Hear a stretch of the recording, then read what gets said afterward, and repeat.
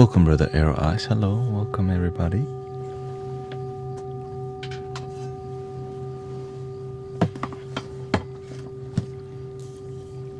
Thank you, Brother Jan. Thank you for the blessings. Yes, we're back from camping.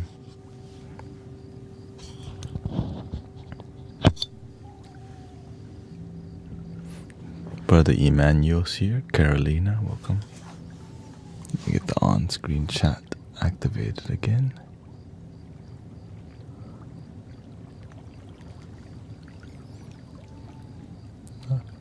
I hope you have a good day so far. There we go. There we go. Julio, what's up?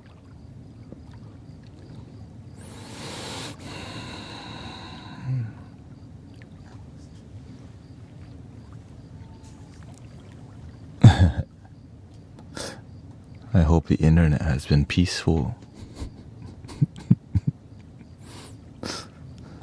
for you.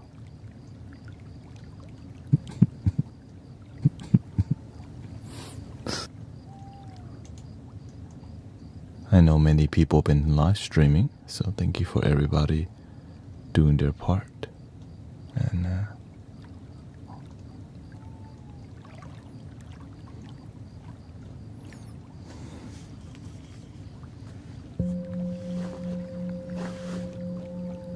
yes, I've been out in the forest since Thursday, Friday, Saturday, and then Sunday. I didn't want to stream last night because, I needed to ground myself first and flow back into here.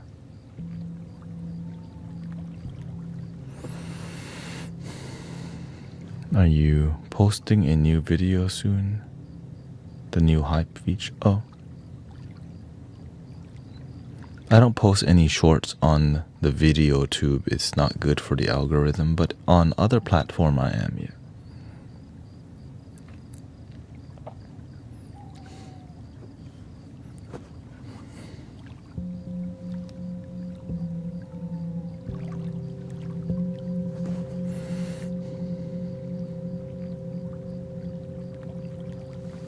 Well, I hope that you have been getting good sleep. Many sound healers on,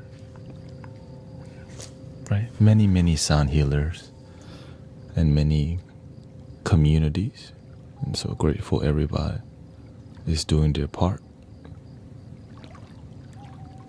'Cause I know I'm not the only one. You say I'm crazy. Well, shorts on the video to conflict with long-form content. สวัสดีครับ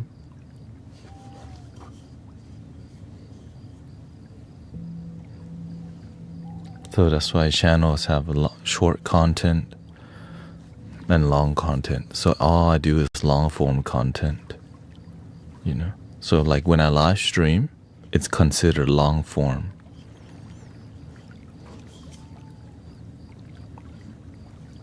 I know it's kind of like, because shorts content it's a different animal. It's another art form. Live streaming is another art form, and long content is another art form.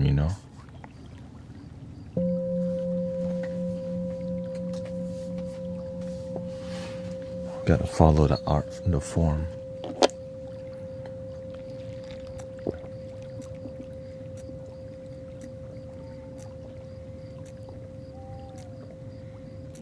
Welcome, Jason. And community is another. Right. To actually create an online community where people feel heard is another art form.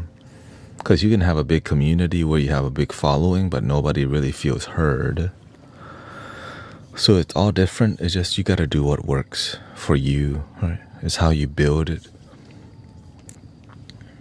In here, we can actually talk to each other. That's the core. That's the core of what we do in here. sound healing podcast. But the podcast is you are my special guest, everybody here. So that's the unique aspect of the Mystic Village experience. And I think many people do the same thing, right? Brother Era Eyes does the same thing. Sister Grace and Christy does the same. When we focus on one love and actually achieve getting people to kind of... I love that religious people can come here and feel part of a community that's still loving and it's not religious. That's huge to me, you know. I love that unifying aspect that you can be from any politics or in any spiritual or religious and have a good time here, because humanity needs that more than ever. I'm tired of seeing people fight and just focus on their differences and their disagreements, you know. Hello, thank you, Nacho and Earthling.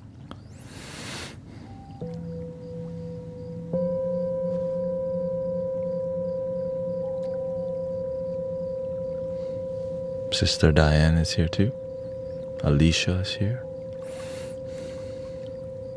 Good morning, night.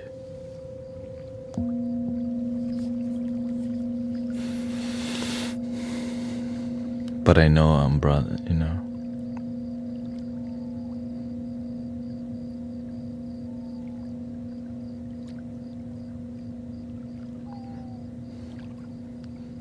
It's like actually doing, you know, people talk about unity and unifying people, but to actually do it is, I realize, you were making the ancestors proud, you know.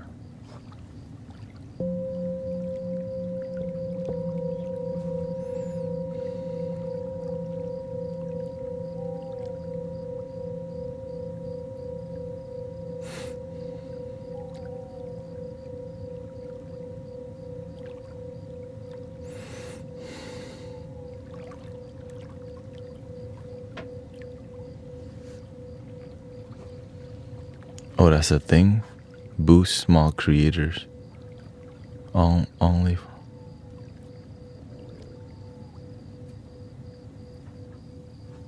Interesting. Well, since they're not banning TikTok, the social media war is on. Remember, everyone was too scared to invest in TikTok because are they going to get... But now that they're not, a door has opened to another dimension of creation. I know this might bore, you know, this kind of talk might bore y'all, but I get to watch it unfold on a daily basis, how the algorithm wars are... You know what I mean? Like Godzilla, and then maybe like another thingy.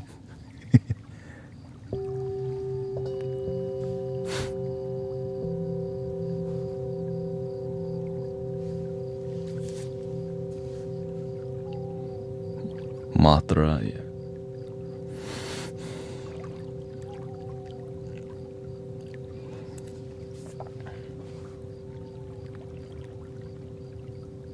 Yeah, right.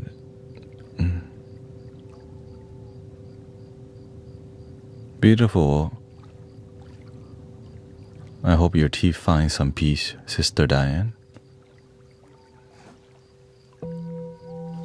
I came up. It came. You need to post within 7 days.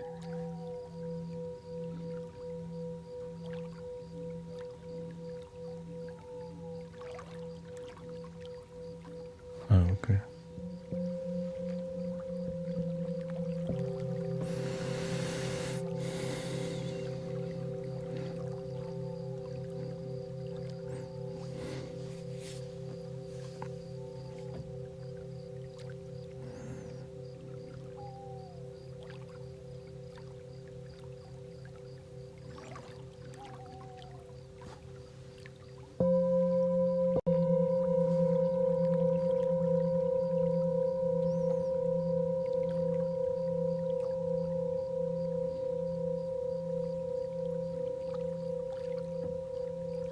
Thank you. Welcome, Jer, Julio.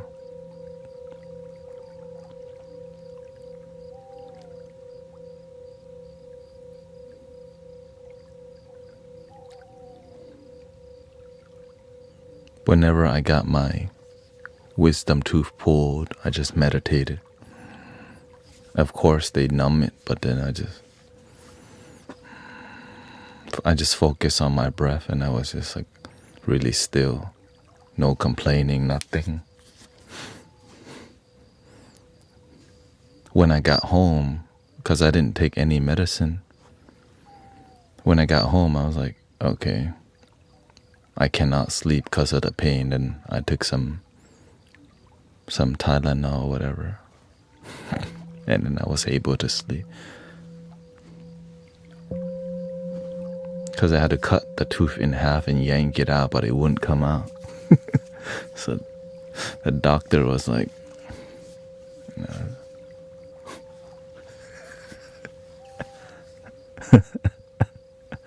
because my tooth was large and it grew sideways.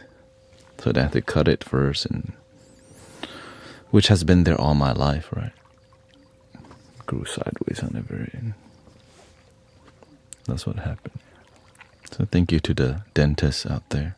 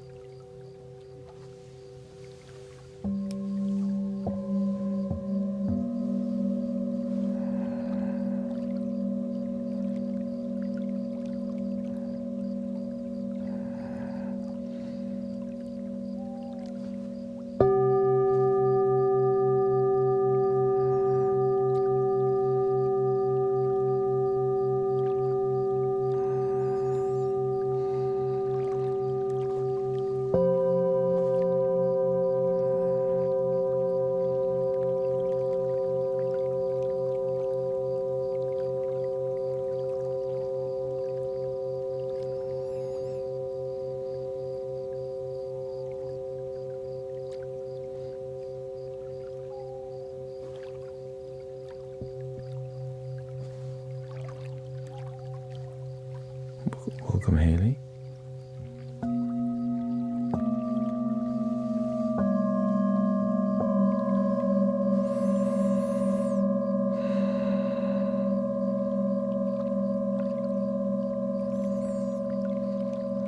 Dead chrome and sedated cycles here.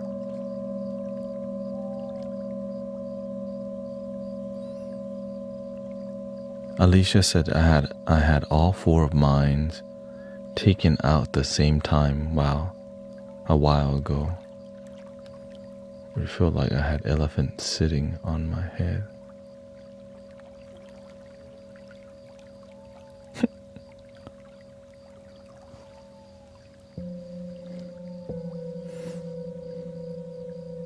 Oh, you had pain from there?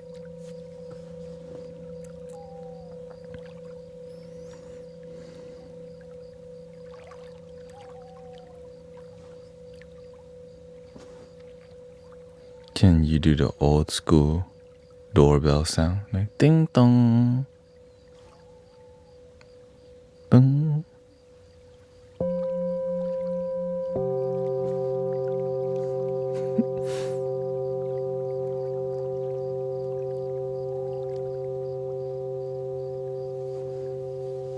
Here's another one.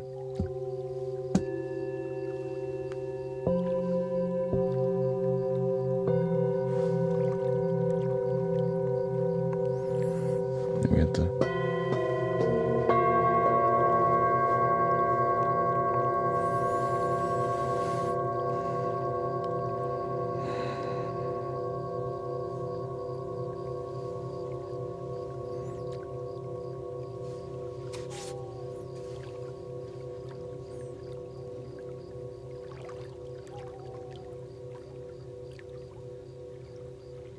Your dogs don't like this?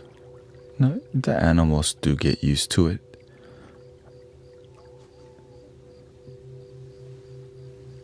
Do they have are you on like a Bluetooth speaker?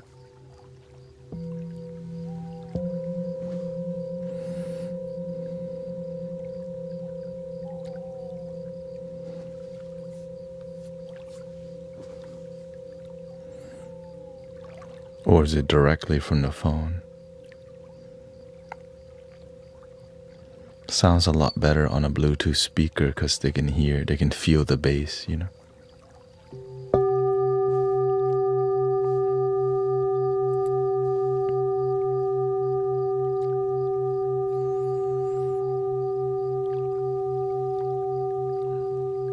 Hello, DJ Insight, vlog nga.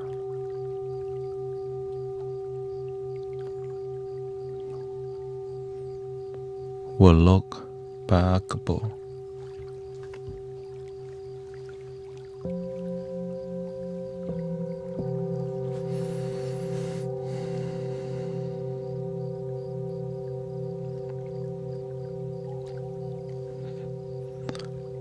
Anything that's close, I mean,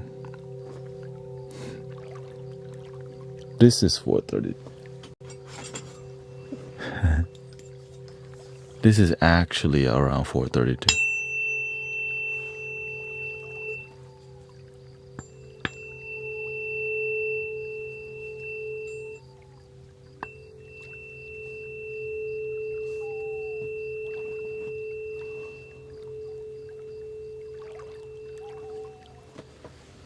You need this.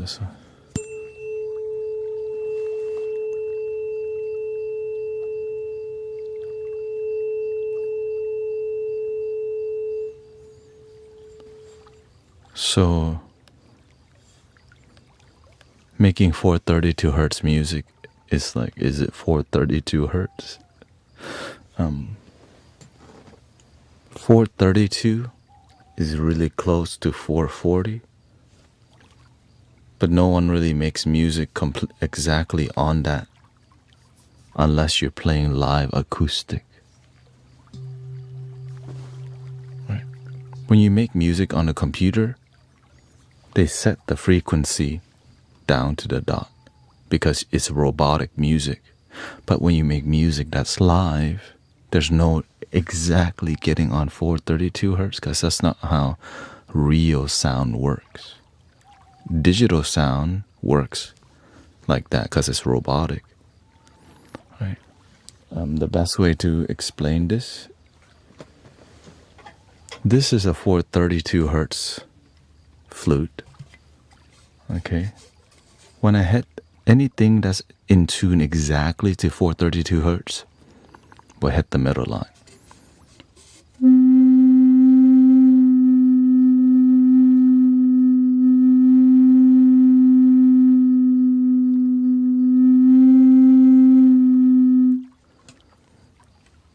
So real instruments are dynamic, so all you need to do is play with emotion.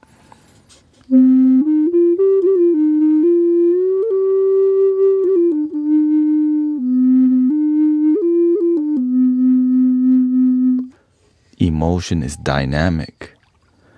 Making music that's robotic and asking if it's 432 hertz or 528 is a robotic way of approaching healing. And that's why I have to educate people a lot about how it works, you know. We're not here making robotic music. Sometimes, right, like EDM music, and when you make music on Ableton, a lot of the music there is rigid, super perfect sound. Like whenever people don't know how to sing, instead of practicing better, they just use auto-tune. That's called, right, that's a lack of emotion.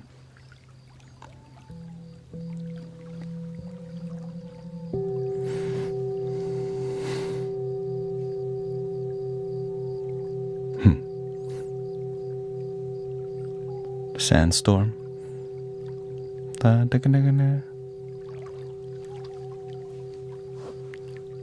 You can make it 432.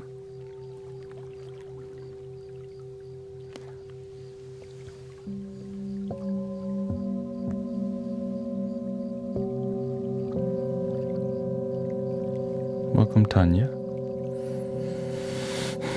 Yeah, the only reason I know about the 432 hertz is because I actually make music focus on that frequency range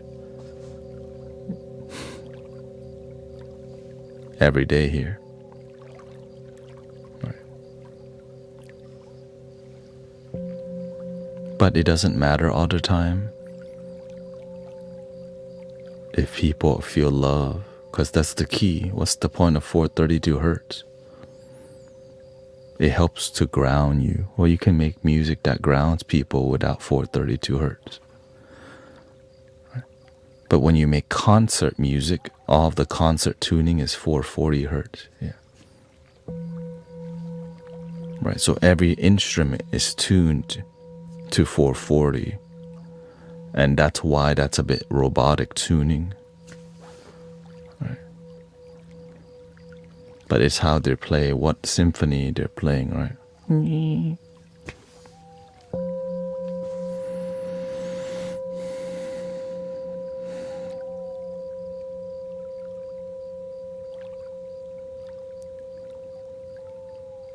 People say that 432 is the natural resonant middle. Yeah.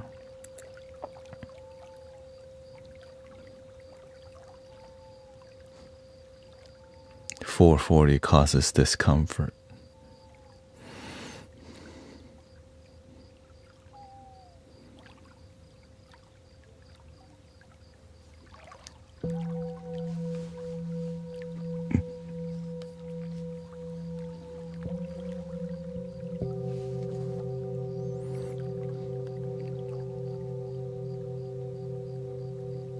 You can help people relax at 440 hertz. London says, I miss my late mom. She passed on Thanksgiving, so it's good. Yes, the nature of life. And then there's the nature of love. The body can dissolve, but the love's still alive. That's what I work with, love. But that love is something that that knowledge of that divine love is something we could feel in the music.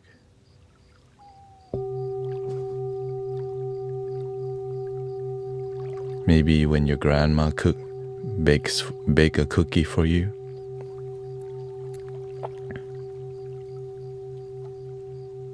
When a home cooked meal, that's delicious. That's love.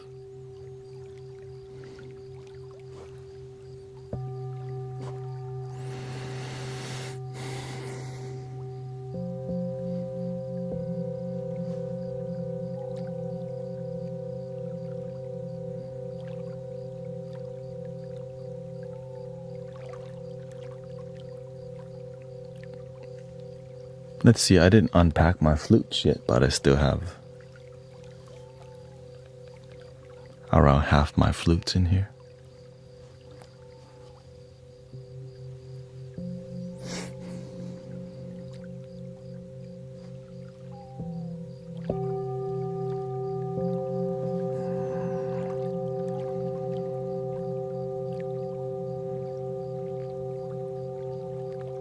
Welcome, OG Menace.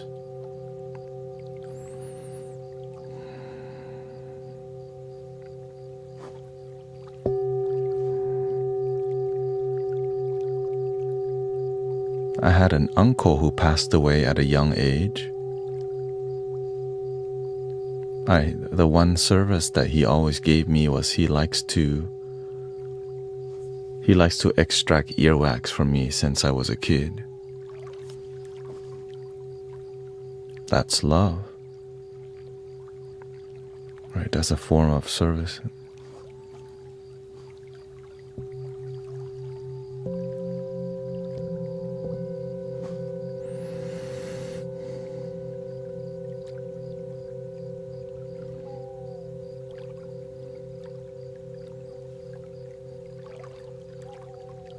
Nako, whatever. I didn't really listen to them too much.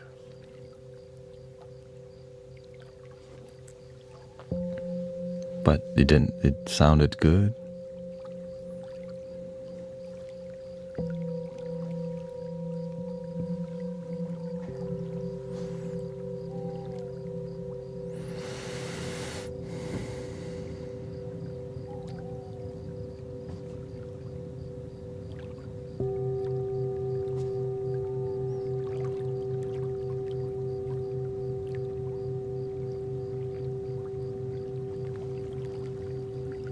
Let's see, let's do a flute for somebody who misses their late mother, right?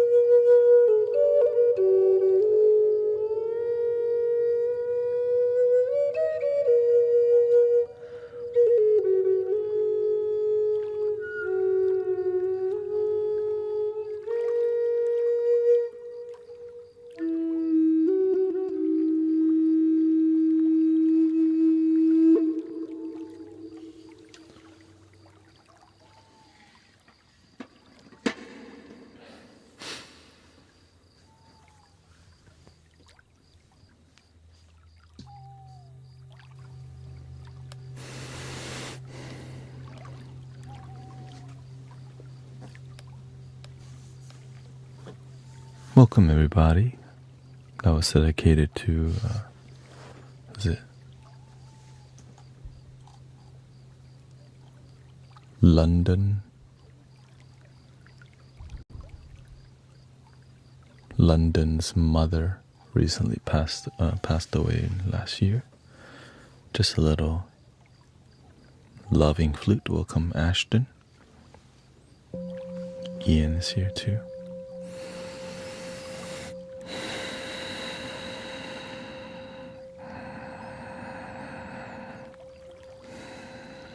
I hope you have a good day so far.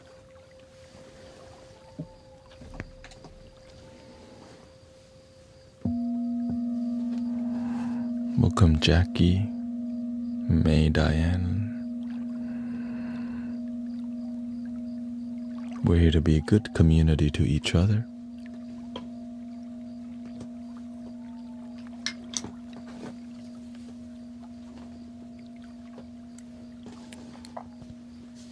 In here, yeah.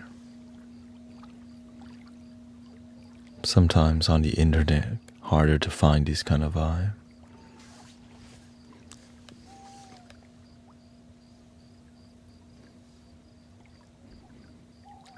Oh, thank you, Sister Alex. Thank you so much. Welcome, Corner Stab.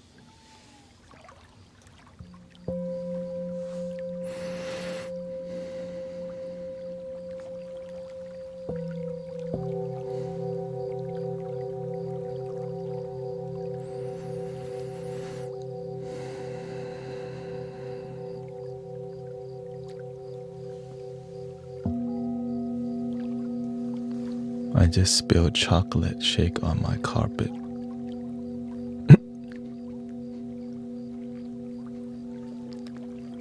Yes, cleaning it up quickly will help reduce the chance of long-term staining.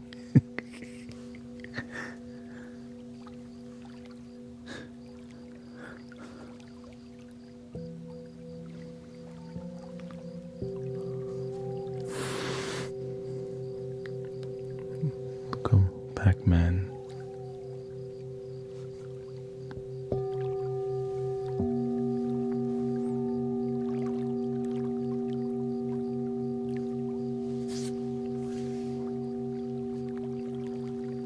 That's why I never leave a flute in my car. Thank you. Right, because it has a chance of popping and cracking. Because I cracked the flute in my car before, in direct sunlight. Some flutes have not been oiled, and if you haven't oiled a flute in a long time, it can crack under hot weather easily because it's so brittle. But with oil, like any oil, coconut oil is what I usually use. Yeah. Like your skin, right? When the weather's really hot, your lips crack. You just put some oil or whatever. Lotion. Are you native? No. I'm natively from Thailand, though.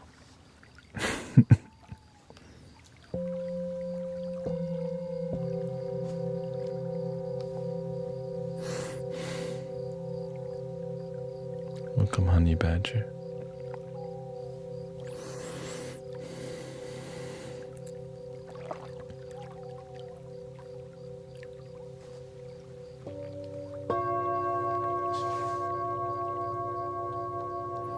Are your flutes from Thailand? Only a couple.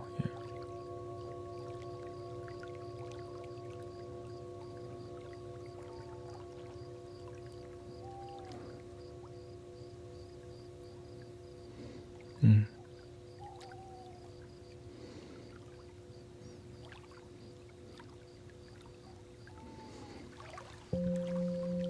I get one of my Thai flutes to Sister Diane.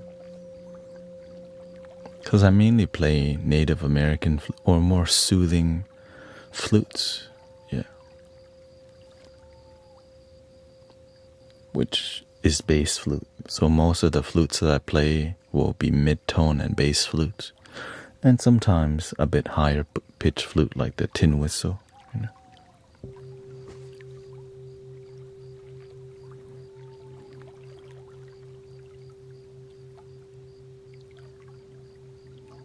Oh yeah.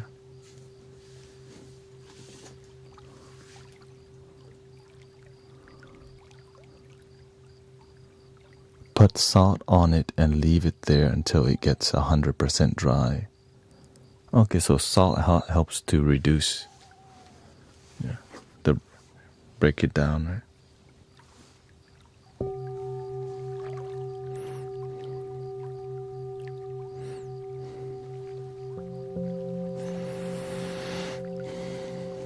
How do you deal with anger against someone?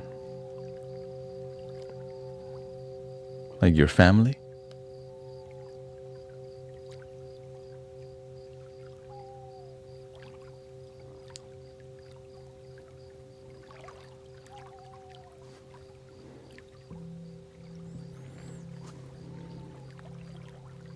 An ex job?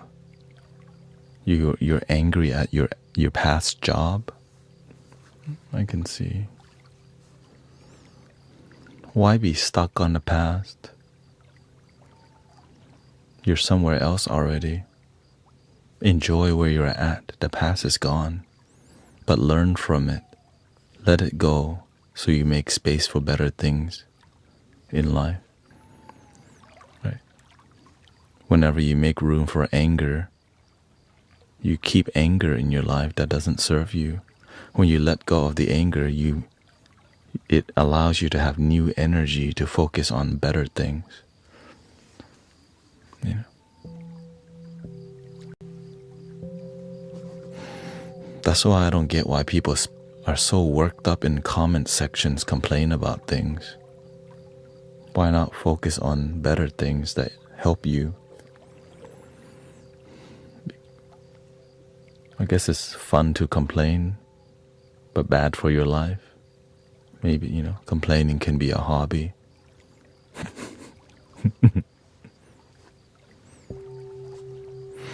Gossiping can be a hobby. It does lower your vibration. Did you hear about that negative, angry person? It was so negative. I can't believe there's some negativity in the world. Okay.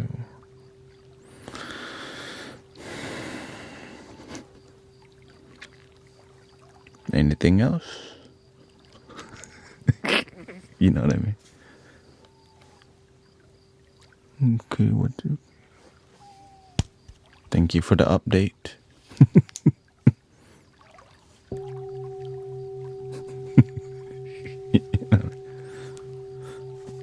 Thanks for the negative update. Any positive update, by the way?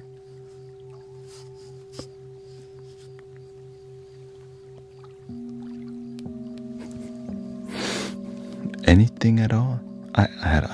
Did you have any ice cream recently? Oh, what flavor?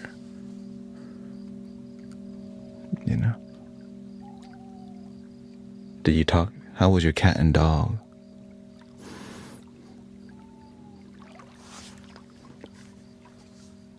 Did you give your cat or dog a belly rub recently? That's good news.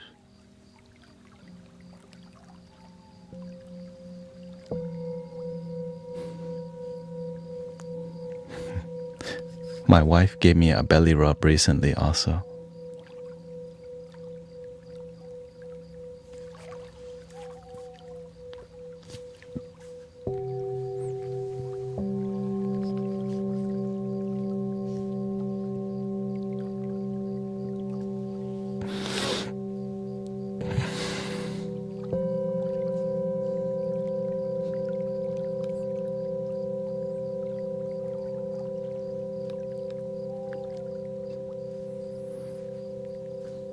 And then she said, "Happy Buddha. Thank you."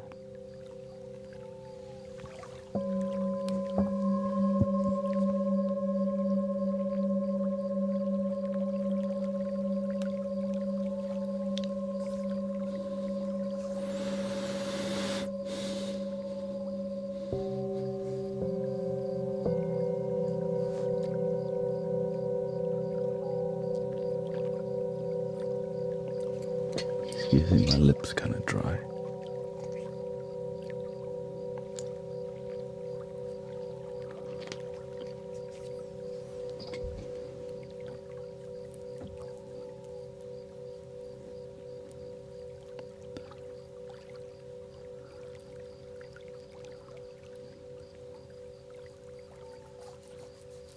The weather's changing.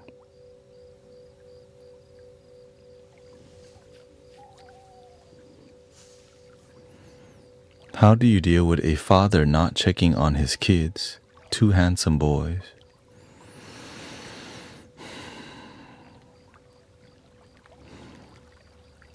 Do the best that you can to be good to humanity.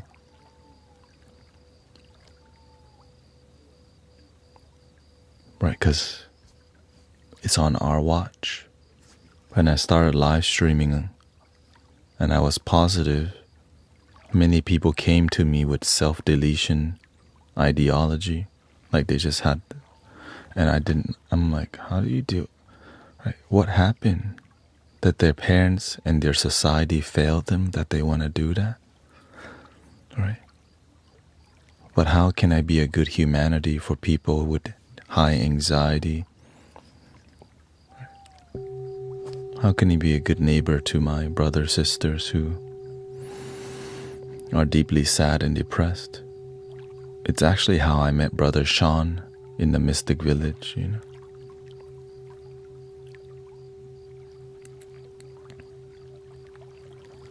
He had a very good job, but he was miserable.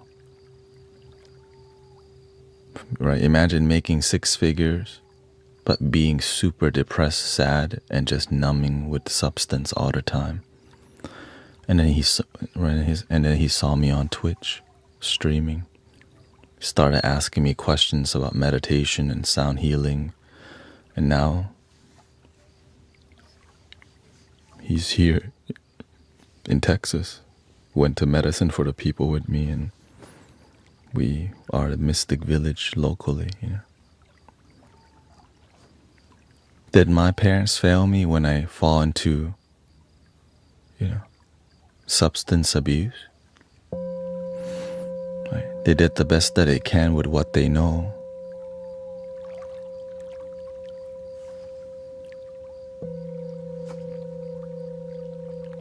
Right. And so that's why that's the reason I'm like this today, because I got blessed. I know that some people don't make it through depression and through substance abuse.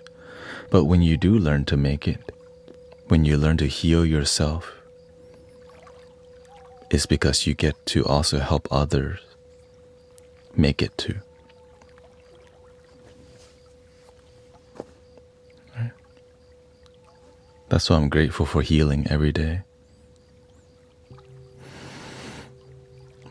I definitely needed the healing, and so do many people who just are confused about life. We're lost in life, no purpose, no calling. Are we just here to be workers? You know.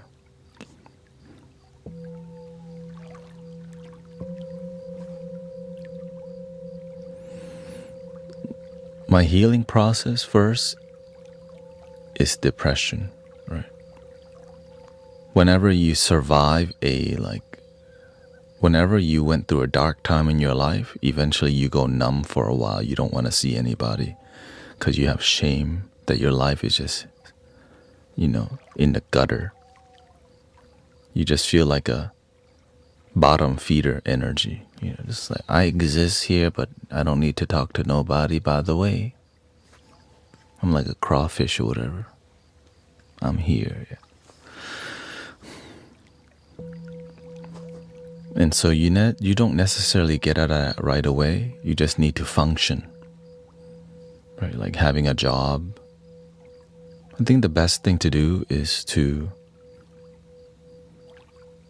even when I got a job, I was still very depressed and sad, but I wasn't a bad person or anything, right?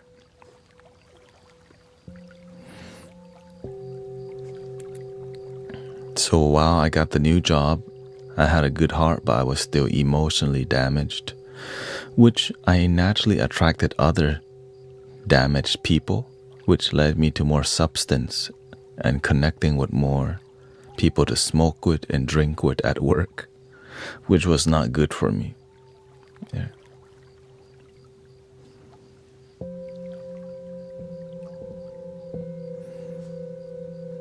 Almost getting fired from the job taught me how to choose to be better, right? When life corners you, it's like stop crawling to the side and start climbing up already, right? I got tired of going lower and going to sideways. And the one thing I never did was try to climb up.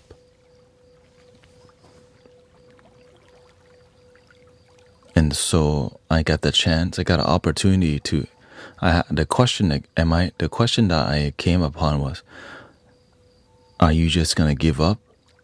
Or are you going to try to be the best that you can? What do you lose for trying to be the best that you can be? Right. That's a real question. What do I lose for trying to be my best? Then I realized nothing. I lose nothing for trying to be the best but I never thought about it like that before. I just thought I didn't have a reason to try my best. But then I didn't realize I lose nothing. And so that's when I began to try to be my best. And the best kept happening because I almost got fired from my job. Because I was always effing up at work, Because my brain was so unstable. My anxiety was so right, you're at work, but you're like, oh shit, I effed up again. I effed up again. And then you're so scared of getting effed up, that you eff up again. Right? The fear of failing is also, it leads you to more failure.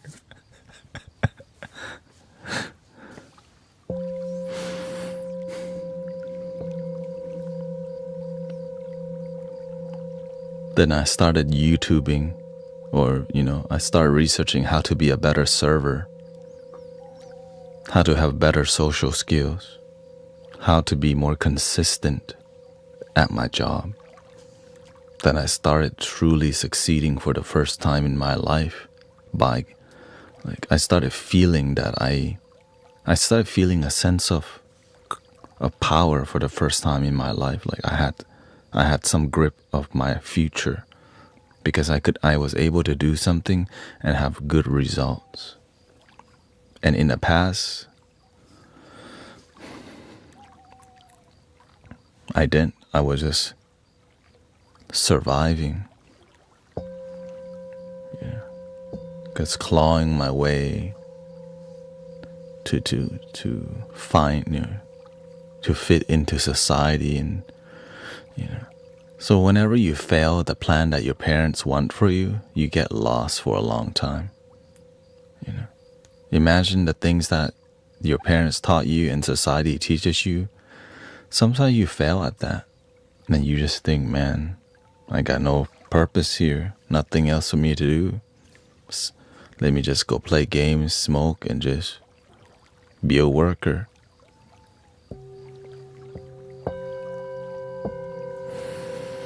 Survive. Just survive. Right? Just survive.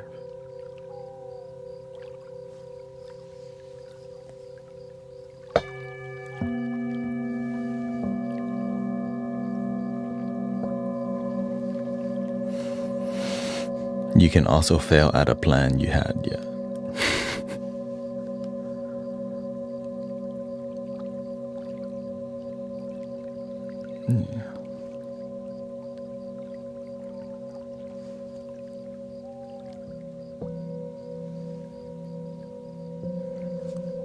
Yes, everyone has a different,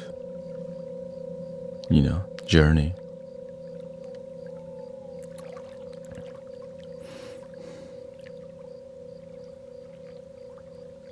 I never asked myself what I truly wanted for sure, because it just wasn't in the plan until I was like, oh, I never asked myself what I wanted, because I was busy trying to fulfill, my parents' wishes or society's wishes, or trying to do what everyone else is doing. Right? But what do you want out of life?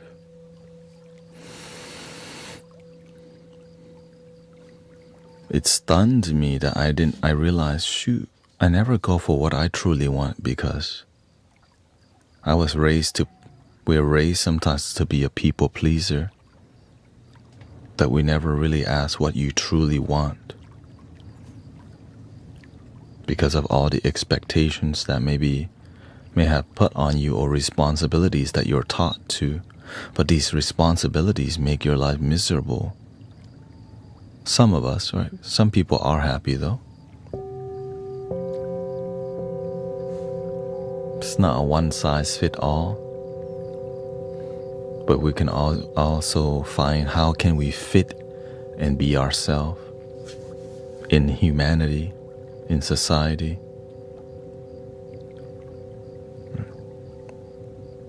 What is my purpose here? What's my role here?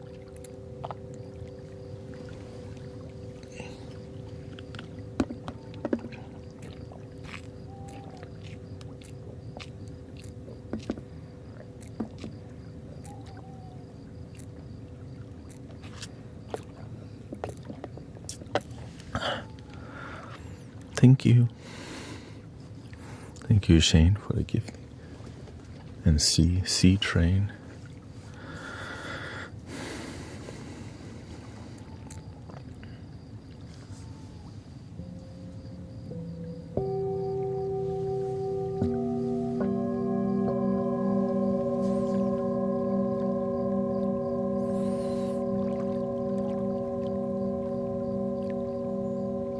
So the way I actually healed myself, so I began to succeed in life, but I didn't necessarily heal myself until I started facing why I was sad or lonely inside. When we start to face head on the sadness that we feel, or the negativity or the complaints that we have, it leads to healing if you just keep working on it. Like, why am I lonely all the time? Because I need a girl to love me, or I need a partner. Okay. Thank you. Thank you, Manuel. Look up the hype after stream.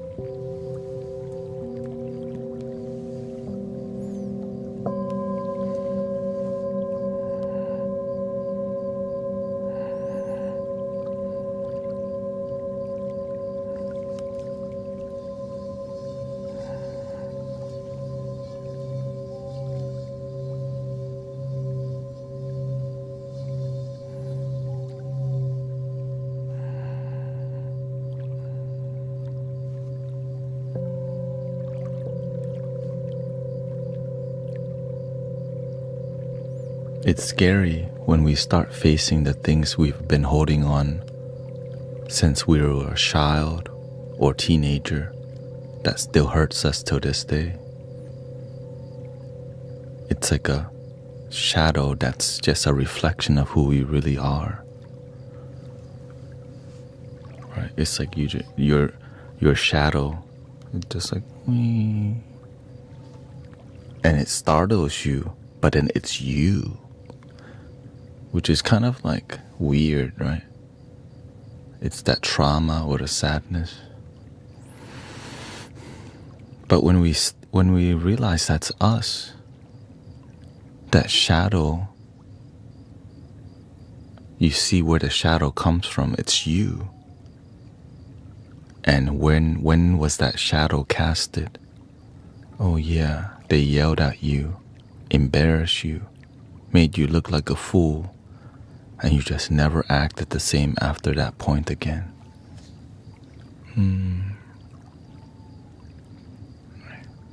Oh yeah, you disappoint these people. You cried. You got judged. Then you judge yourself. Now you're never the same because of that one moment that led to more moments like that. But there's a root cause, and you can actually chop down that tree that doesn't serve you.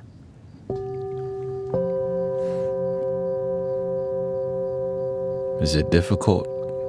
Yes. Is it possible? Absolutely. But you actually have to want to chop down the negative trees by learning from them and loving it.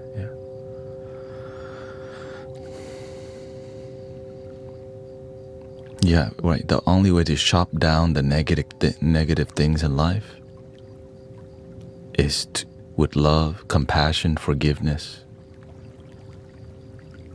letting it go. Right? It's counter. Right? We may say chopping down, but there's nothing to chop. It's just an illusion. Holding on to negativity, we're holding on to this illusion that's real in here, but you can reprogram it by realizing in a moment you're free.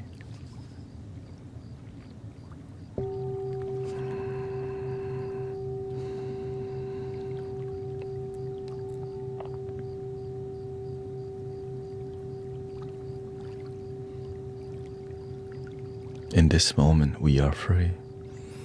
Unless you're literally in jail right now, then you aren't. Some people be watching the stream from people in jail got freaking cell phone service nowadays,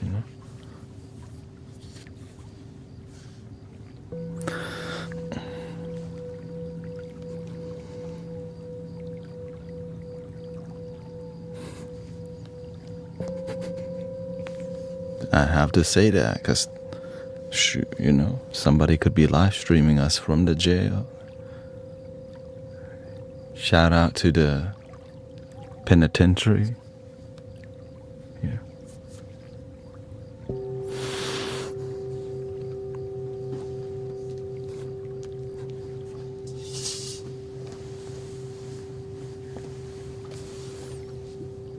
Yeah, you can still free your mind.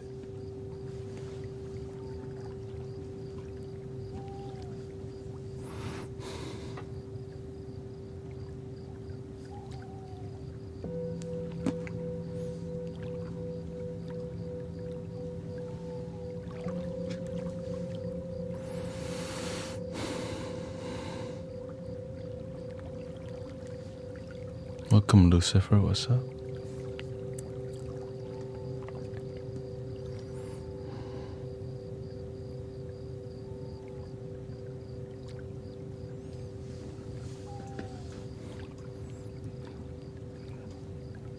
Let's see, Brother Arrow Eyes.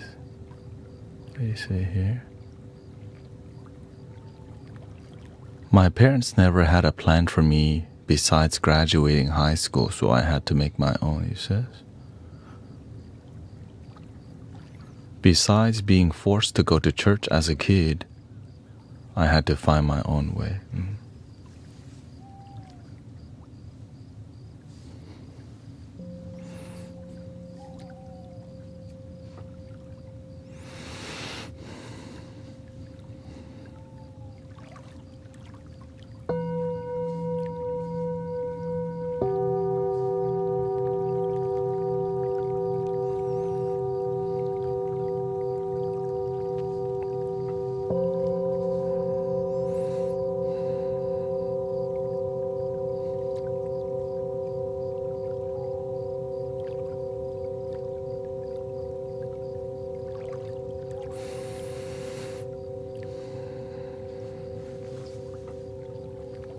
And some people are still lost to this day.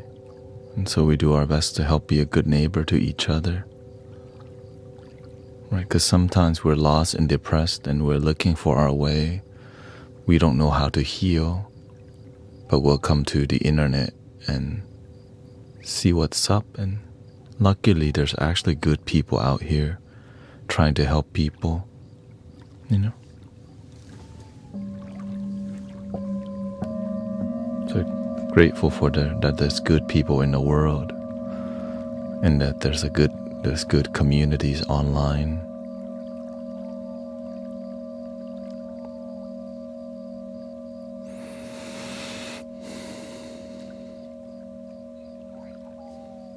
Yeah. Welcome to the high quality audio experience.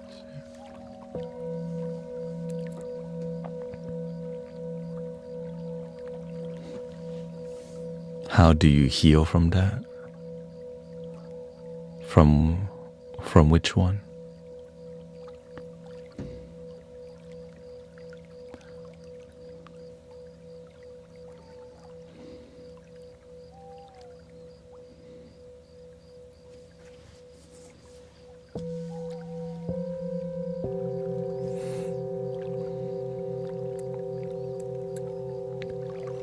The people who may not, depression is different for everybody.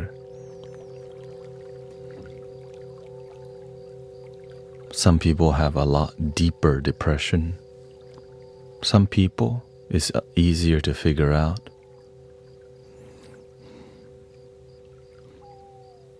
And you learn a lot by looking at who raised them, how they raised them, and what happened in the past. The hardest people to help are the people whose parents are traumatized and then they traumatize their children. Right? It's just chaos. And the chaos continues in here, even though it's gone, like the situation.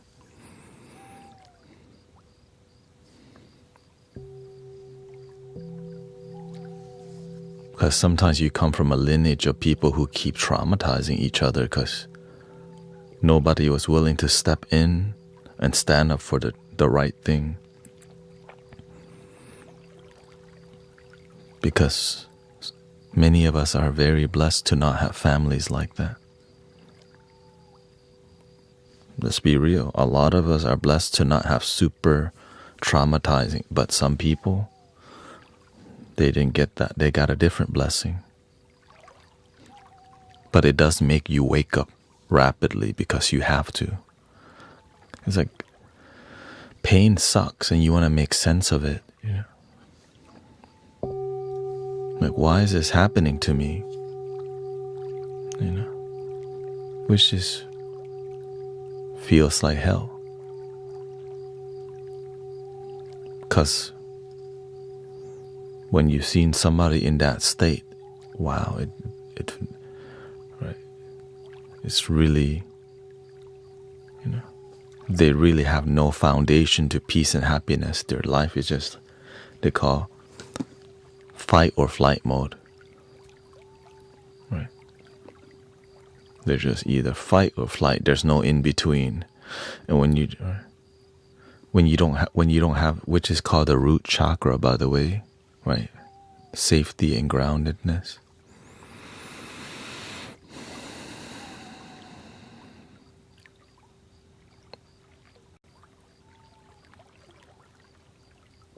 But when you find your foundation, it's a great place to build your life.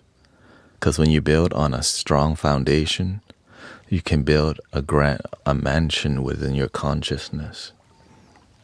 You can build the temple, the church. You can build something great within.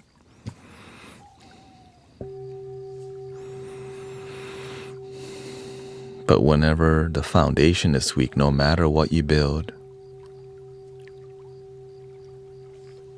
it's gonna, right? When the foundation is weak, that house starts cracking. And if any earthquake or something happened and it's already cracked, man, that thing coming down. So a lot of people build their life on an unstable foundation that leads them to what?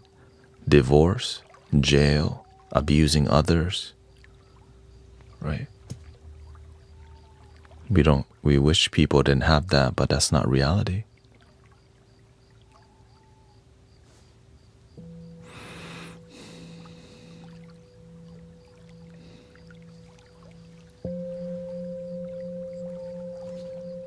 And so knowing that, how can we help each other? Yeah, I've been out of town for like 4 days. So thank you for being here.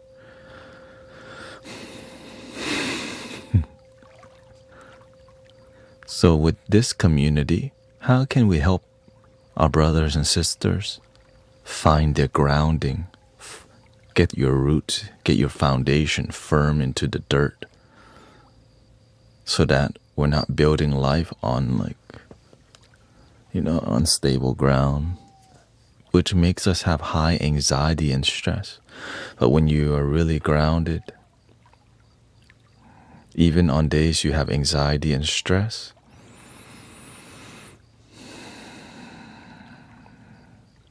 you believe in yourself still.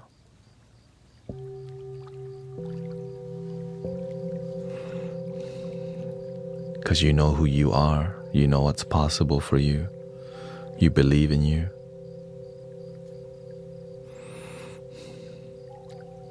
You know that song? I got the power.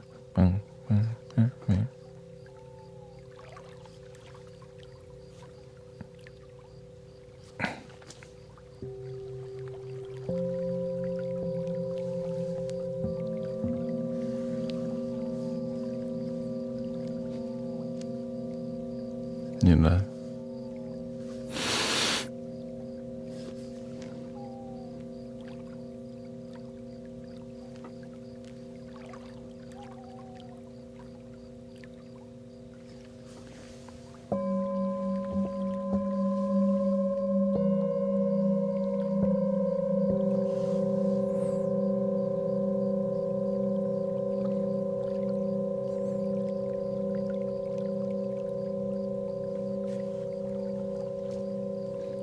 Thank you.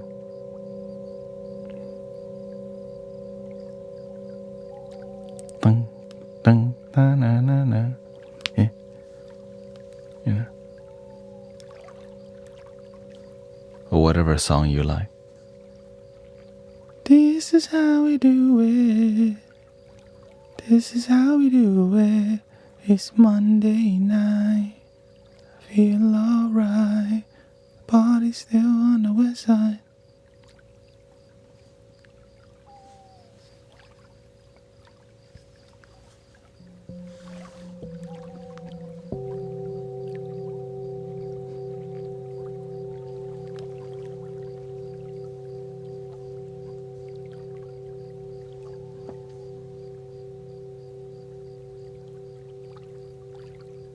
Everybody knows that song.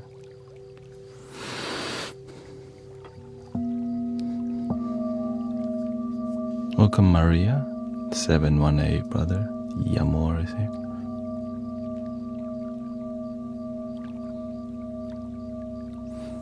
Are you First Nation? No, I was born in Thailand.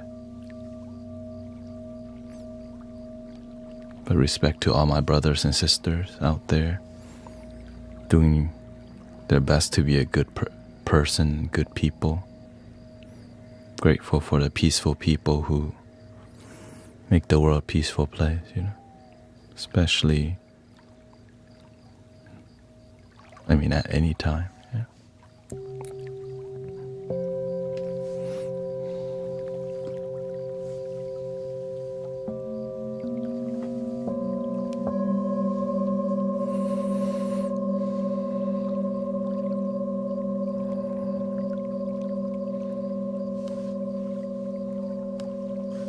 Shout out to Norway. Welcome, Kato.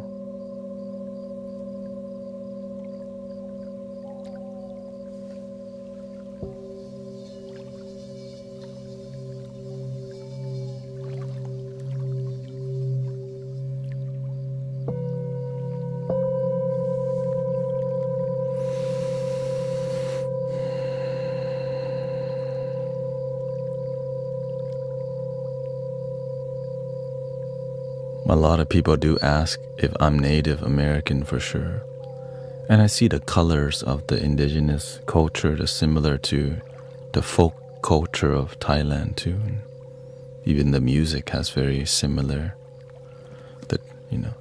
The more folk music of Thailand is very similar. Yeah.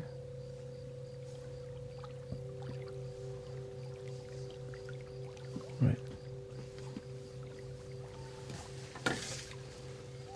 Here's a little bit more.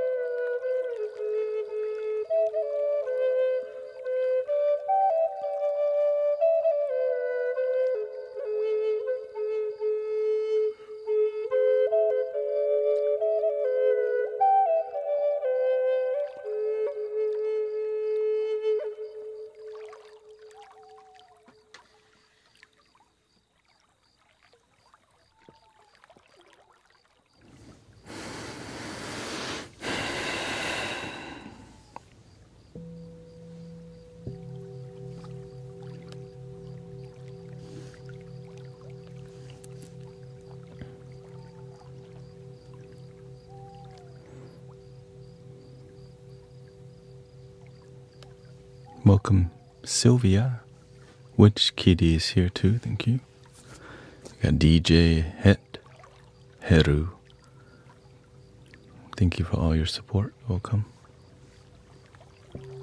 Peaceful vibes of the Mystic Village. Yes, I had a good little relaxing retreat in nature. Swim in the lake. Jump into the lake. Oh yeah. My coach trained in Fairtax. Or like, what's her name? That one.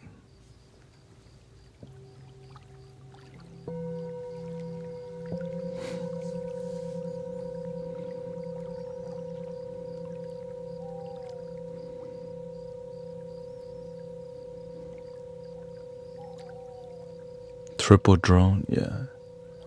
Yes, the triple drone is a very popular, right? Because it looks amazing. Just the instrument is like, what the heck is that? You know.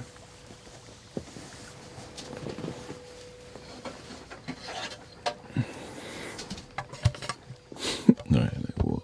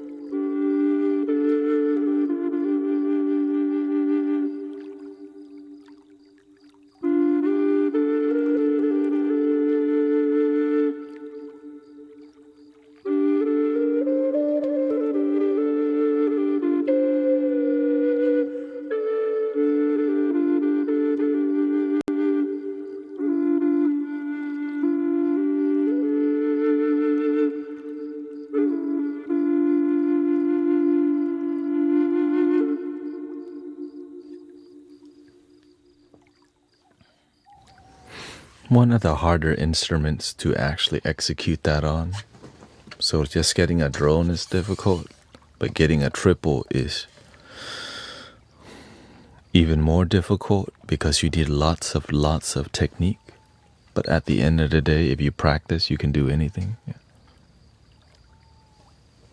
For real. It's just, if you don't practice, you're not going to get better. That's all. Right. Everyone knows that part. Do you? No, I don't use my tongue. The only thing I use my tongue for is, I'll show you here.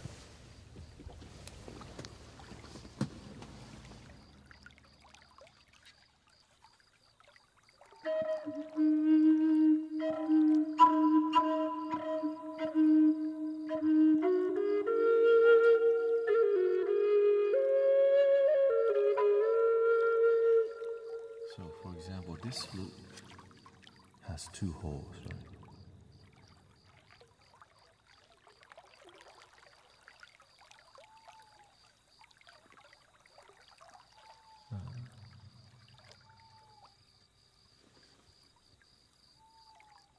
I think there's just more people online today because I'm frozen. Yeah.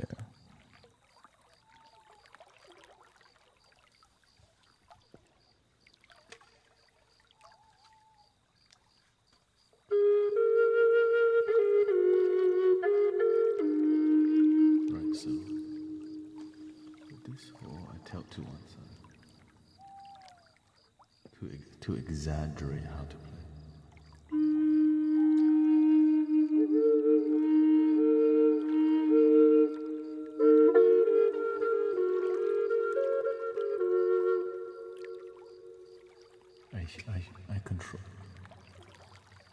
I control my embouchure here.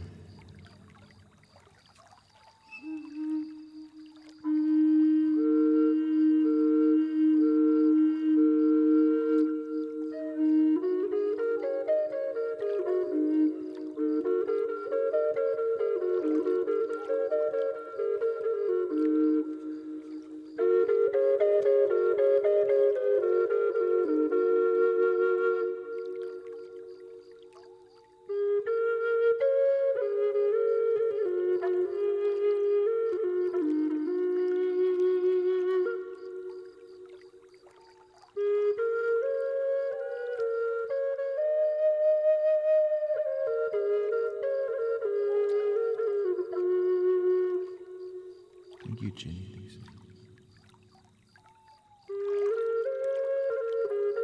So, if I want to make the sound more pronounced in each note,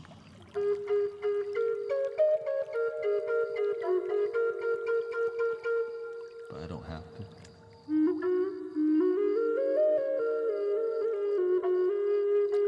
So every time you hear the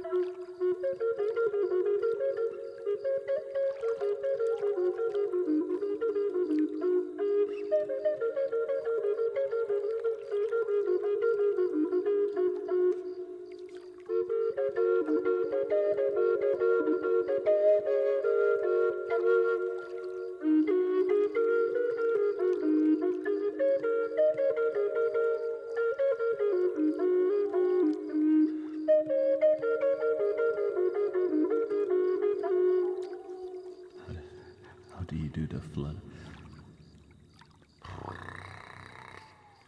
So you think like a cat sound?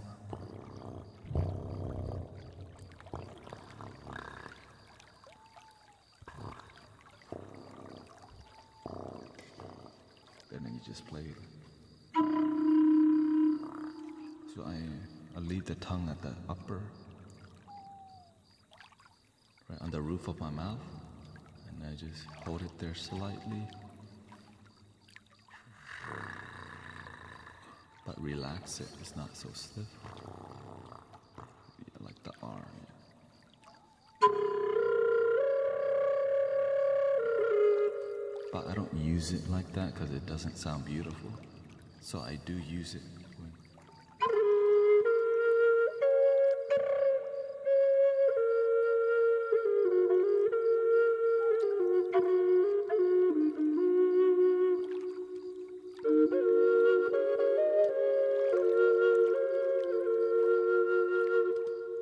Right, it's more of a sprinkle on top.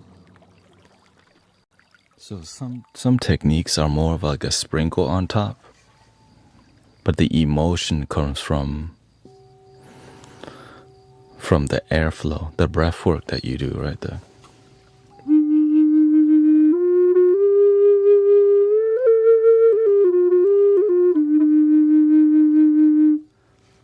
Just getting that vibrato is where the magic is mainly at.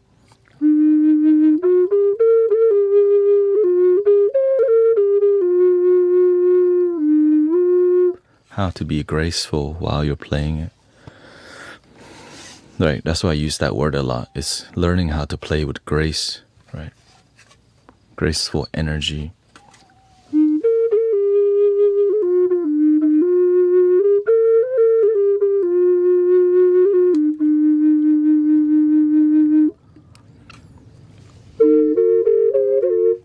Right, how to present or begin the journey is really, right, it's learning how to set the mood first, right? No pun intended. Yeah.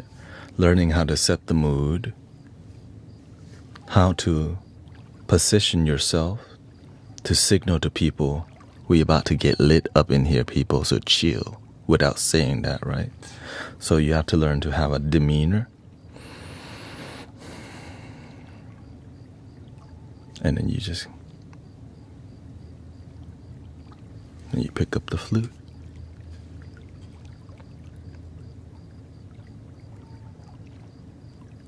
That silence of you with the instrument makes everyone like calm without you even playing anything. So that's setting the tone, right?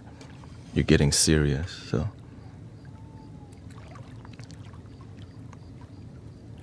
And then the initial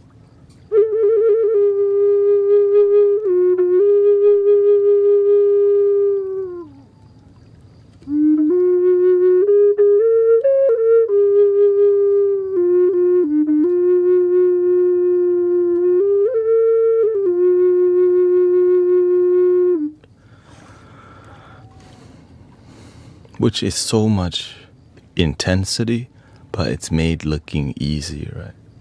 As you can see, I'm using all my air just for that part, because people can feel the intensity of your focus and your heart without you having to say, we're about to intensely relax in here, people. Chill party time, without saying it, you know. Here's another demonstration of like how to posture yourself to signal people. It's really signaling the mind that, oh shoot, we're about to get grounded.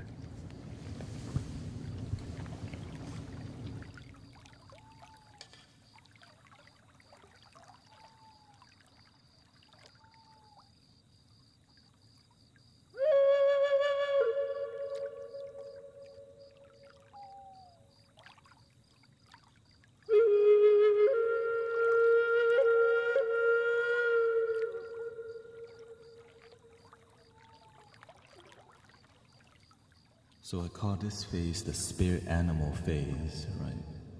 It's like you're in the scene and some animals come out.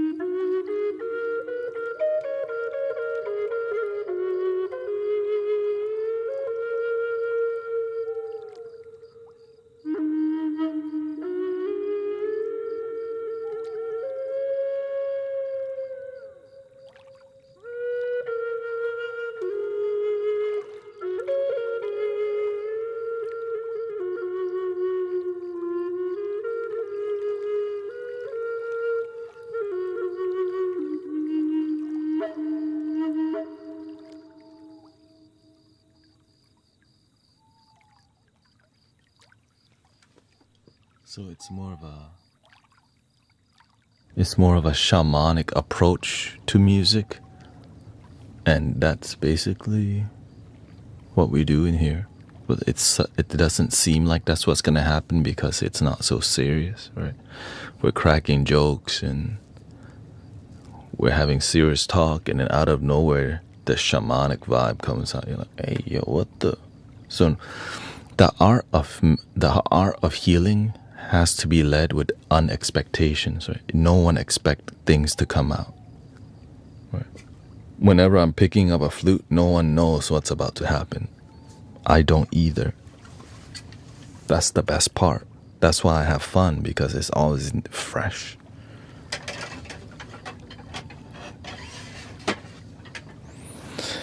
And then just learning what different flutes do different things by paying attention. By paying attention. Right. So there's so many ways to. Every instrument has a different approach. For example, this is a sound healing tool.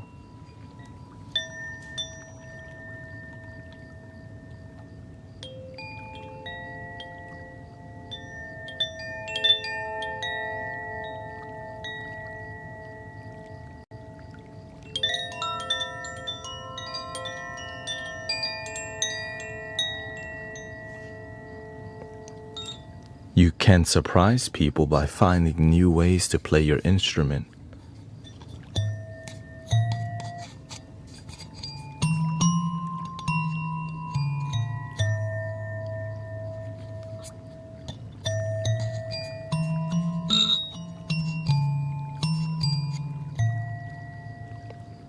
This has an Akibono scale, right?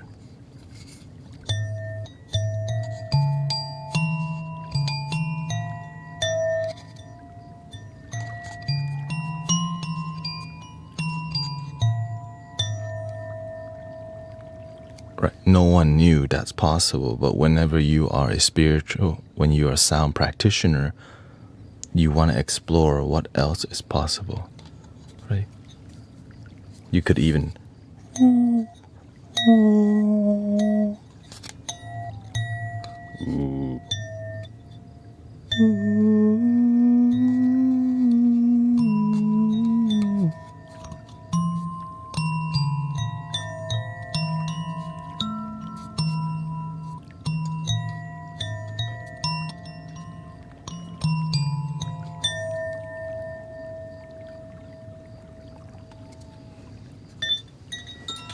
everything makes a sound that can heal, even a fidget spinner.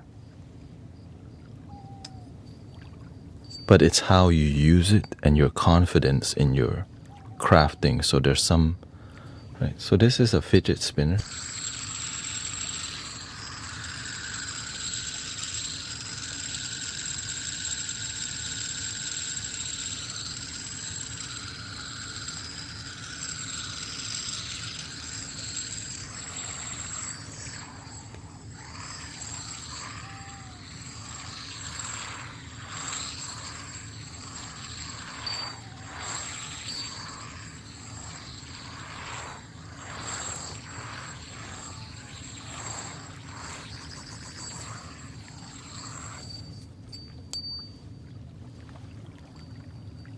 Well, guess what? The way you talk can also be sound healing. You can also speak in a more authentic way if you learn how to convey and how to be authentic, right? So you find a way to, what sounds authentic to you? You have to learn how to adjust your tone because you are a sound healer, because you're a practitioner. And so it takes time to figure out how to sound. Sometimes you try too hard and it sounds inauthentic, and sometimes you don't put much effort, so it sounds lazy. So the more you practice, the more you figure out how to be more authentic. Right, same thing with this. Right. Oh, it's very loud, right? So you have to watch the volume level.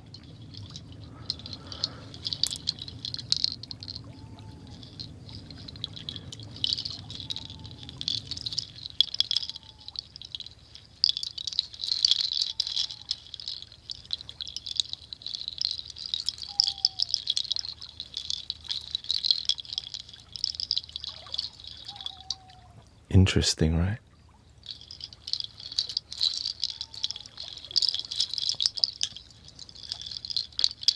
It's also the microphone too.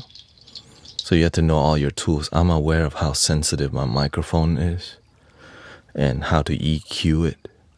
It's directional. How soft to speak, how loud to speak, what tone to speak, when to raise my voice, when to calm it down.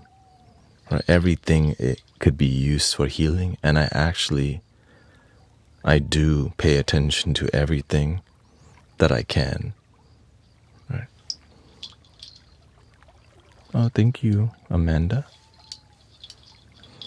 Have a good night.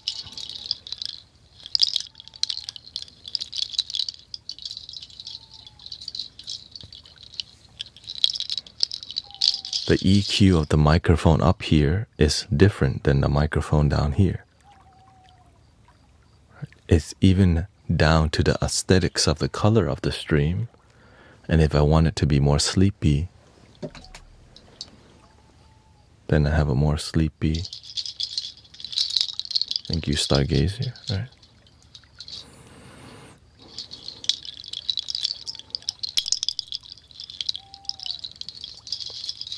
Even down to the way the singing bowls, right? There's some feng shui happening with how the bowls are positioned. Why is this one slightly higher under a wooden, right? Under a more wooden piece of wood here, right? This little thing help reduce the vibration. The positioning of the mic down here.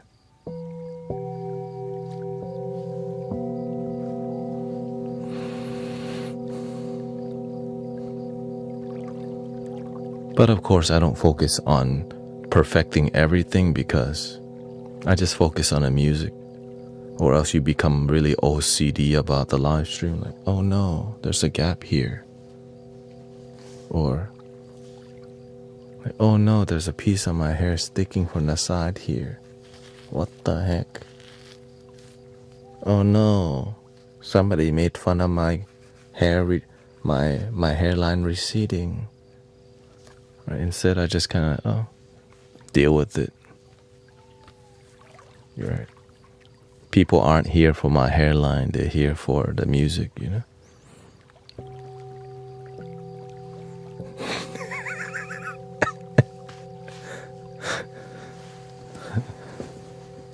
You know what I'm saying? Realistically speaking, I'm here for that.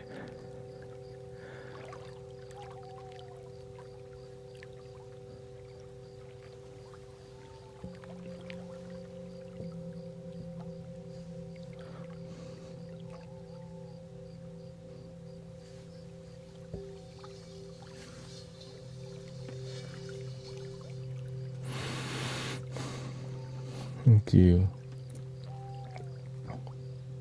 Right. So I'm watching a lot of the volume levels and how close, right? The angle of how I'm playing the flute, how it sounds, right?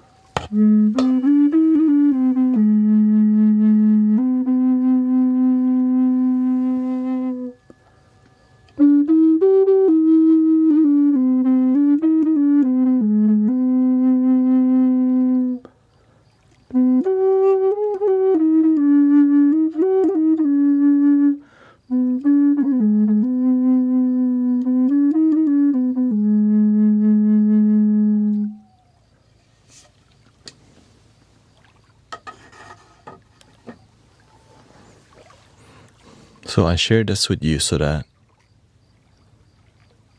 you can learn from sound healers that, you know, that have great result in healing, and it's free. So you get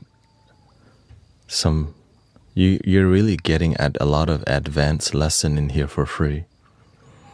Because it makes me sad that so much sound healing is selling certificates nowadays.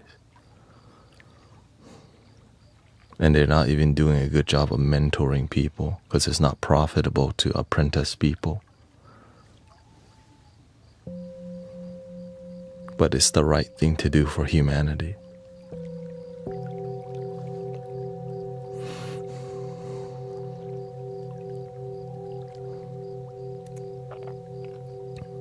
Right, you deserve quality healing, not just surface level healing. Just throw some pills down your throat.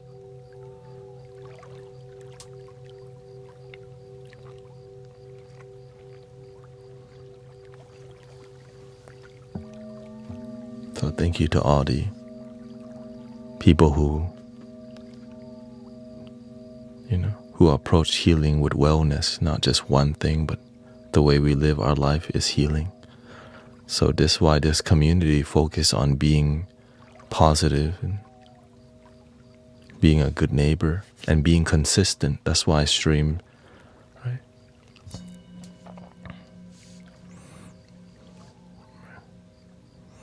Divine love, unconditional love. You can say Jesus, right? That's what that represents. It's just, that's how we can unify people.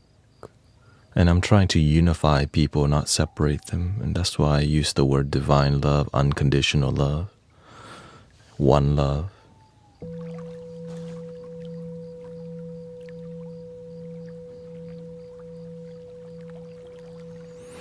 How often are you live? 6 days a week, yeah. Unless I have something going on locally. Thank you, Sylvia. So I'm a full-time donation-based sound healer. Everything I do is donation-based. And so when you do a good job, it works. If you don't do a good job, then you have to not, do it another way. So I'm grateful for that. And I'm trying to promote more of donation-based healer.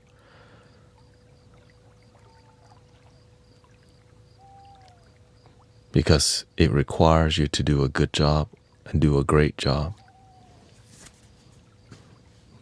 But sometimes we don't have that faith, Yes, I do have do you have Cash App?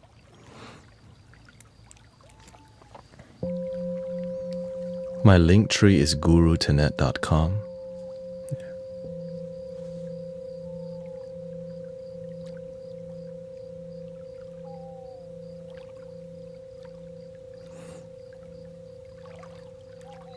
It means that all your donations from TikTok, I only get 30% of it, yeah.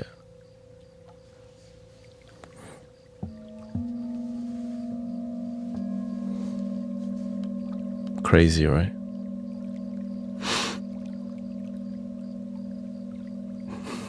It's not crazy.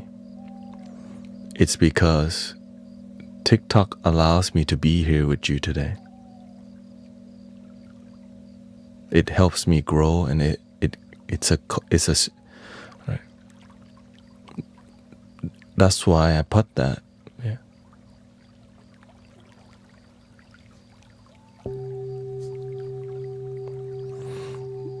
The way that I'm crowdfunded is because I actually, we help people in here. That's why it's really difficult to do things like this.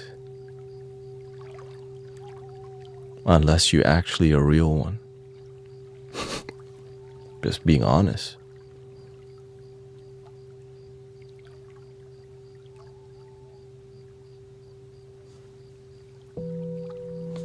Thank you, Kato. Thank you, everybody.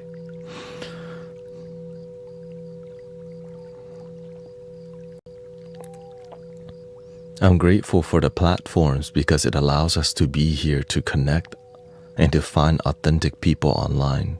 So without the platform, we wouldn't even have this. Right? They gotta do what they gotta do. Right? So we have to learn how to work with what we're given. I can complain about, oh my gosh, they take 70% of donations. Yes, it sucks, but guess what? When you have faith, you find a way to make it work. You know what I mean? Shout out to Iceland.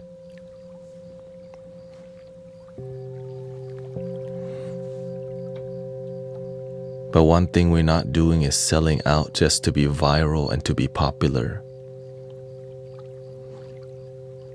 Just to get the numbers up, because I'm here to focus on building community. Yeah. And so the one thing we're not doing is hiding all the healing knowledge behind a paywall, because it may be lucrative, but humanity needs more than paywall healers and ticket sales. They need good people and good community.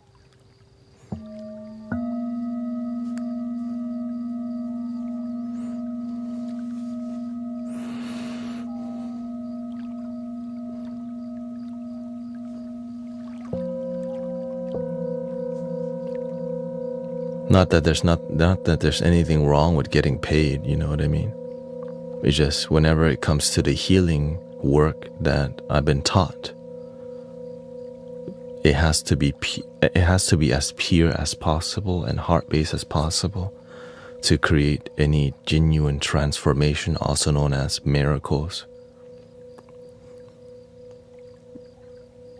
Yeah, you definitely have to pay bill unless you want me to hunt some squirrels around here for dinner.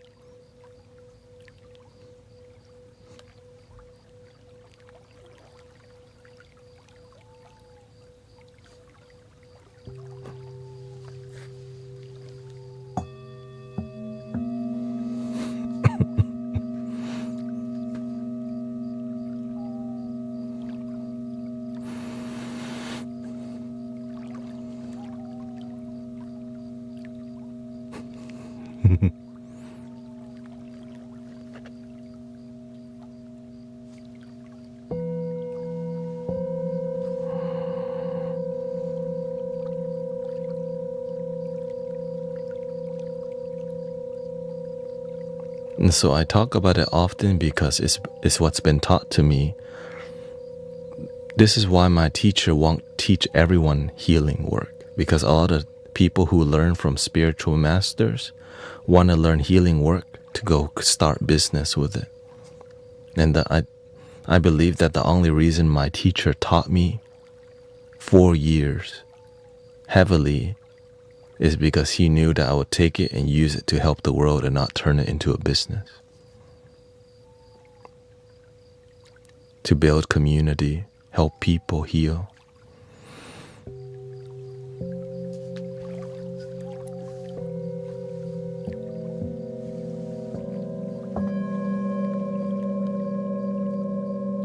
And teach others how to help others too. And it won't work if you turn it into a business anyways. You'll just work the surface level, that's all.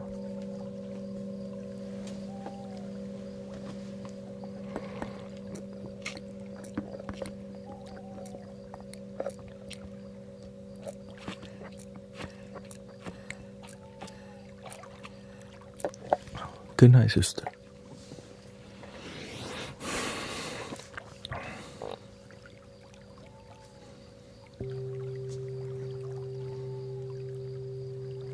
Hope I'm not just surface level. Don't hope. When you know you do deep work, you have deep results. They say judge them by their fruits, not right. Whatever the saying is.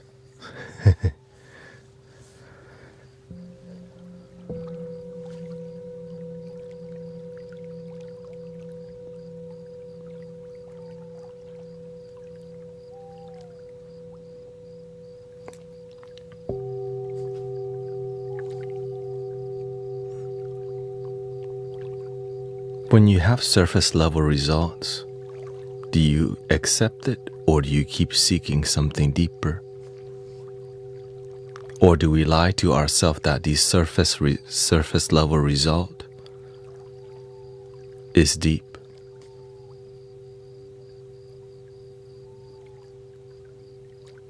I've been sent from Archangel Michael to heal you. That's why you should check out my link in the bio.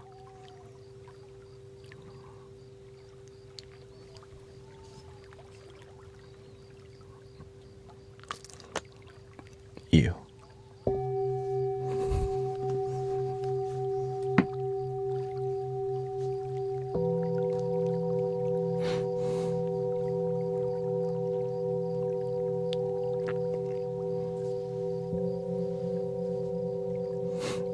Why the hell would Archangel Michael send somebody to a link in the damn bio?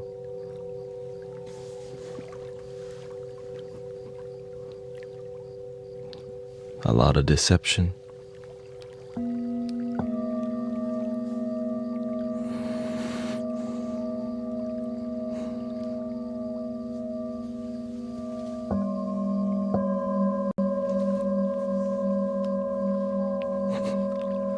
Archangel hustle, you know.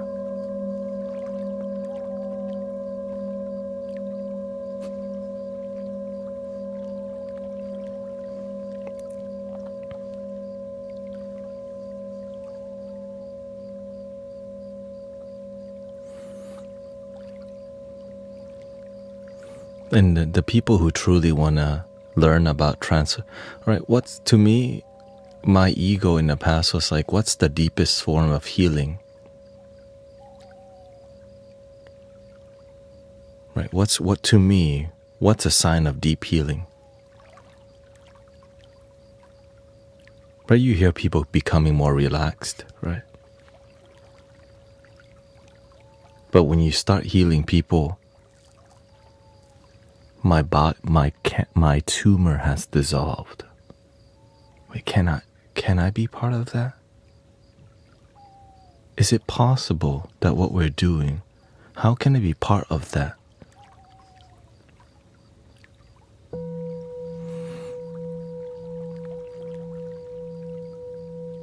And that's what I settle on. Not just mind, body, but complete healing is possible. But it's up to the person. Are they willing to go all the way with the healing work? It doesn't have to be 100%, but are you willing to do 80%? Realistically speaking, are you willing to do 70%?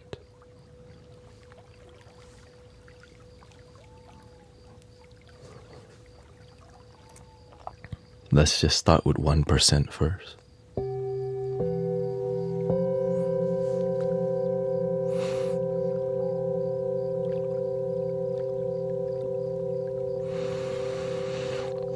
One 1% every day. Just keep going a little bit every day.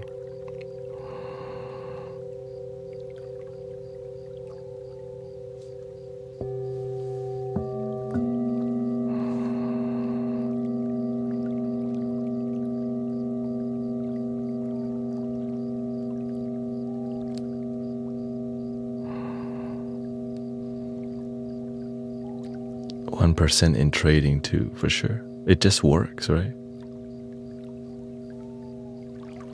So for me, I focus on this, whatever I'm doing here with you, 1% every day for years, for me to just get to this level, right? Whatever level this is. And just keep going. But you have to remember to stay humble. We've been blessed to wake up. We've been blessed that healing is possible. Man, if healing wasn't possible, imagine how effed up we all would be right now. Imagine you had a scar or a wound that never heals. Like, damn. But luckily, your wounds heal and your mental wound can also heal.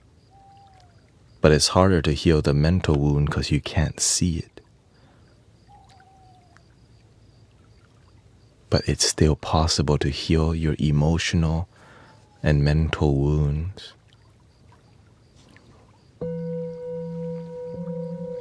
It's possible to heal the trauma and PTSD that we experience.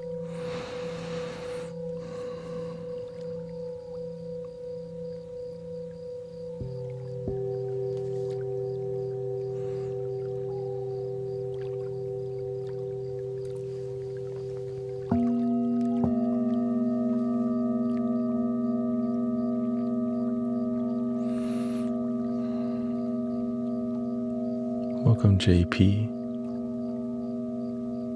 JPEX.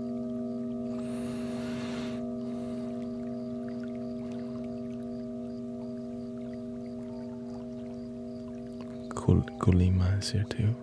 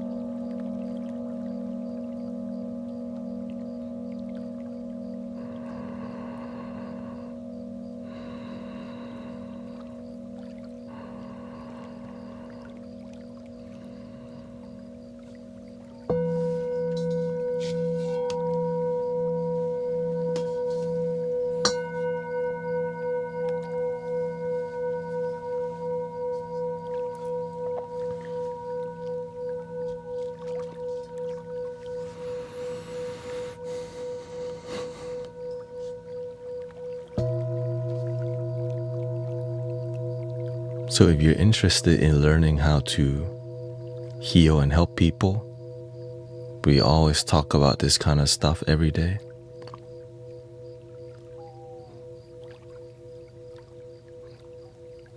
Free. No paywall. Just show up and learn.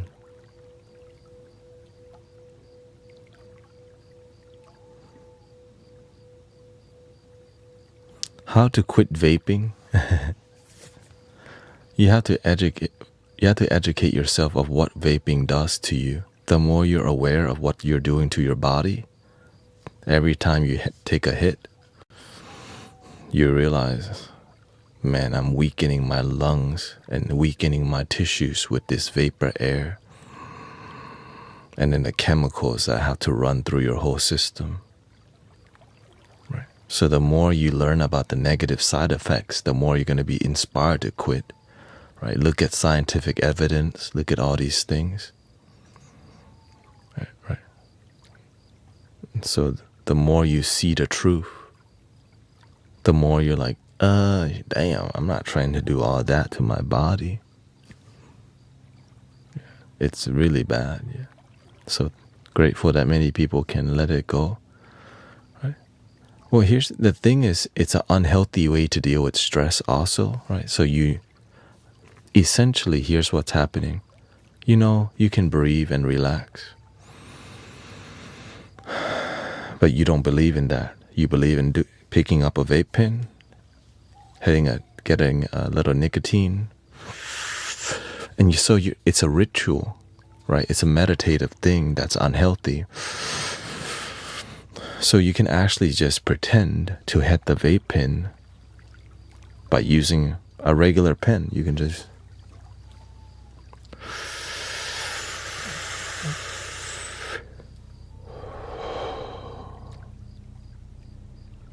and it would actually, it's a habit that you can work. For real.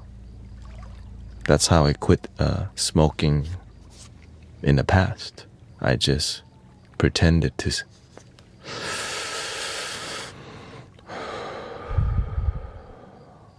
And I believe that I was using the real thing, right? Because the mind will say, man, this is lame.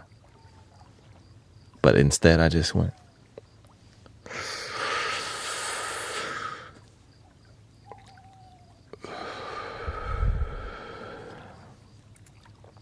I think I feel something. I feel relaxed now. You know?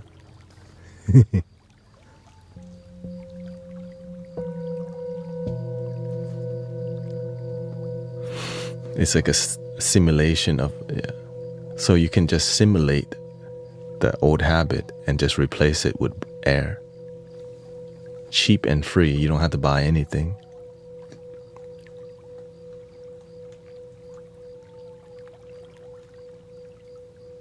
So shout out to the people who recently quit. Peaceful Healing Journey. Stopped vaping 3 months ago.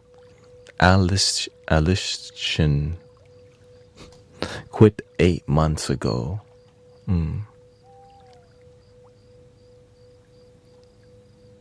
So.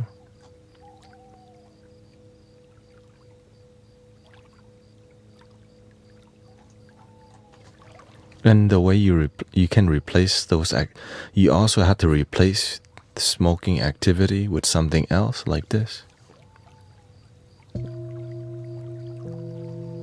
No worries, Emmanuel. I'll take care of it. Thank you, brother. Thank you to all the moderators. I know it can be a little wild.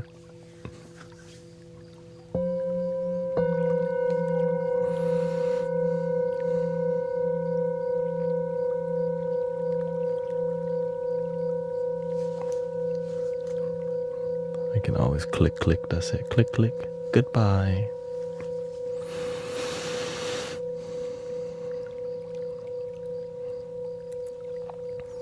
It's the hands keeping them busy. So the way that I manage my ADHD or my hyperactive mind is by doing this. Sitting really still as my fidget spinner. So the act of keeping good posture is a discipline that you constantly have to do, right?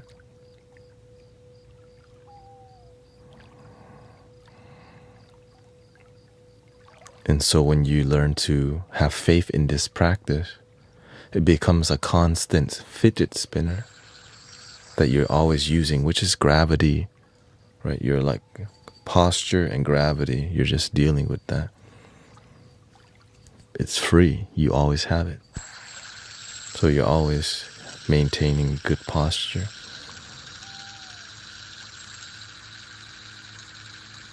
But I don't have to hold a fidget spinner like a robot like this, but it's a meditative form.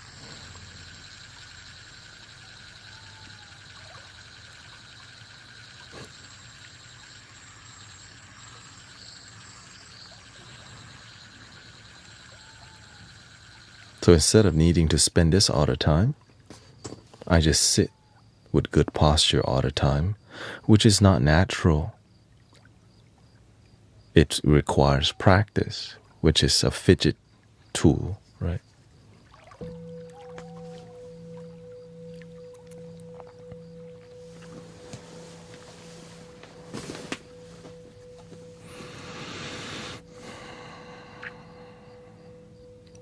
But you need more than just one technique, right? Posture, the way you posture your face. One of my meditation techniques is to not scrunch my face for extended amount of time. Relaxing my face is another meditation that I do, which is why you don't see many wrinkles. You know why? Because I pay attention to when I do this. Right, you're on a computer, playing Call of Duty or League of Legends or whatever.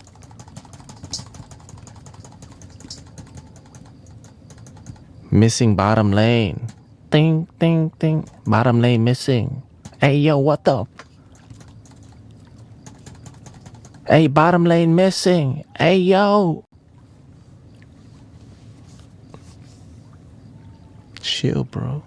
It's fine. Chill, bro. Chill, bro. Bro, chill. Chill, bro.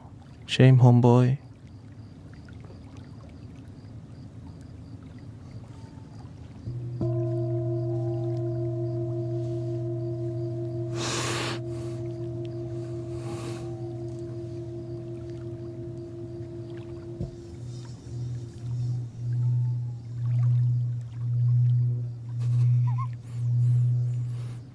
I used to be angry, gaming. That's why I'm doing this now. Like, why the heck was I doing all of that? You didn't know better. Or imagine being so sad in your life and you got nowhere to channel it. I wasn't, And so some games require more teamwork and communication. Some people don't know how to have good communication.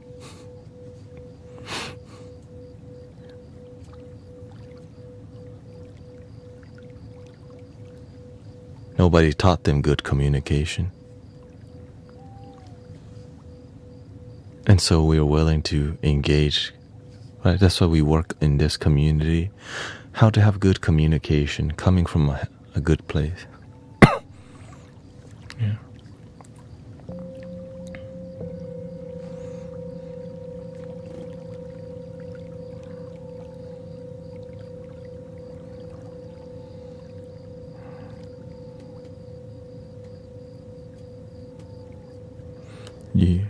You can learn that about people while playing at. Some are hopeless, it seems, yeah.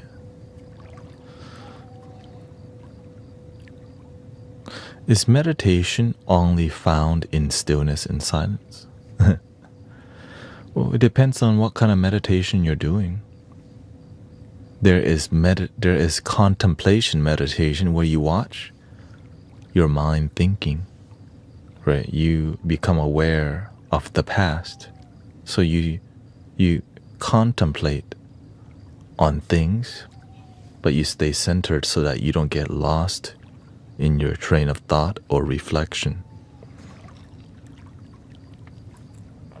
Right?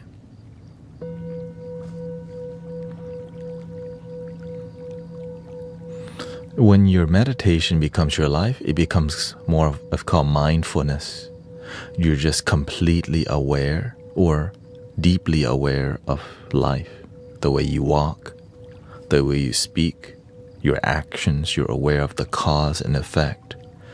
If somebody cuts you off, then you cut them back. They may cut you off again, and somebody might pull out a weapon next. Let's not do that. If somebody cuts you off, then we just let them go. We let them go. There's no point in trying to cut somebody else back, because fire plus fire equals more fire.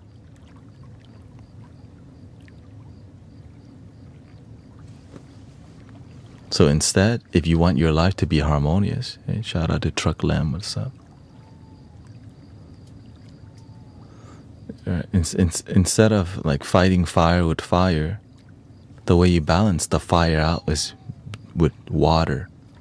If people bring out a lot of negativity, the best way to balance that out is with patience and positivity.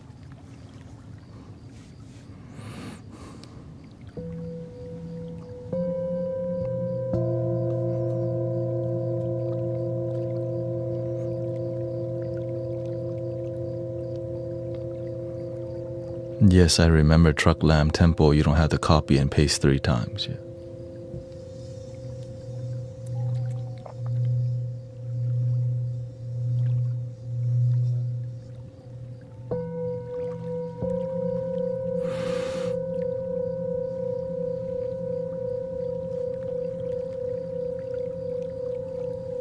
Unless you like to learn about some boundaries,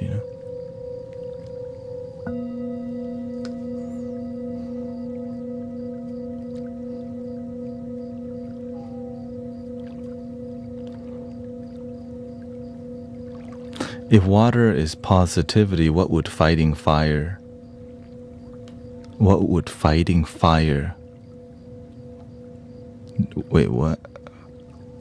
What would fighting fire with dirt be?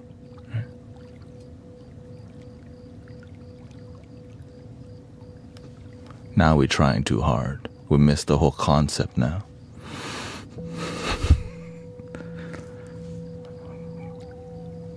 Maybe we need to look at Pokemon instead, right? Earth, right? Grass beats the earth beat the earth, the grass beats the water, and the water beats the fire. The fire beats the wood.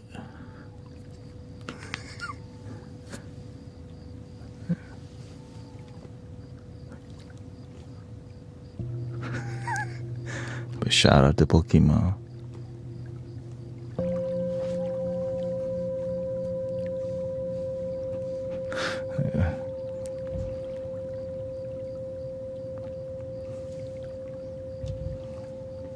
No, but it's good that they ask, because on the journey of seeking the truth, there's a lot of side quests that you can do. That, right? That's why they call side quests. It's a distraction that sometimes is useful and sometimes it's not useful, right? So that's why you have to pick. Is it useful side quest or is it distraction side quest? Like when you watch Naruto and they have another freaking filler. Right? What the heck is this? I'm trying to watch the real stuff. They have a filler. You're gonna waste my time. What happened to Sasuke? What the heck? Yeah, anyways, yeah.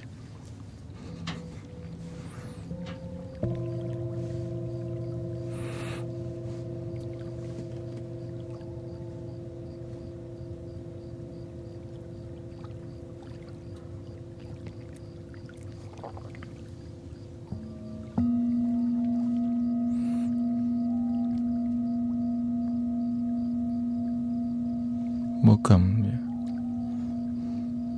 Yeah. Some people, their hobby, they don't know how to be respectful because some people's parents didn't teach them to be respectful. Some people's parents didn't mentor or guide them, so that's why you have a lot of children roaming the internet being disrespectful, because sometimes kids don't have any mentors in their life. So they let the internet mentor their children, making them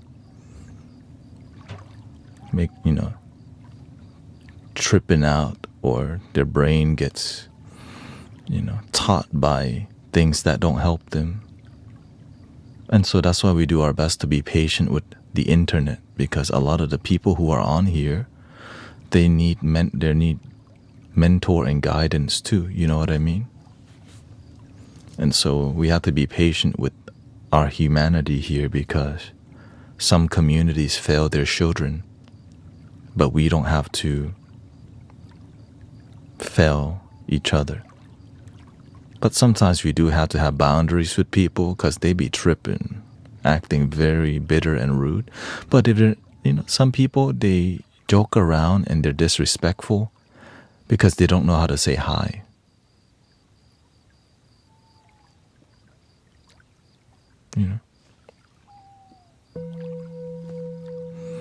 It's just more, it's not, we have to address the negative things sometimes because it's called reality, right?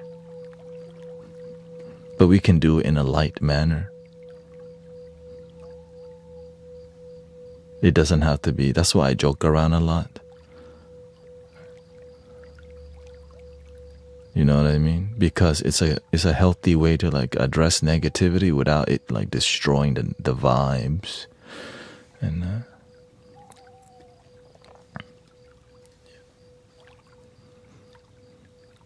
yes, I see your comment. What is your description of being present? I don't understand how one could be anywhere than to be where that. Imagine a lot of people when people aren't present, It means that they may be here, but their brain, their awareness, their consciousness isn't here. It's in here about some things. Imagine some people don't know how to just be present because there's no reason to. Well, why isn't there? Because we're busy playing Clash of Clans and on Snapchat and on the video tube and playing video game. So when there's no dopamine to feed the mind, it goes, no, do something, bro. Do something. Like, give me a stimulant. Give me a dopamine. Oh, okay, game. Okay, let me click something. So in the world of information, the absence of the information makes people feel like trembling. What the? No information. What the? Right? It's sad. And so a lot of children are what? They're playing Roblox and Minecraft all the time. And so when you take that away from them, and then you take them to school, all they can think of is Roblox and Minecraft while at school. So now they can't focus. Because their brain is thinking about going home and building a spaceship or building that fort. But they have to focus on algebra. And some parents never tell their children, okay, it's time. So, right? And so to be present. And so the amount of stress people have because they know how to use their brain, but they don't know how to give it a break. They know how to use this, but they don't know how to not use it. So some people go for years of their life not realizing they can just enjoy the moment. That you can just be here and enjoy it.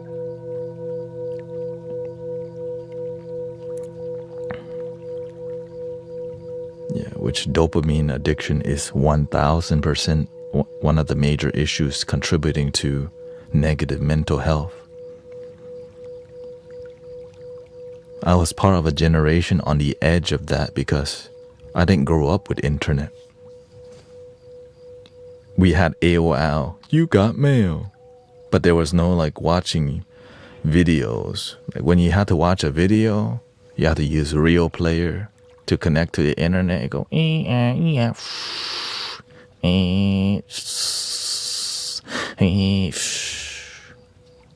got mail. And there was no good games on there. So like, why the hell am I going to be playing video games on here? I'd rather go roller skating or something.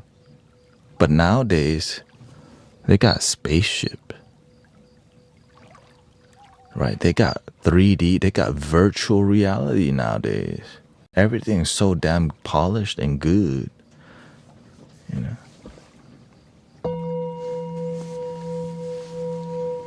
The graphics card are crazy nowadays.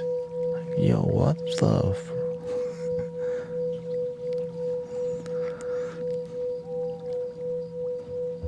Right, you can hang out in VR chat now. Right.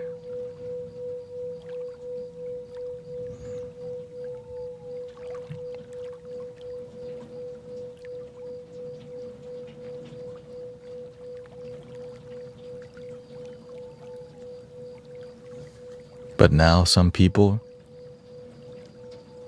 everything's digital. And whenever you're younger, you don't know. You just believe that's why that's where they try to control you the most. Young, vulnerable mind. The younger you are, the more the people who know how to control you, they know to get you at a young age.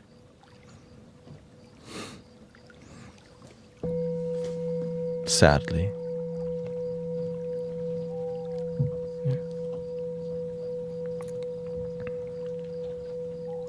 So the point is that when you become more present,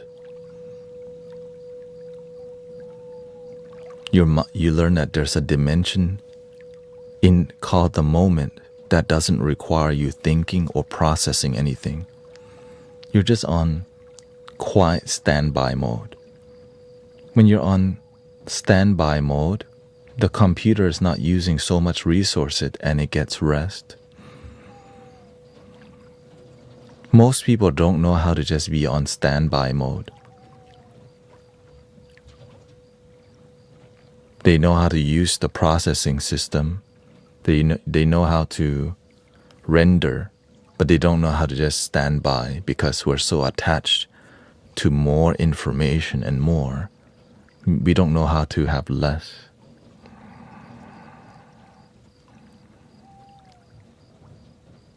Because having less, it makes you feel like that's not what the computer is for. We're not here, we're not a robot. We have a soul, we have a spirit. And helping people connect with that, helping them feel relaxed and love, that's beyond romantic, right? Because one thing that people do is we need love. And so when we follow what we think is love, which is, follow the booty, romantic interest, flirt. But then we never find something that's deeper than that because we've been brainwashed to just think love is romantic. This is what I used to think. Love is between man and woman, or for some people, man and man, right? Whatever your thing is, do what works for you, right? For me, and so all I did was I was looking for love, and I thought the deepest love you ever get, it was in relationship, right? And so I didn't know that you could love yourself. I didn't know you could have some deep relationship or deep connection with yourself.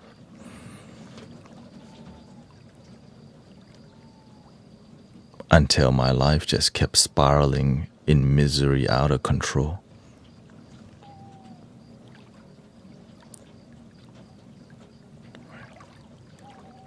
Which led to more substance abuse, depression, and more substance abuse, and right?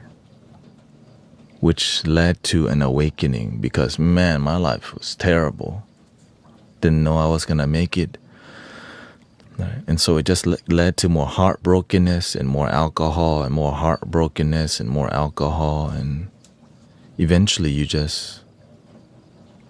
you want to give up, but you don't even know what. I've been blessed to not know how to give up. Right? Some people, they've been taught in their family, people do give up. And so in here, we help each other have faith and believe in life. Believe that you have a reason to be here. Right? Choose to live. It makes sense. When you're suffering, it doesn't make sense. Like, why is this happening to me? The negative things in life make you stronger if you're willing to see why the negative things happening to you. When a baby falls down trying to walk, and then it does it again with the help of good parents. But in life, when you fall out down, sometimes where's the support? Welcome to the support team.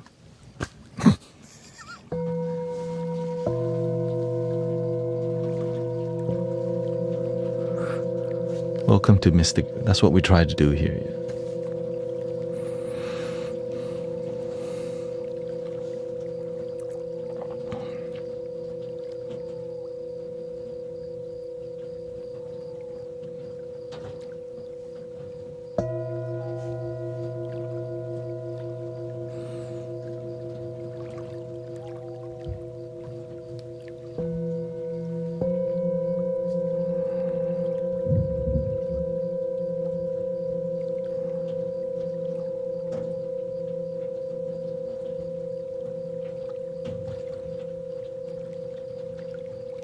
And so a lot of people don't know where to go for emotional support. If their family right? Sometimes their family don't even know how to emotional support each other.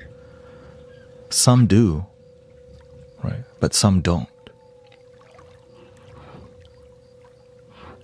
And so one of the reasons I choose to not have children this lifetime is because I start to see there's a lot of broken children who grow up to be adults and they need help. Who's going to help those people? It takes time to mentor and guide people. If I have my own children, it's hard to help lots of people because I'll just be more concerned and more focused on my own. Right? So for me to have great result in life, right, in my commitment, it's like it doesn't make sense. It didn't match my life. Right? But if you choose to, it's fine. It's just my personal choice. I start to see, man, a lot of people have children, but they fail at parenting. Well, when does that children learn?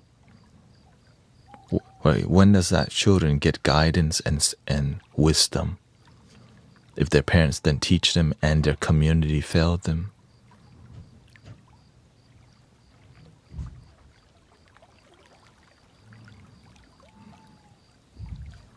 And so here we are.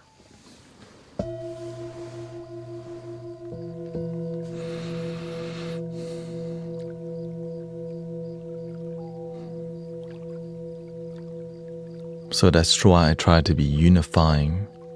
I try to bring people together. That's why we don't, that's why we don't do politics in here. That's why we respect people in here, whether you're religious or not religious. It's about like one love. Right? That's what I'm proud of that we do in here.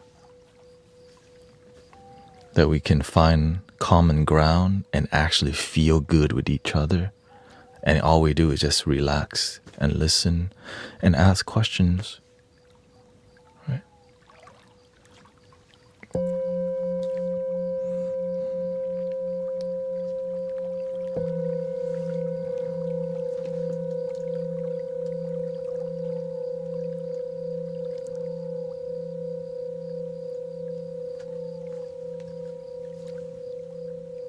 Have to do a little babysit today.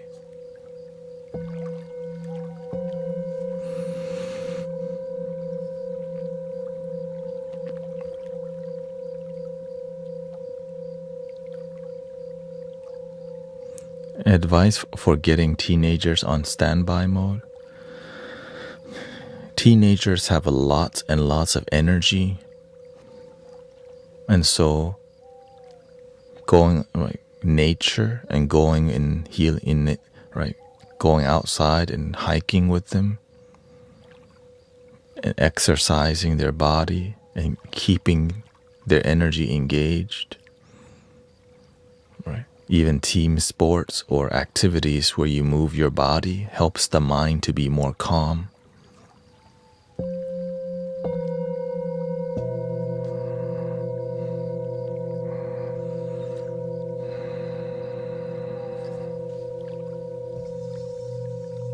In a world where social media and the internet tries to pull everyone in and distracts them instead of help them, right? More dopamine.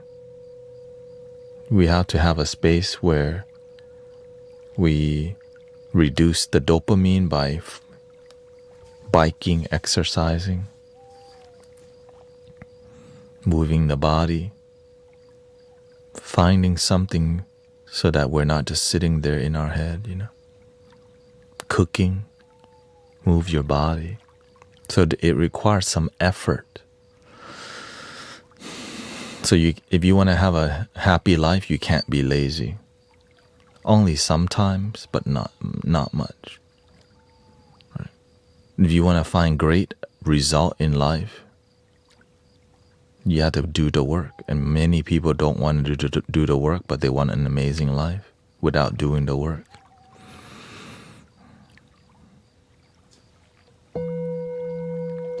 So discipline is an amazing thing, right? Teaching your children discipline will help your children actually have better focus. Because the discipline creates respect. But make sure that it comes with love too, right? having a time where you break the discipline so that they know life's not just about being rigid, that we're rigid so that we can make life useful. But we gotta learn how to chill the F out sometimes because we work so hard in life not to be a robot, damn it. We're here to enjoy it, but the discipline makes it work.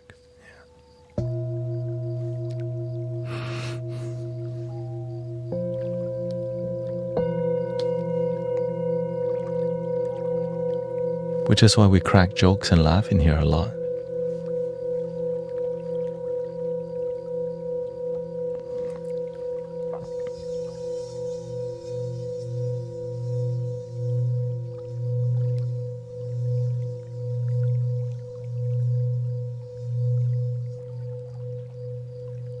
You going? Okay, good night, Sister Grace.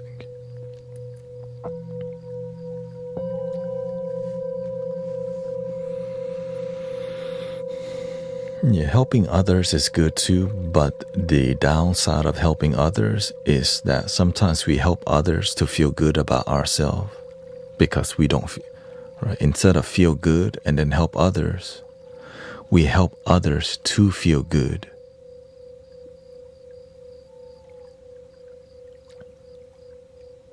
It can be, you can say, counterproductive. Because how can you help others feel good if you don't even feel good? So now you manipulate. So now you expect people to be grateful. There's a lot of, right? There's a lot of issue. Thank you, Brother Virgil.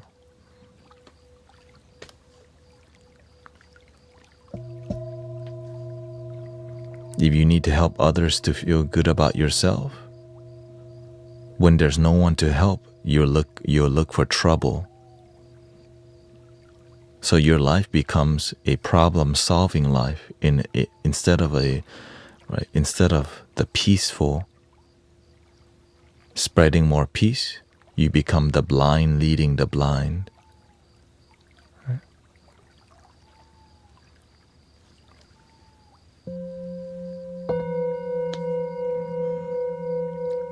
If you don't have love to give to yourself,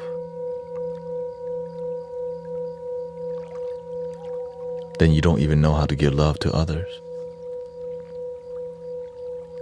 If you don't learn, right, you have to have love for yourself first before you can give to others. And most people skip that part because it wasn't taught, right? You have to tend to your inner kingdom, your inner temple, which is be kind to yourself. Treat yourself with kindness.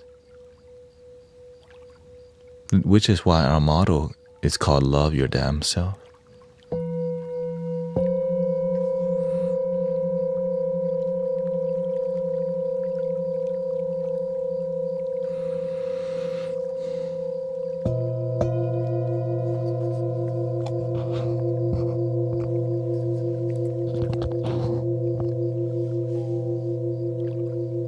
Oh, hello. Welcome, Monica. Monica Camacho.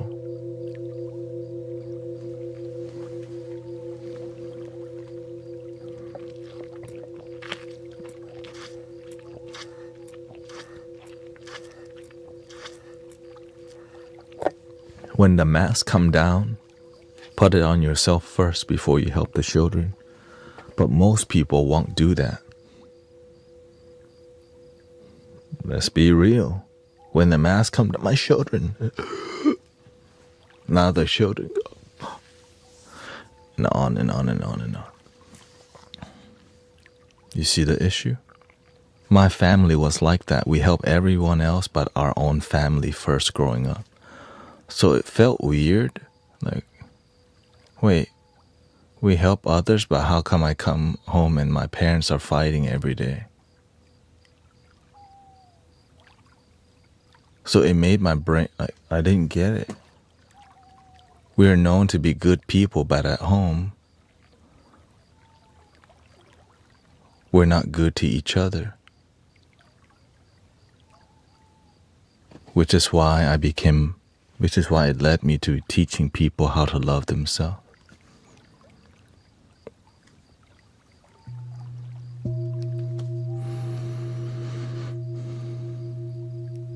Yes, sir. That's my water barrel. Break the chain.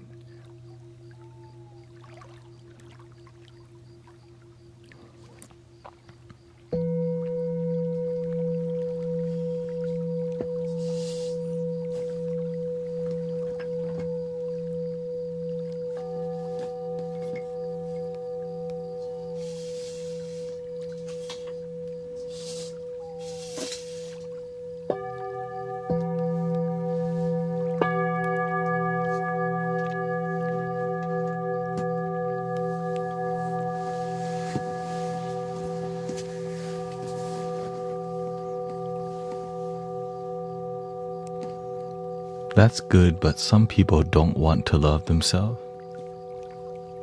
You're welcome to be miserable and depressed. You don't have to live a good life if you don't want it. But if you want to live a good life, then you have to work at it. You have the free will to be miserable and the free will to make your life better too.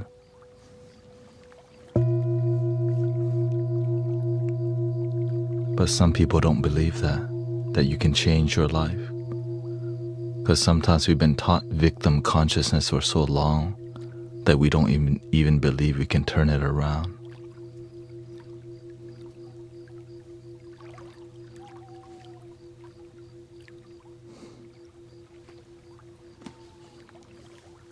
I used to think that way. Man, my life is too effed up to save and change. Wrong. Anyone can change. You can change. You can improve. You can make things better.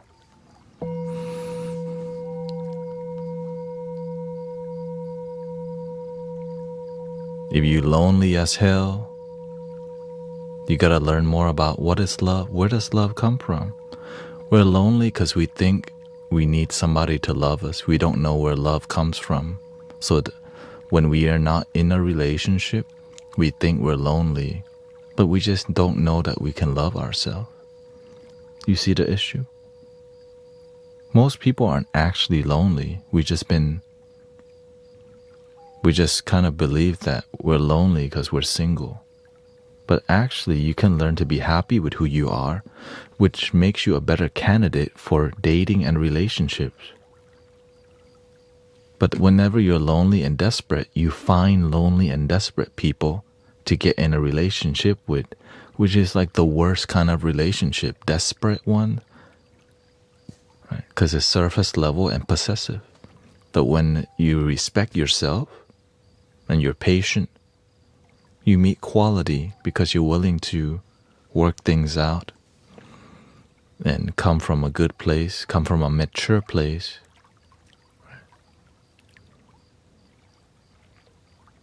And so I'm grateful for healing.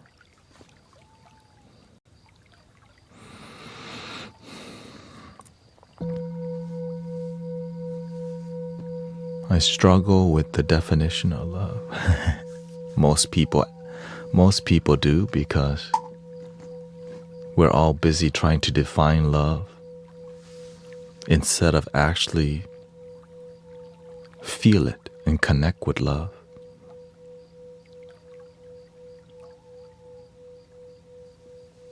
And maintain it. Love evolves as you evolve, right? As you evolve as a person, love evolves with you. When you're immature, your definition of love is more immature. And even when you hear a mature definition of love, you don't believe it because your consciousness is still immature, right? And so that's why we get the blessing from the universe called getting humbled by life, getting your butt kicked by heartbrokenness, disappointments, loneliness. And then we're like, man, that ain't no love. And we don't pay attention to the people around us who made those mistakes. Because the more we pay attention to, like, this person was following in love and now they're miserable. Is that what love is about? Right? What were they chasing? And how come they didn't get what they wanted? Wait a minute, that's not love, that's called codependency. Right? That's not sustainable love. Oh, what is love that's sustainable and long term? You gotta start with yourself first. Like a champagne tower. You gotta fill the first cup first before you flow to anyone else. And most people skip the first cup. So you have to go to 4 cups, right, instead.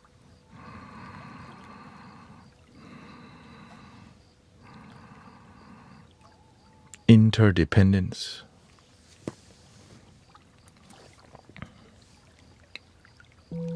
Inner practice. Fulfill yourself first and help others too.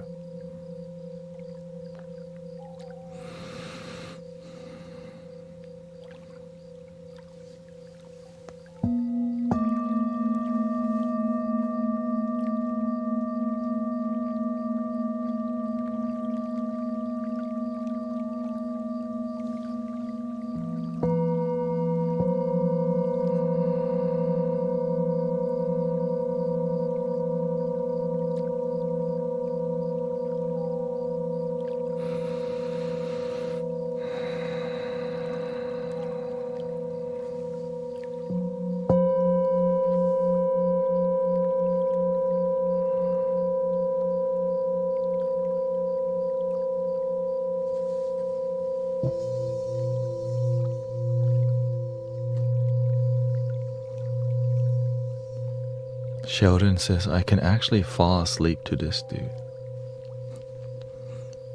You're not the only one, bro.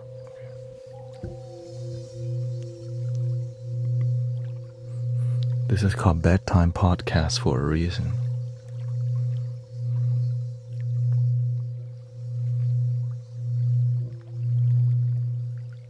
This is my full-time job, by the way. It's donation-based, so thank you to all the blessings today.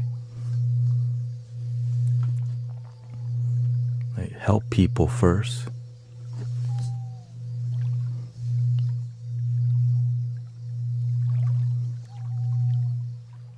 That's why there's no link in the bio. There's no private one-on-one with me. You're getting the best that I have to share with people live now, not AI. Human being. Okay. Look, see? My non-AI hands.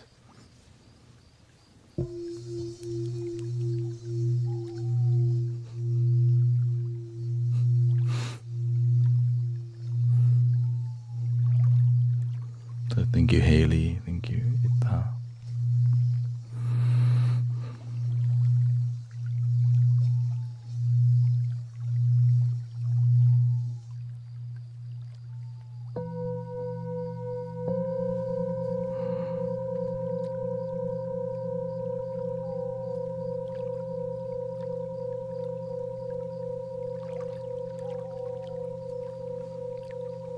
Thank you. Yeah, we focus on being a authentic community, and it's just about life skill that actually helps people now. Like you can turn your life around, and that's what we do in here. You don't have to change your religion. You don't have to change anything. But when you listen and it makes sense, then you naturally want to practice, right? I only practice the things that make sense to me, right? I sit there and contemplate, does this make sense to my heart, my mind? And when I practice, do I have results, right? It's called result-driven spirituality. I don't just believe because somebody told me, but through practice, results happen. Then I share with people, this works. Other people practice. They share with me their testimonial. It works. And so when you've been doing it for over let's just say, 8 years, you end up helping lots of people and learning lots from people and finding great mentors and teachers yourself. Yeah.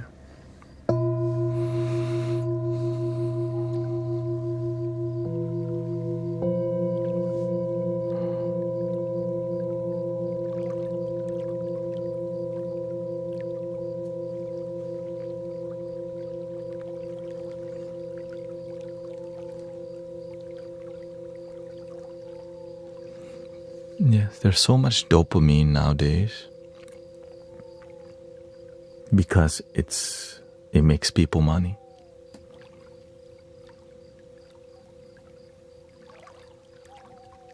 That's it. It's about money. It's more about profit, and so at the cost of humanity's mental health, people make money because they have the free will to. But it's on our watch that we are willing to take care of each other and not lead with money, but lead with doing the right thing to help each other. Right?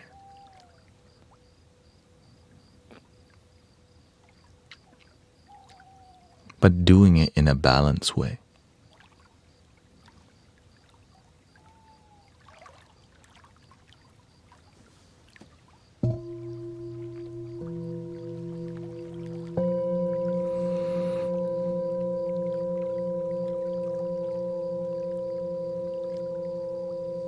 Do you do guided meditations? Sometimes I do. But I don't do it as much because people fall asleep to what we're doing as a podcast style already. There's no need to.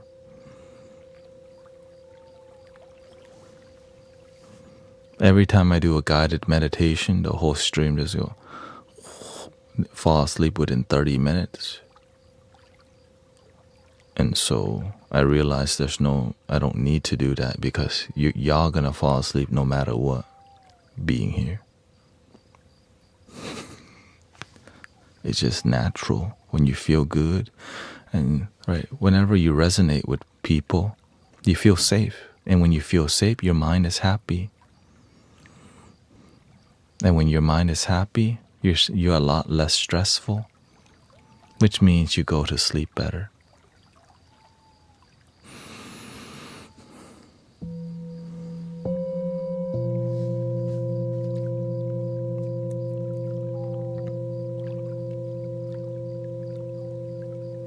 What do you think is a good way of stopping yourself from procrastinating?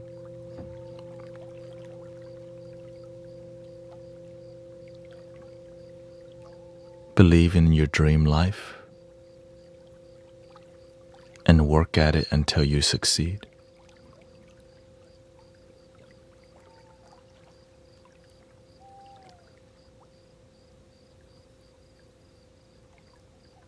Imagine everyone can actually achieve their dream life, but you have to also realize there's some physical limit. Oh, thank you. Destroy. Thank you so much. If you're a 60-year-old, if you're 50 years old, you're most likely not going to be in the NBA. Okay, that's called being realistic. You know what I mean? If you 50, you most likely ain't going to the NBA. Maybe they'll just, maybe it can happen as like a social media thing. You're honorary. Okay. But if it's not that crazy, most of the time it's possible if you work hard at it to achieve it. You know what I mean? Like if you wanted to, taking the action now for sure.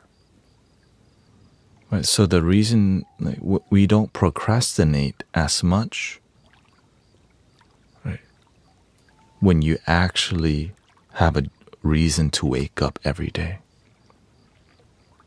You want to wake up, right? I want to wake up because I get to do this every day.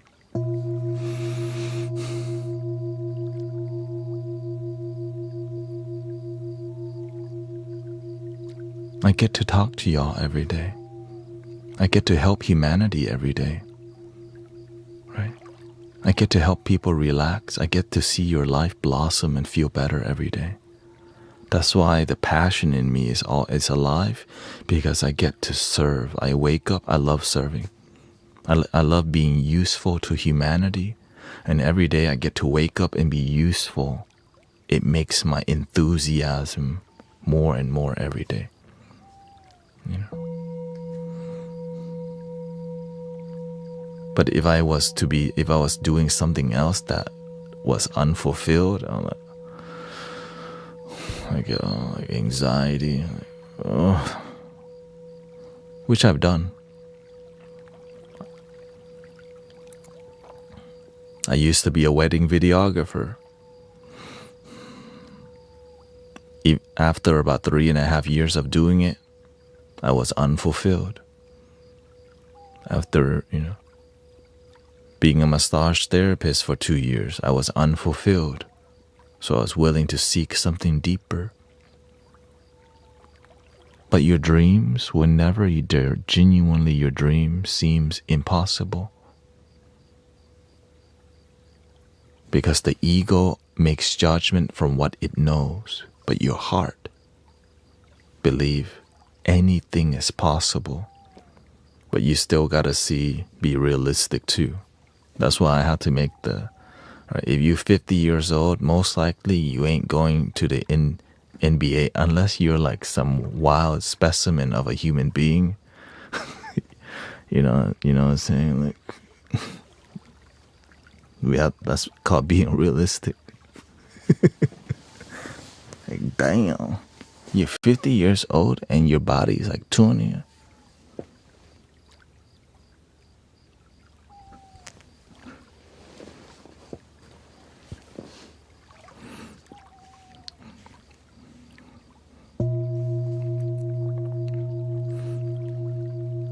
How long before you get sick of sound healing? Well, when you love it, you find new ways to make music, right?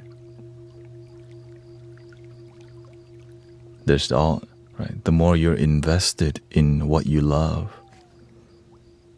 there's different microphones, there's different backgrounds, there's different everything. So it's not just sound bowls, it's production, videography, healing, leadership, learning how to speak in a calm tone, wisdom, engaging with people, listening to people. Right. So there's a lot going on. That's why I'm happy here, because I need a lot going on. You know what I mean?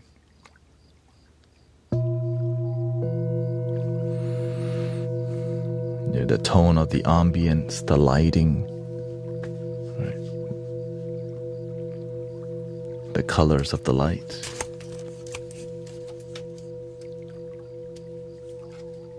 How close I am to the microphone, the positioning of the microphone.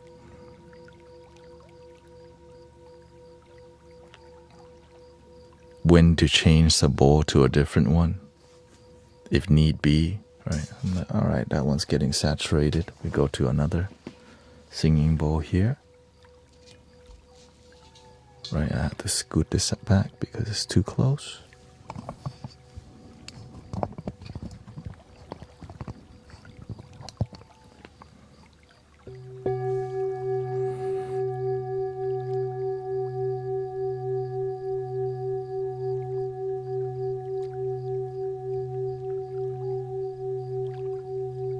So it is a meditation form for me. Good posture.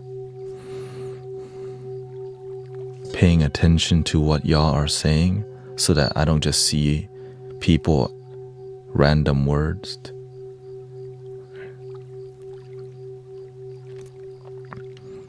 Right. When I read your comments, I take it to my heart. Unless somebody tripping out and being negative, so I have to have discernment that sometimes people are tripping out. I'm aware of it. Some people come here to judge. That's okay. That's their problem, not mine.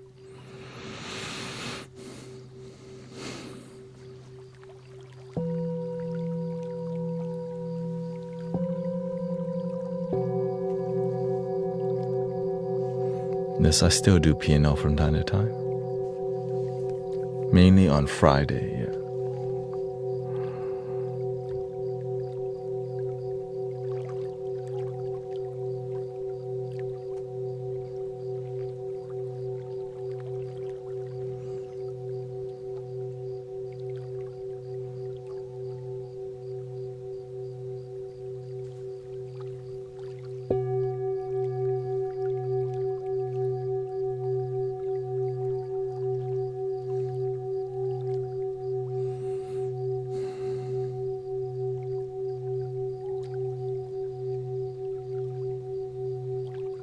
Thank you, Celeste. Have a wonderful night.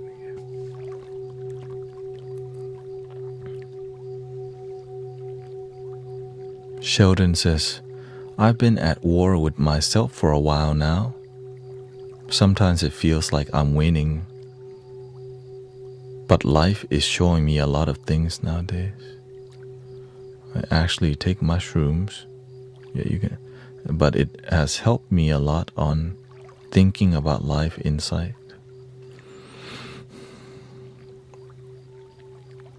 As long as you respect the medicine, you respect yourself and you get the healing, you're intentionally using medicine. But when you start to disrespect the medicine, when you do too much, you poison yourself and then you learn nothing. So that's why the intention part is a huge part of healing.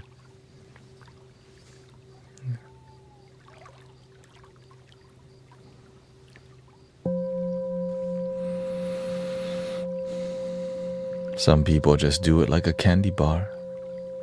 Yeah.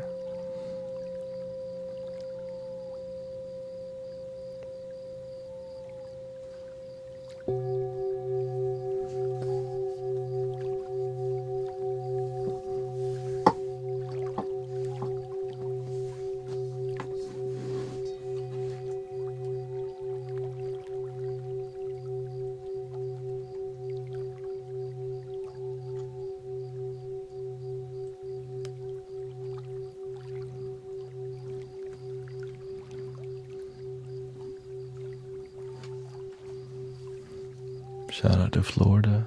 Yeah.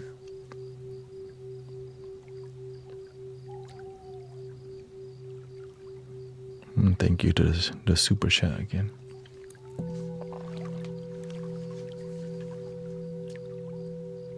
From destroy all or nothing.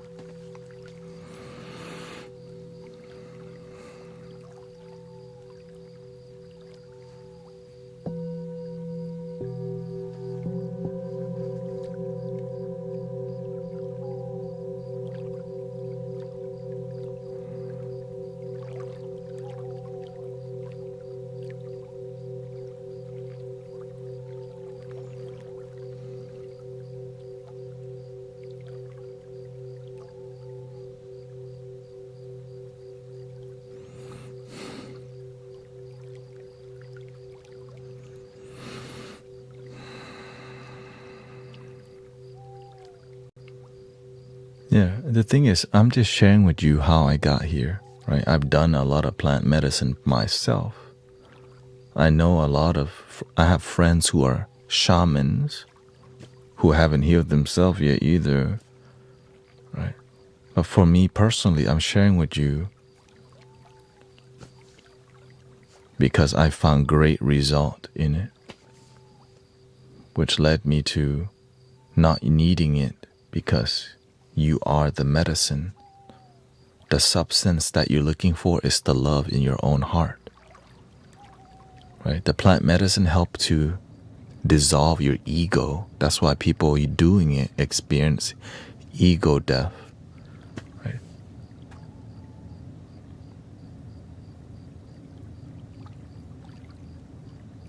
But eventually, you have to learn to humble yourself so that you don't need the plant medicine to do all of it. Yeah.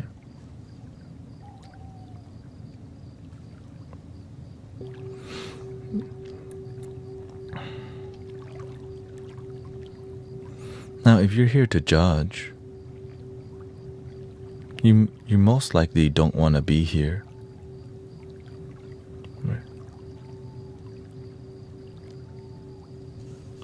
Yeah, like why are you watching some person that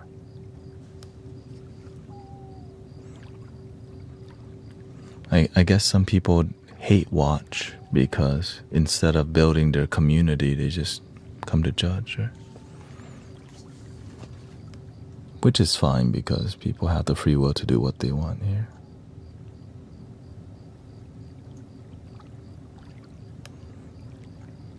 Which is why we have to have boundaries with people who are here on bad fates, right?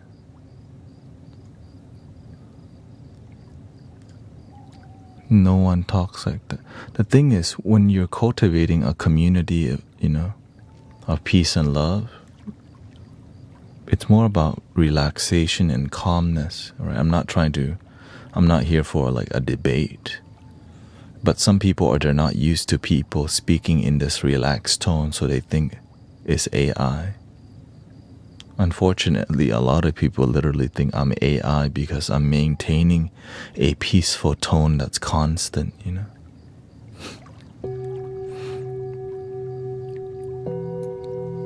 But what can you do? Helping people is difficult. But one thing I'm not doing is giving up,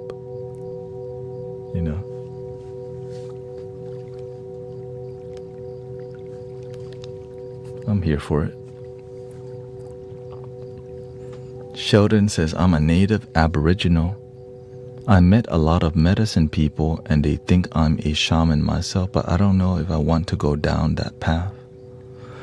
Because a lot of things in the mainstream consciousness, calling, guru or shaman, oftentimes can be very pretentious, which I get it. But when you're a good person, you're still a good person, right? In the mainstream consciousness, people are more concerned with what your label is rather than the results in your community or results in your life. Because if people criticize you and you're always changing because of people's criticism, then you lose yourself trying to be a people pleaser. Hell no. Right? People can judge me, but I am who I am. Not everyone's supposed to like you. I'm okay with that.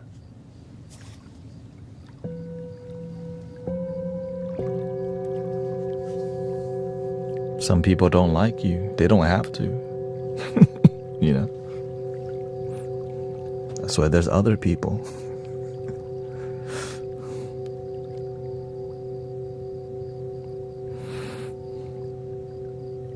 AI isn't at your level of humor yet. One day.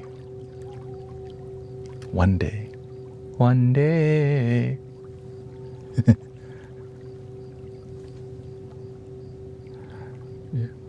I mean, the honesty of people you can learn from, right? Some rude people, they actually teach you, but sometimes some comments are coming from a judgmental place that doesn't really help you. And so when you have discernment and wisdom, you know who's here trying to help you grow with constructive criticism, right? And I'm aware of that. And some people, they just want to come judge you because they're bored. So you got to pay attention. Yeah. And so I protect the space by learning how to filter out some toxic people, that's all. But I'm very patient with people because, again, you have to be when you're trying to build community, being patient with people with good faith, because some people come with bad faith discussion and all these things. Yeah. Okay, shout out to New York. Thank you, Yusuf.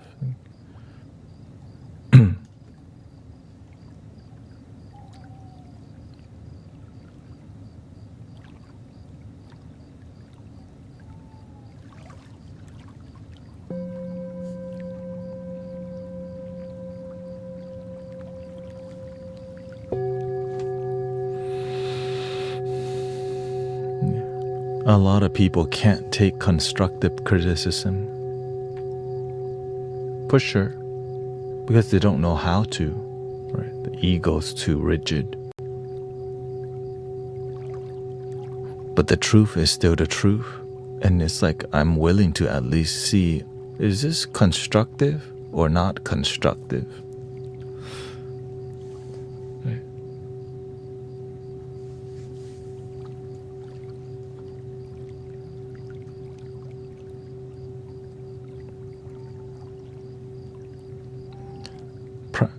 Practice self-reflection to the best of your ability and then boost it by the plant medicine in an abusive way. Just how? Wait, what?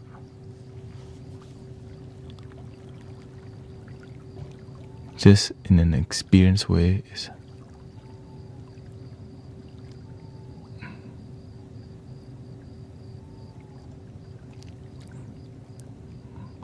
I'm not sure what you mean by that. Practice self-reflection to the best of your ability and then boost it by plant medicine in an abusive way, just in an experienced way. Yeah. Medicine works, but the real medicine is you waking up today and realizing from your own free will you can change. Discipline is a great medicine. Discipline, consistency, compassion. Yes, I've tried the magic truffles before. For sure. Dopamine detox, definitely. So this community is kind of a more slow pace on the internet, right? The pacing of what we do in here, it's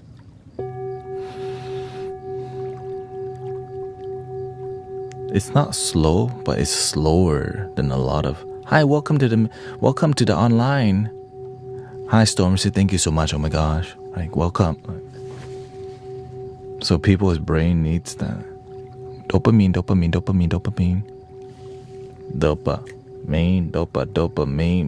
Give me some more dope. No, I mean. So that's why even the current music nowadays sounds like that. Burp, skirt.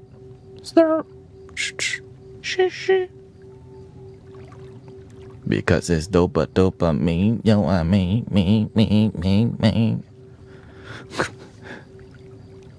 Alright, before that it was the EDM music. So, drop the beat, and then rap copied that. Right, the rap culture. And the next thing that come is gonna be the EDM again.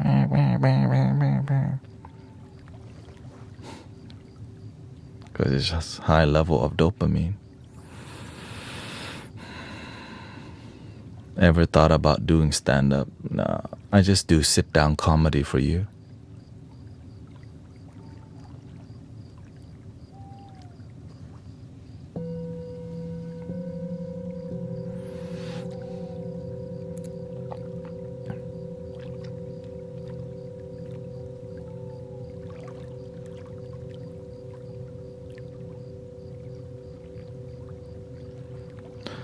People become more sober instead of, because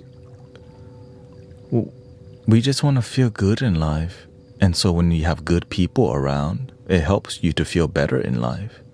When you don't have good community, good people, everyone just complaining, everyone focusing on negativity, you're gonna need more substance because your life is sad, your community is sad, and everyone around you is not really supportive.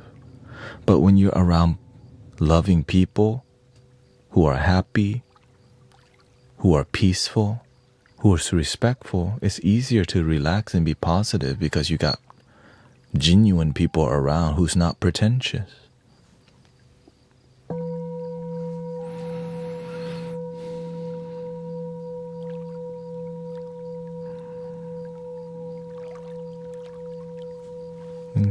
Thank Thank you for the kind words, Patricia.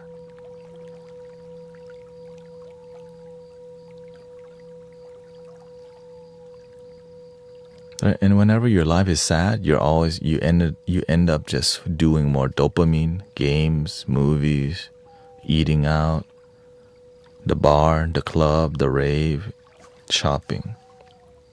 We don't think about, let's go to nature and relax. Let's go to meditation, sound healing. Maybe I should go to the gym. No, you're thinking about escapism a lot because where can I go spend the money to escape or to get more dopamine? Right.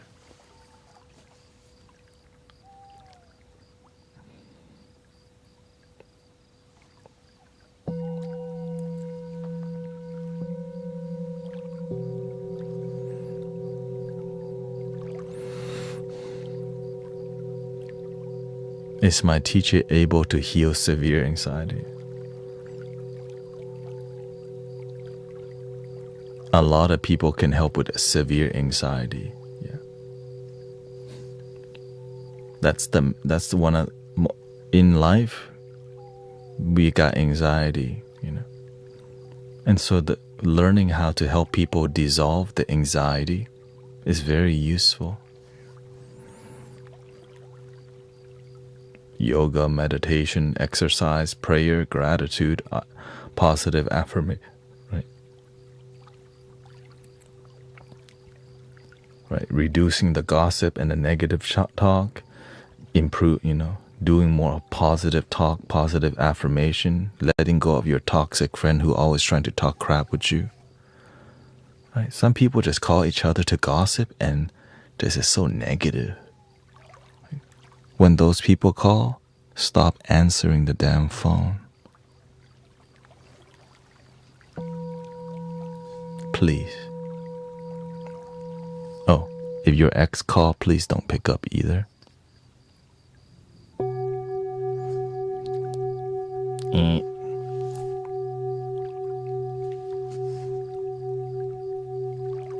Don't.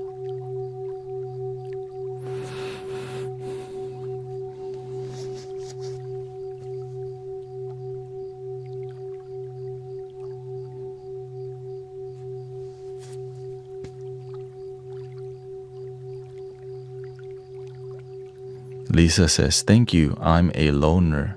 Found out that hard. So do your best to turn that identity of I'm a loner to I'm somebody who's learning to love themselves right now.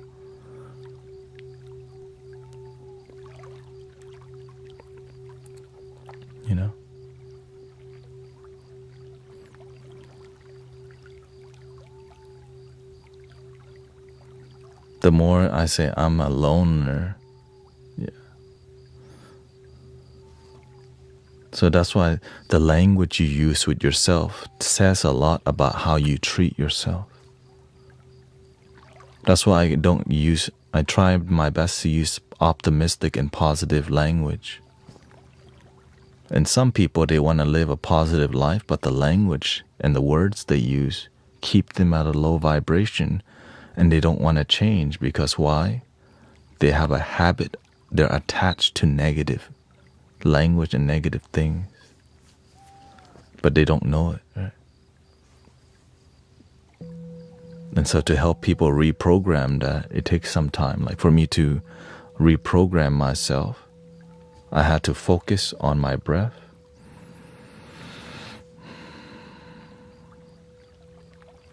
and choose to be more optimistic, choose to be more, choose to believe in myself rather than doubt myself.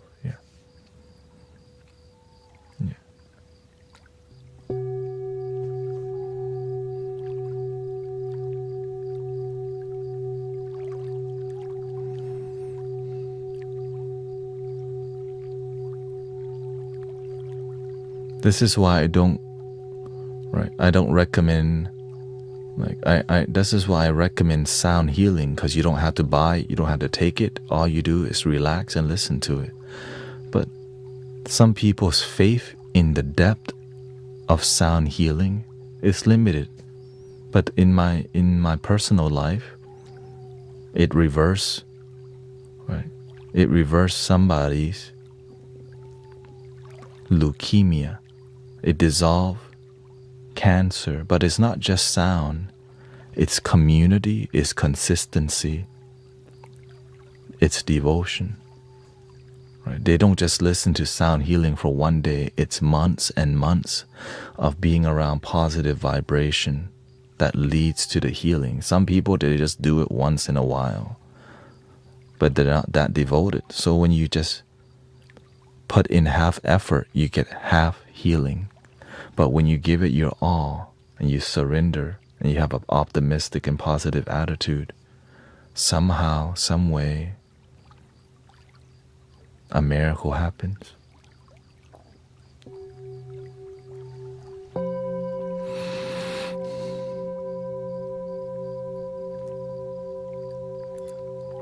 That's why I don't tell y'all to go and do plant medicine, right?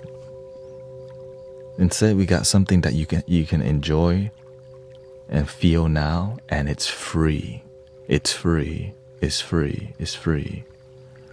Vibrational healing. That's why I stream so much, because the testimonials speak for itself. People's hemorrhaging issues dissolve by sound healing. People's severe anxiety dissolve from community, sound healing, and consistency.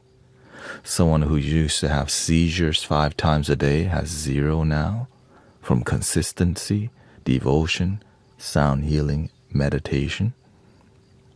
There's just so many testimonials. I just already know that it could heal anything, but it takes consistency. But I'm aware that people aren't just going to be convinced.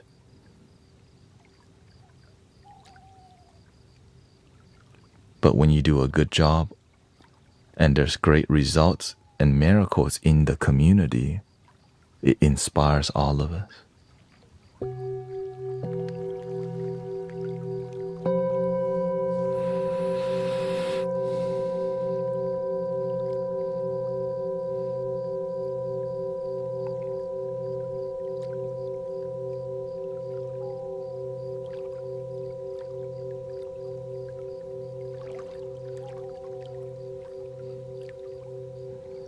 That's why I'm constantly breathing, engaging, relaxing.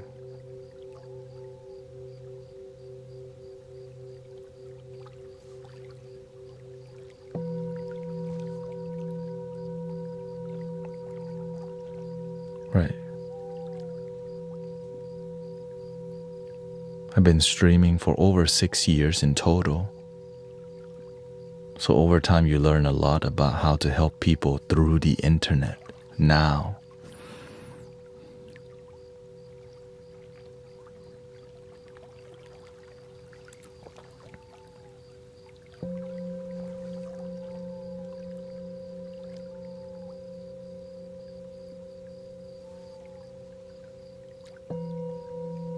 But some people come in here with closed-mindedness.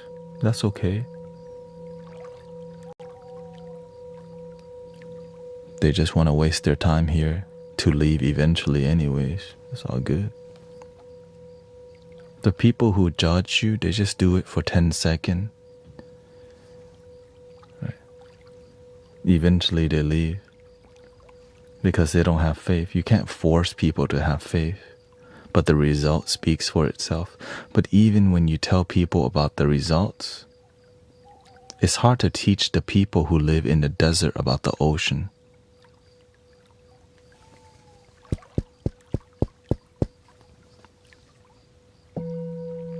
You know what I mean?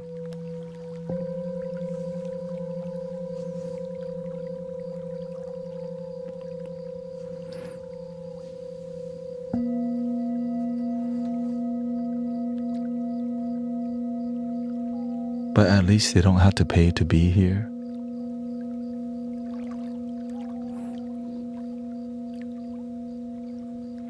You don't have to pay to be here. We're just hanging out and positive things happen. And when you do, even though you do that, some people are still tripping. I guess I tried.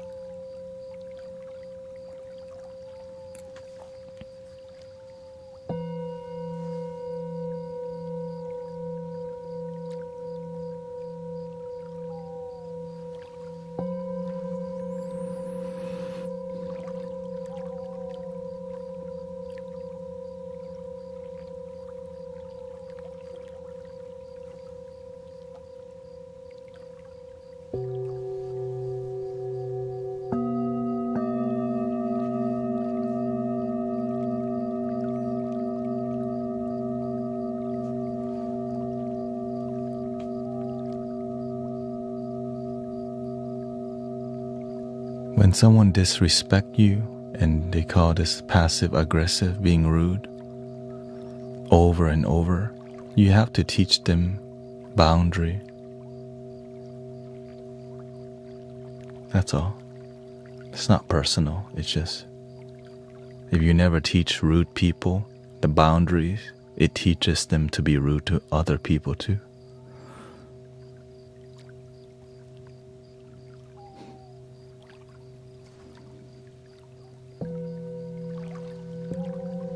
Especially when you're the leader of the space or the community. You know, some people, they do this passive aggressive thing,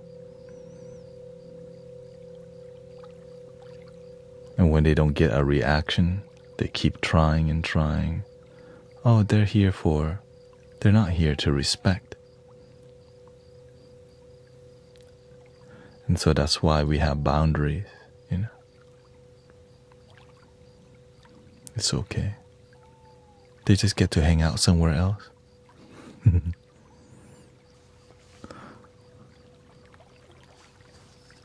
Not personal, they just don't know better. Right?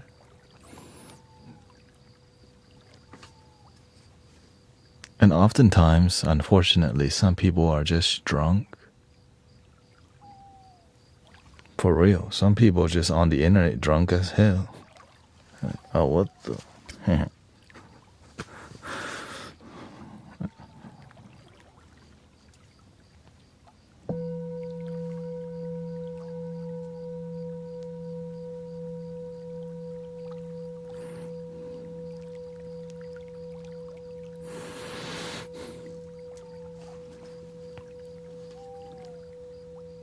That's okay. Argentina present. Shout out to Argentina. See, welcome Stormzy. That is why I'm going through with my wrongful dismissal case at work.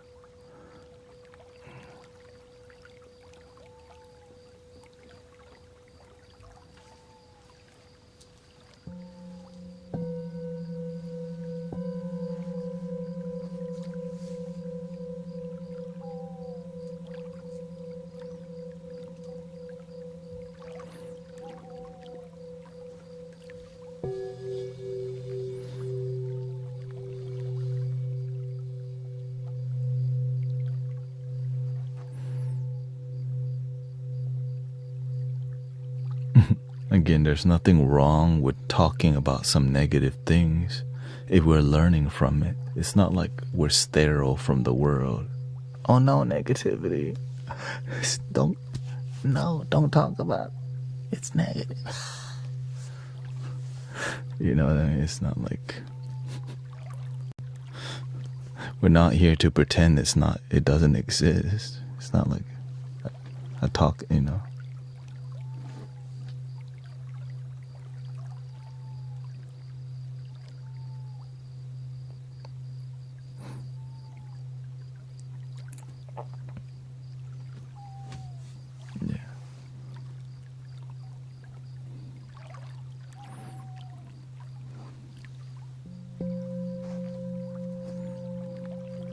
And of course I can't make everyone happy. How much threshold of positivity do I need to talk to make somebody go, you have the right amount of positive talk? You know what I mean? I just do the best that I can. But what other people do, I don't know. Your best is good enough. You can't make everyone happy. But you can definitely follow your heart, and when you feel good and you do good, your results are good. And even when you have great results, some people will go bad results. Yeah.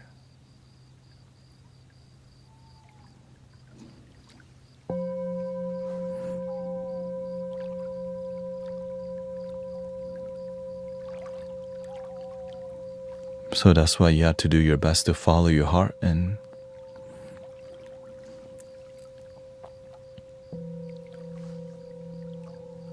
especially when you live stream to hundreds of people, it's impossible to make everyone happy, but doing your best is all you can do, right? In the beginning, I didn't know that. I was like, man, right? But as I began growing rapidly, there was more complaints, and I was kind of not used to the complaints. But I got used to them because I realized, hey, I'm doing the best that I can, and some people will be disappointed. And that's okay.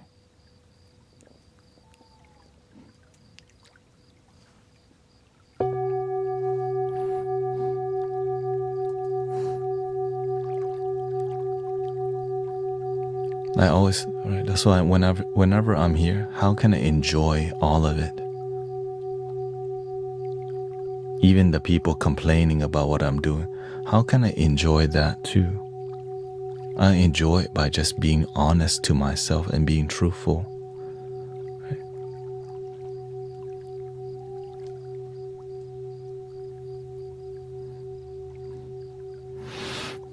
Someone once told me, those who judge you actually admire you to take it as a compliment.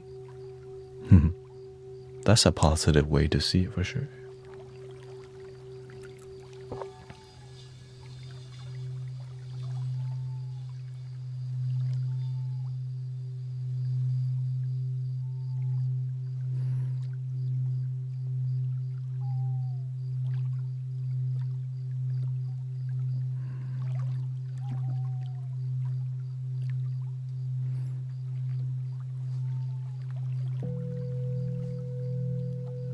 Sadly, the difficult part is with your family, because sometimes your family expects so much from you, and you don't even want to fulfill it.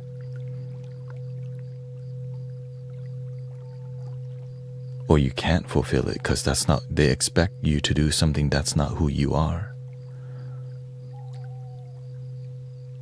Because they come from a different time and a different mentality and a different life. Live your life. So live your life.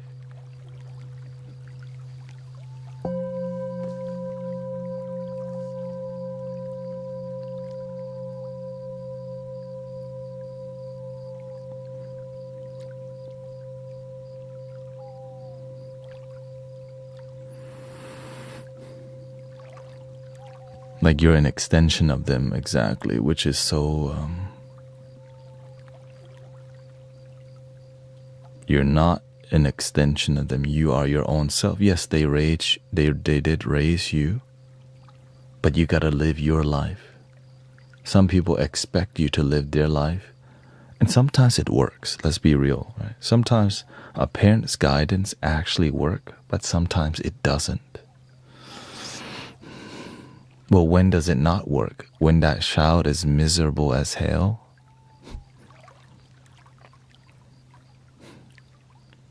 That's it. If the child's unhappy,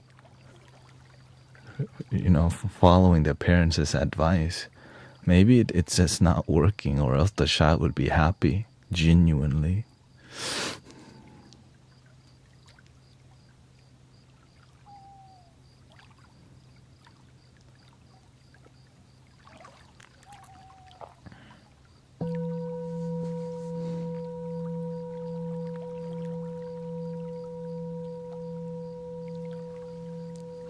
What is contempt? Familiarity breeds contempt.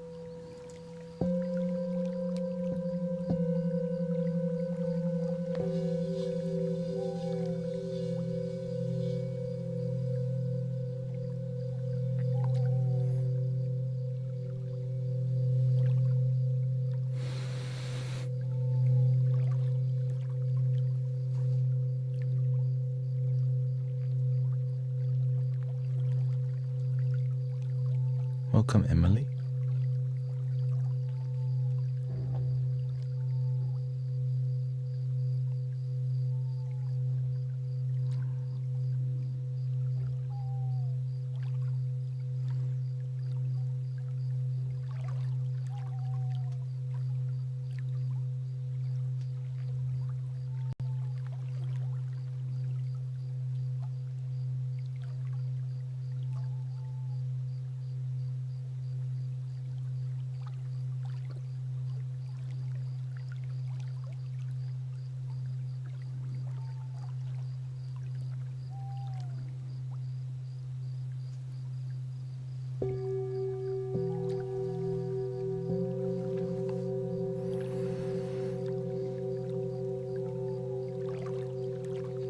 Thank you, Tina. Yeah.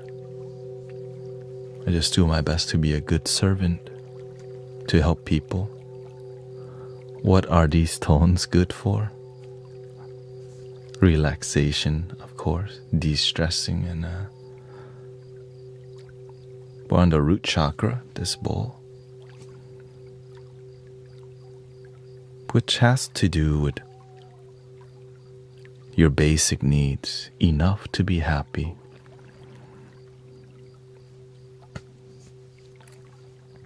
Groundedness, your humanness.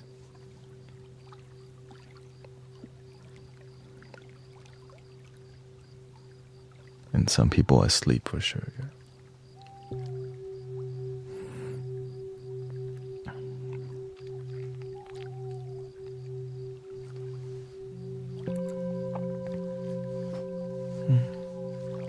Thank you, Liz. Thank you for the super chat. Thank you so much.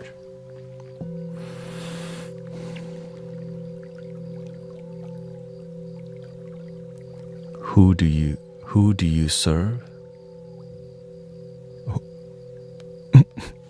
People ask that a lot. Who? It's not, to me, it's not who, it's what.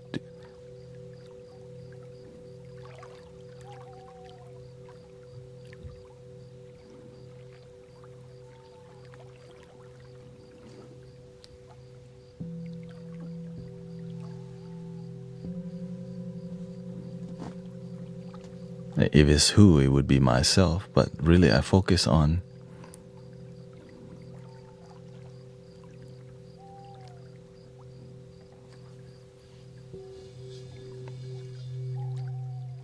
love,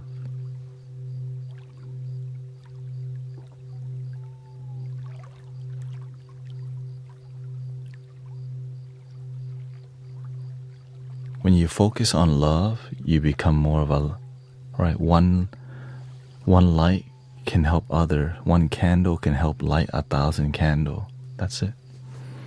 So instead of trying to get others to, I focus on being a lighthouse more, right?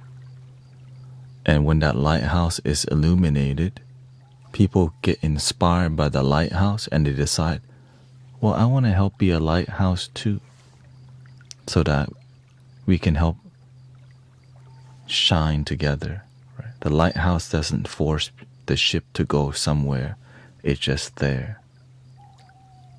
When people need the lighthouse, they look at it. When they don't need it, they don't look at it. But it's always available in there.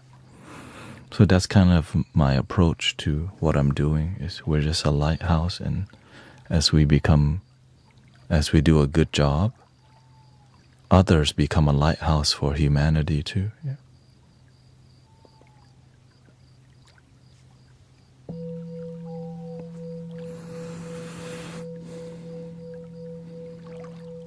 And so the energy and the vibration just inspires love. If people need love and they feel it, they allow it, right? Because if you're not looking for this vibration in this community, you'll be somewhere else. But through the relaxing talk, the vibration, the music, when you're looking for it, you find the people in that frequency. And then you find maybe your community, your people.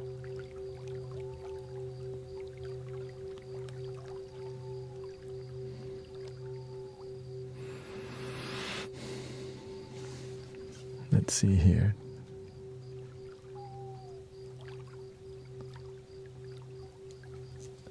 Knowing someone or something too well can lead to a loss of respect, appreciation, or even outright dislike. Yeah, it's like they say, never meet your heroes kind of vibe.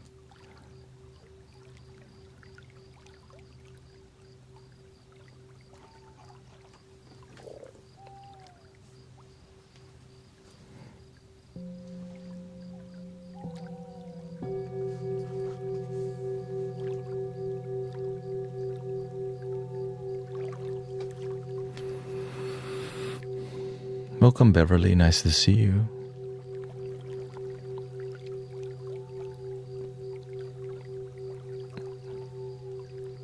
Yeah, this community focuses on one love. Help people, right? Help people connect and feel the one love.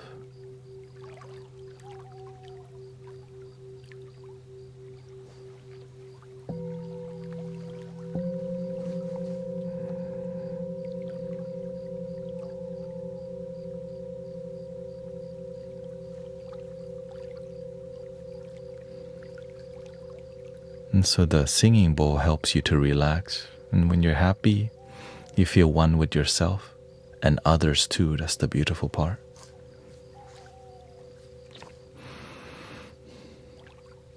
Thank you. Yes, the retreat was good. I get to hang out with my brothers, sisters. Right. Yes, I'm aware.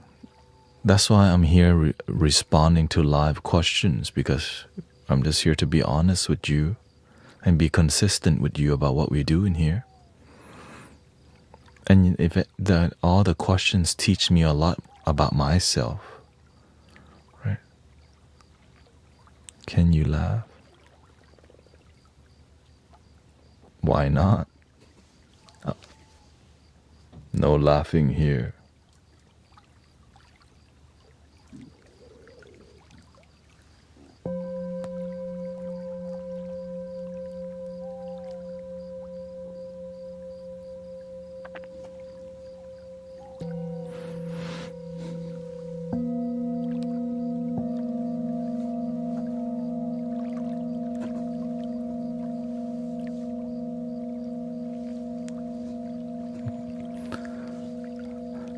I mean, it's serious, but we still chill. It's just I'm not here to laugh all the damn time, you know?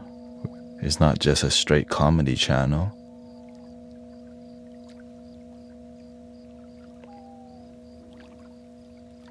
Please don't stare at me like that. Man, I'm not, I'm looking at the camera.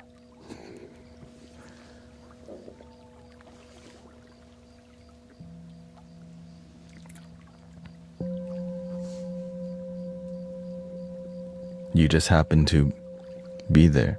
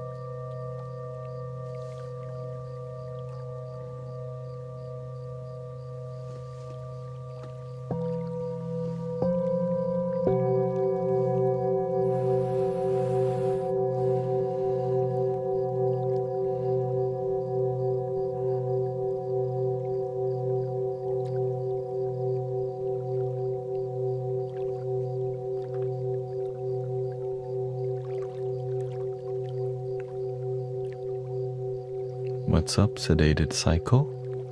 I hope you're having a good day so far.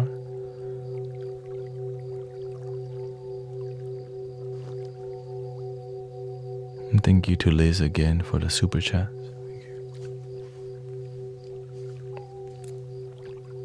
Thank you.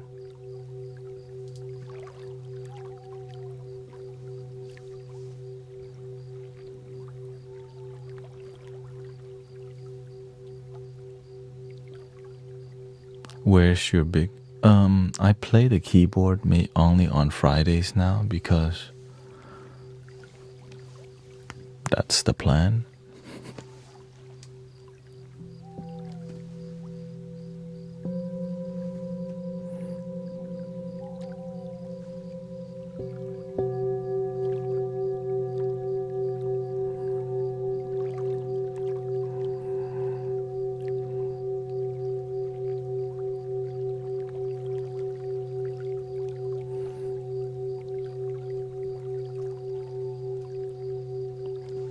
As long as people are being respectful, no drama, a little is fine, but just don't be you know what I'm saying?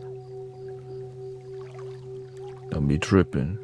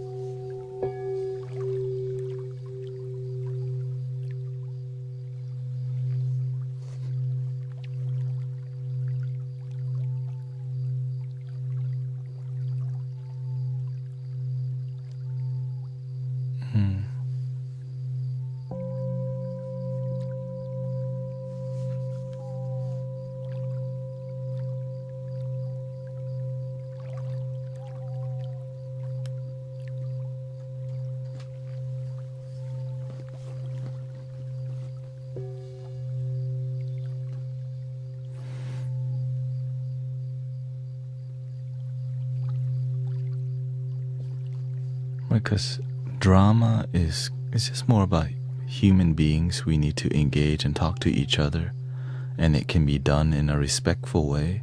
But sometimes we're rude to each other because we need to learn how to be respectful to each other. So we got to give each other a chance. But some people, they use this thing called passive aggressiveness, which is very deceptive. Bad faith friendship or bad faith connection, right? They just want to they want to dominate you in conversations. That's unhealthy. That's why you got to be selective of who you connect with, because some people are not there to be your friend. They're there to dominate you in conversations because their life is falling apart and they're not trying to fix it. They just want to project their, how they feel onto people. But with wisdom and with awareness, we can see if people are being, rude or deceptive. And with time, people reveal who they really are, because the ego doesn't know how to chill. And over time, you just, That's why you hear the quote from the Buddha. 3 things cannot hide for long: the moon, the sun, and the truth. Eventually the truth will come out. But with ego, it comes out a lot faster. Because why? It lacks awareness. Because if you had awareness, you would be more humble.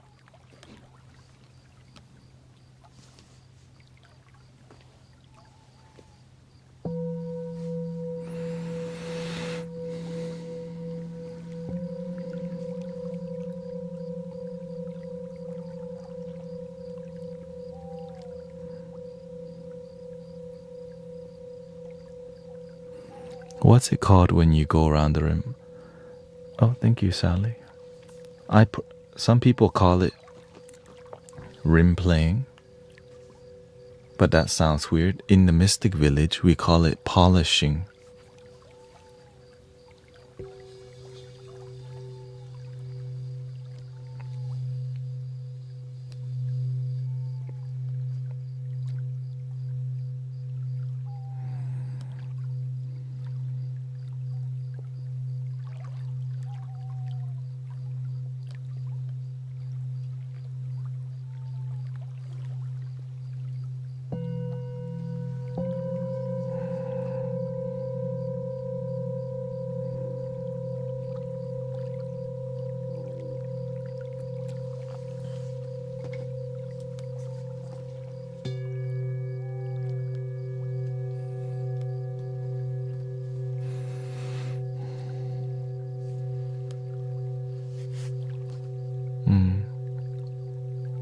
Thank you for being here.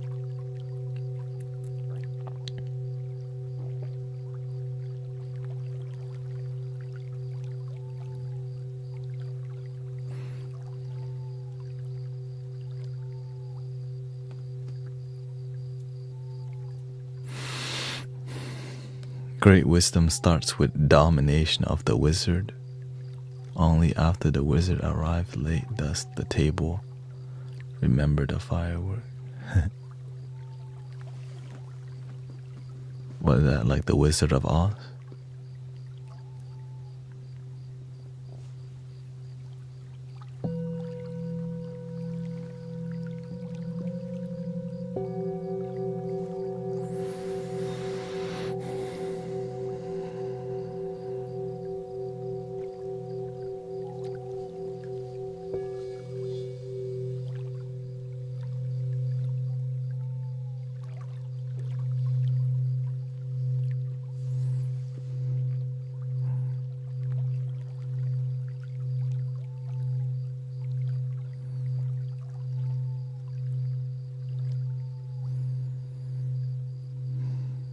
Okay, have a good night,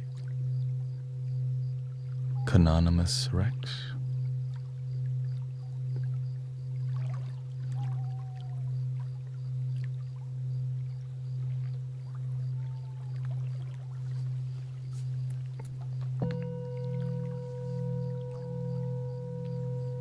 Sammy says, I found out something cool. You can eat dandelions, apparently. They help with your iron level.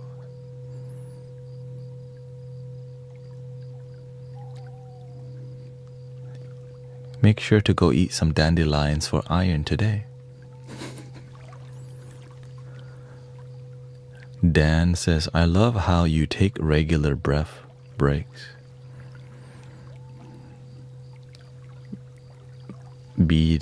Right? I'm just trying to teach people how to relax as I do it myself. Right? We can get in deep conversations, but to keep them grounded, breathing helps you to stay relaxed as we get into deep conversation. Or else you get worked up when you don't need to be.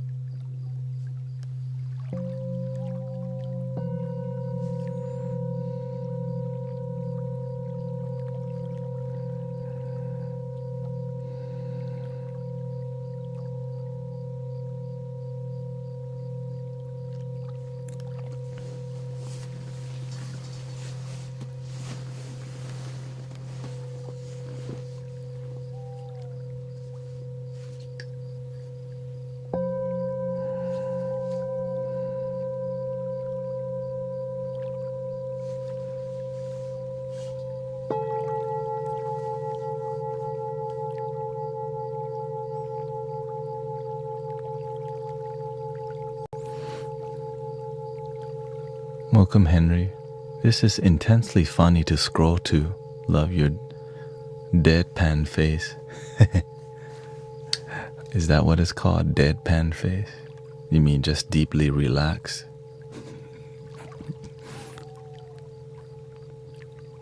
There goes that dude chill as hell again. I guess I'll hang out here.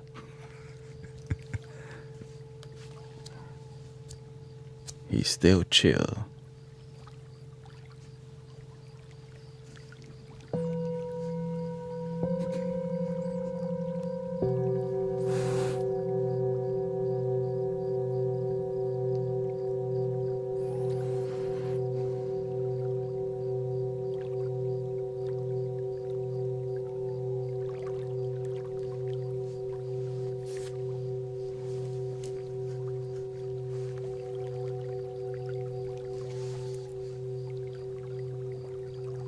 Is it lucky being born on the 5th of April on a Good Friday in Songkran? 1980. And have a only brother born on this. Every day that we wake up, we are lucky.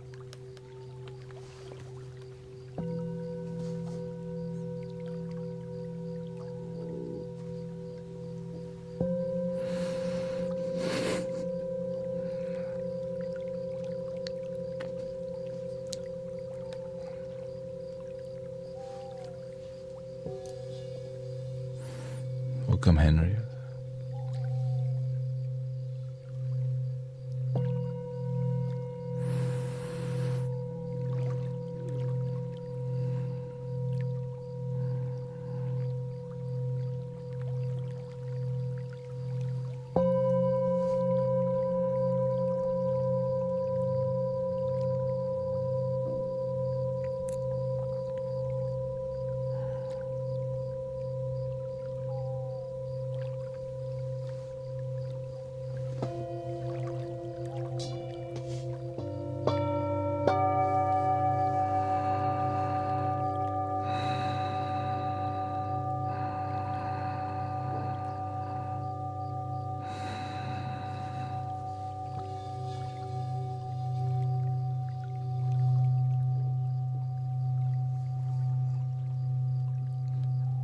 It's my bedtime, but I don't want to leave.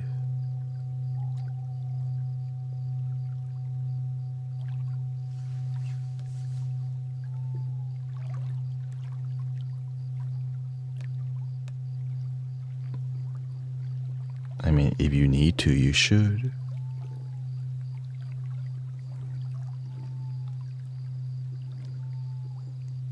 Some people just leave their music on in the background, but if the stream is preventing you from sleeping, you should just turn it off.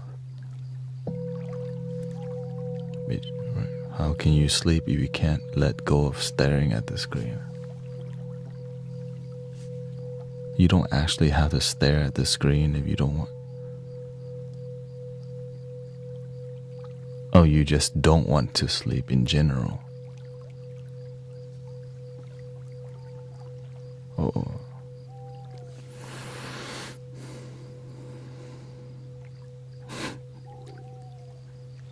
Liz says don't leave.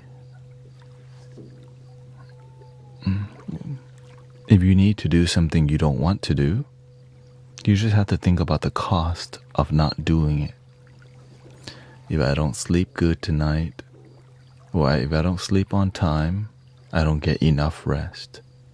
Then tomorrow, my day's not going to be as good because I know I slept late. And then now I need to get a venti mocha frappuccino with 7 shots of espresso, 6 pumps of vanilla, and don't forget the marble cake.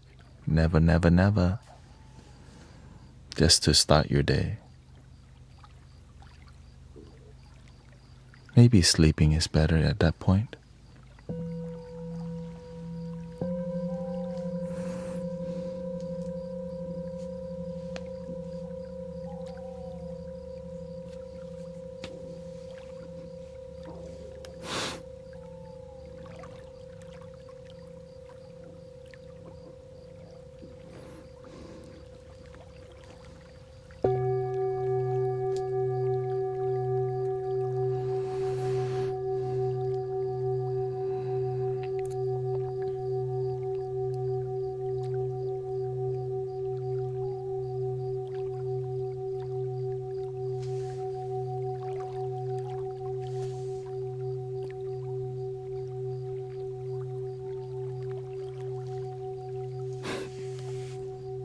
I mean, you can always watch the rerun, you know. I'm gonna be back here tomorrow. It's not like... There's an 11-hour sound bath video also. Oh, remember what we talk about? Love your damn self.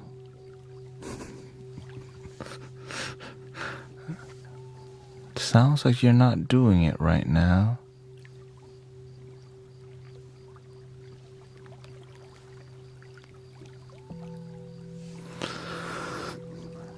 Greg says, I knew a guy who didn't sleep for 2 weeks.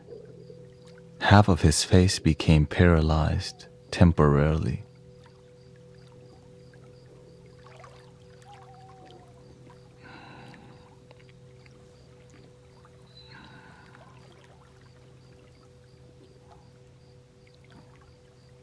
I mean, was he on something also?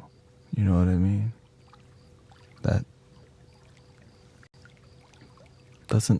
That's not, you know. He drank cases of Monster. Okay, there you go. Yeah, cases of Monster for 2 weeks. And his speech was messed up too. Okay, well, what was he doing that for? Like, was he playing games or...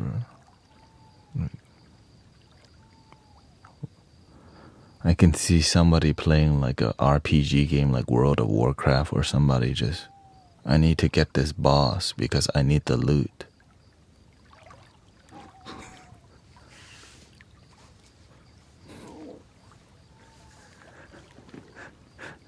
I'm trying to get this rare item. Yeah.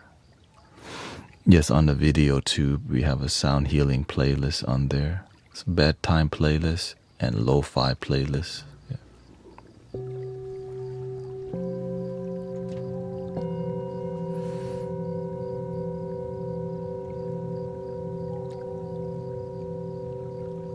I think the longest time I didn't sleep was maybe 2 to 3 days, just because I was not sober. Yeah.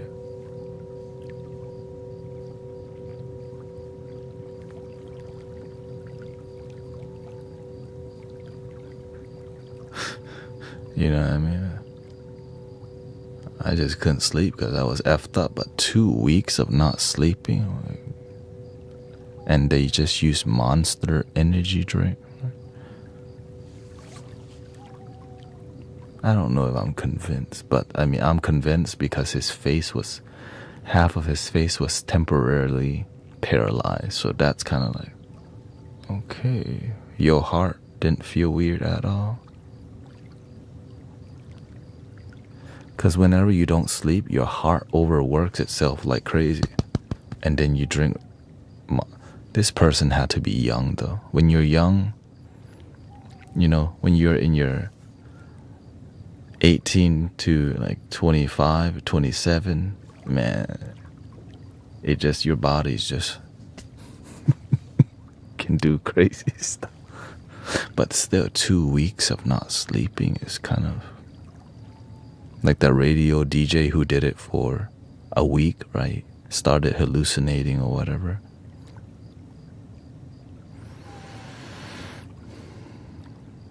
Okay, yeah, he was young.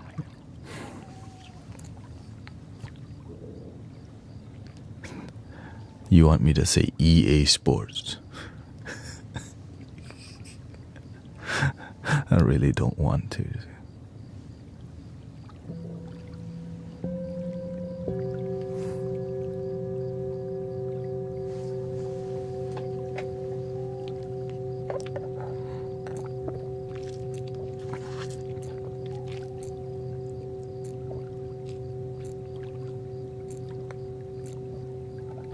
Now, that being said, one of the games I played a lot was Madden 2001 on the PlayStation 1.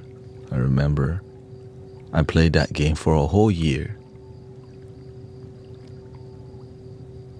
I think it was 2001.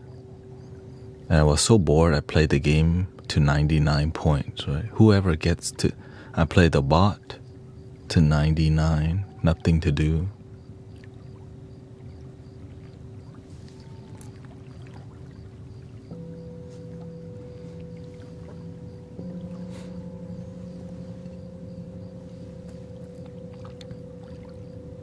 And I have the addictive personality, so whenever I found a formation that worked, I just kept using it.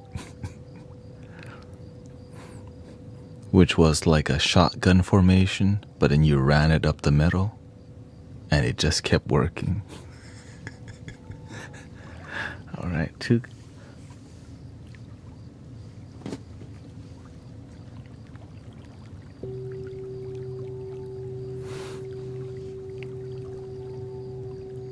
Do you ever do jogging? Oh yeah. When I go to the gym, I mainly do the elliptical, but I do some jogging from time to time because it's fun to run in nature. Fresh air, when the weather's good outside. Listen to some Nujabes. Run. Bob Marley. Run.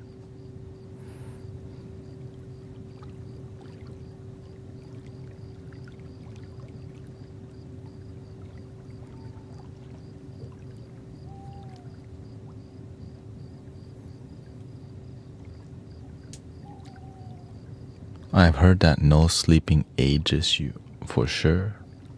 Or not sleeping just destroys you.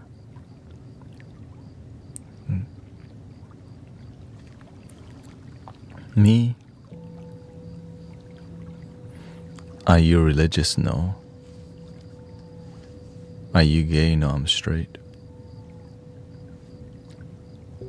But nothing against gay people for sure. Live your life. Nothing against religious people either. Live your life. Just do what makes you happy. Yeah.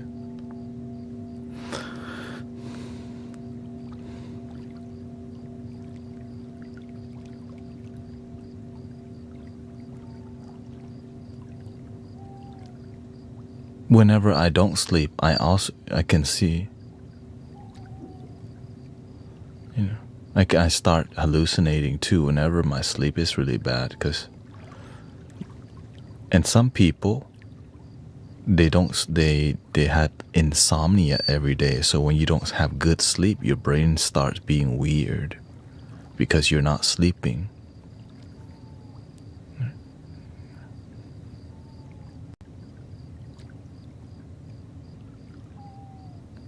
So that's why you gotta work. If you don't get good sleep, brothers, sisters, you gotta get good sleep.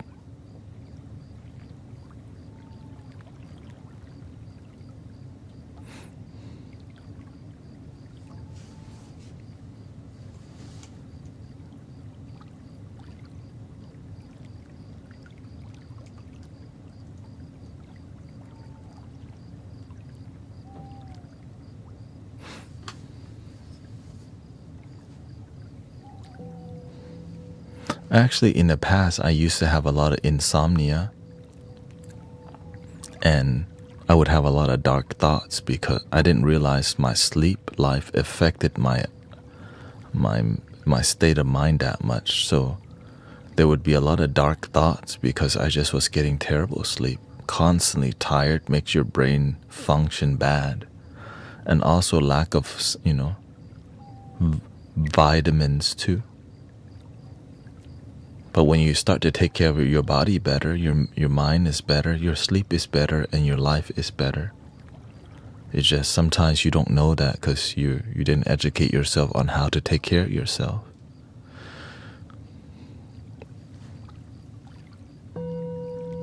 I definitely didn't until I did.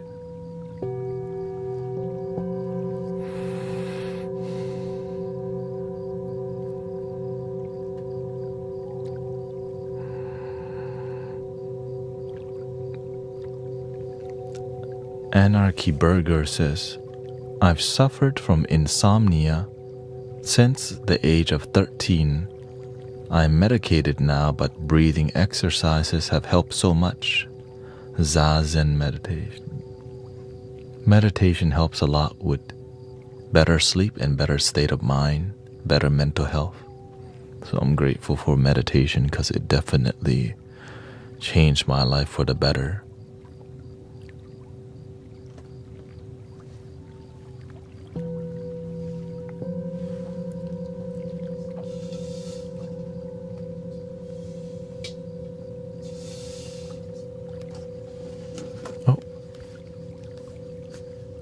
Thank you, Jenny. Thank you so much.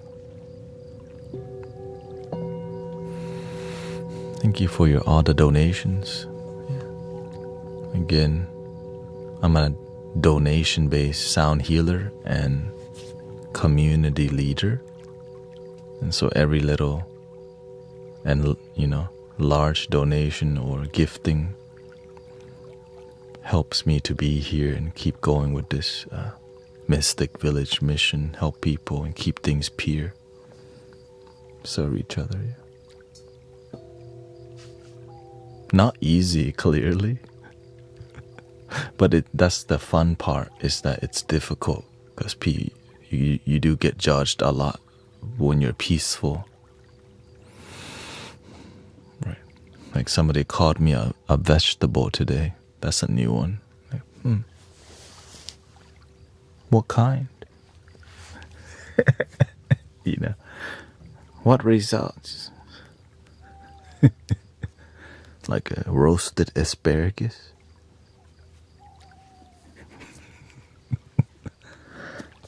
Like an eggplant parmesan, or what kind of vegetables are you talking about?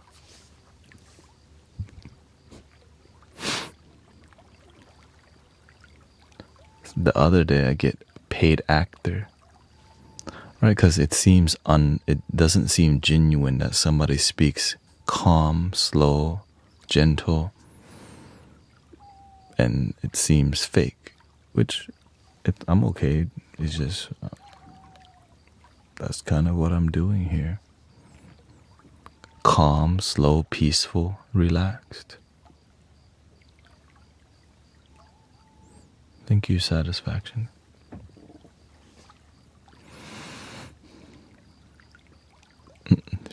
Sammy says, I'll be honest, you're the only person I've met who's transparent and honest. All I see in other lives is buy my course in my bio. It's annoying. Before I started live streaming, I'm aware of the link in the bio, homies, also.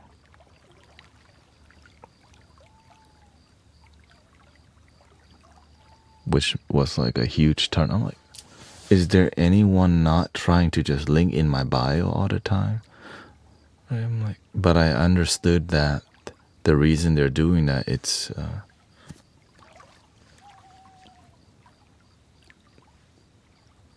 a business. It's a healing business rather than a healing community. Right?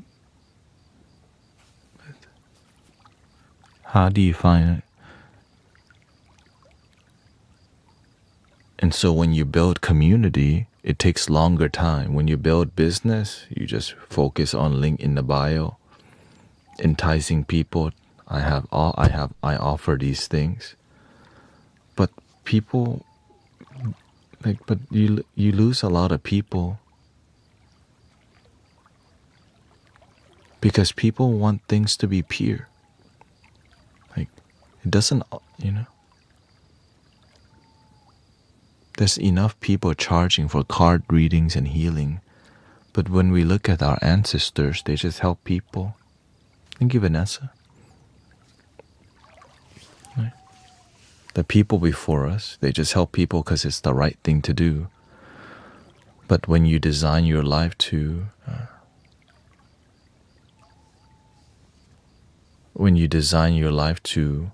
well, it depends on who your teacher are. If your teacher teaches you to help people, but you paid, the people that taught me, I didn't pay. It's the right thing to do. So I was an apprentice. The knowledge is also online, and the results. Do you have First Nations blood? No, I was born in Thailand, yeah.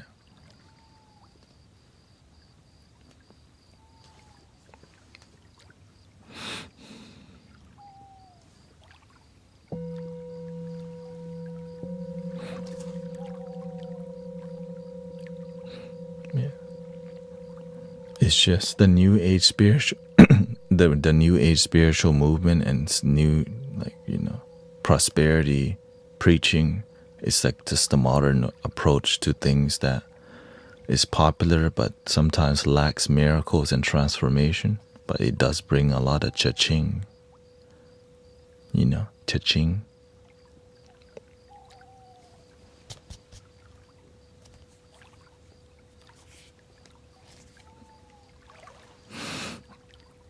And so there's a lot of healing possibilities, but it gets corrupted by just the business aspect. And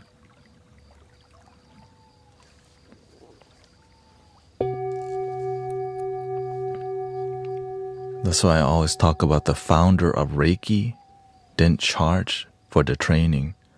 You had to be an apprentice to be taught. Okay, thank you for your sub. But now, whenever one of the Reiki students brought it to America to graduate, you had to pay $10,000. So instead of learning to be a good healer and practitioner, it became more about selling certificates, which is kind of disgusting to me, but it is what it is.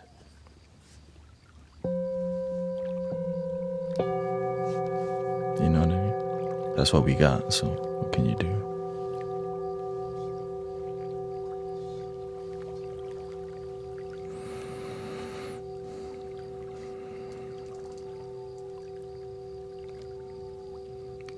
So it becomes more about labeling yourself as a Reiki master. I have a piece of paper, but not about good transformative work that leads, not assisting in healing miracle, but just enough for people to say, I felt good.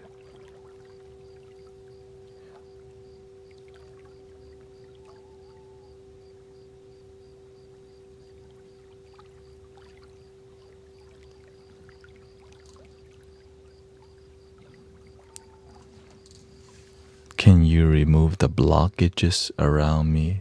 Says Daniel. What kind of blockages are you talking about?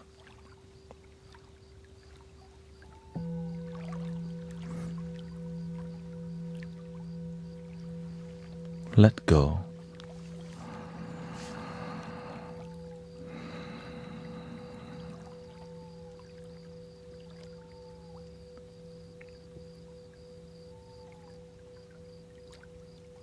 I hope some cultures still heal people because they want to.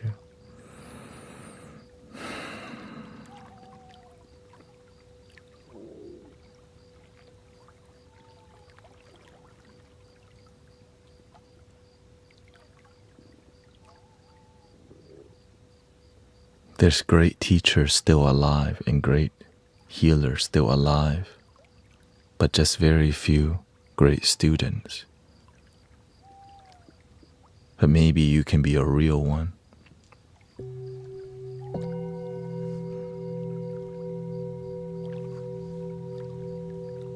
You don't need many light workers, you just need a few real ones. Because a genuine light worker, imagine, maybe that one light worker can, maybe you just need 1 in 100,000. And if we just keep having 1 in 100,000, imagine that one person can focus on a certain area on the planet, realistically speaking. But the amount of devotion and surrender it is to be mentored, and it takes time. So that's why the word surrender is there, because it's difficult to climb your mountain. But the journey of climbing a difficult mountain teaches you so much about yourself and healing yourself, which allows you and leads you to help others.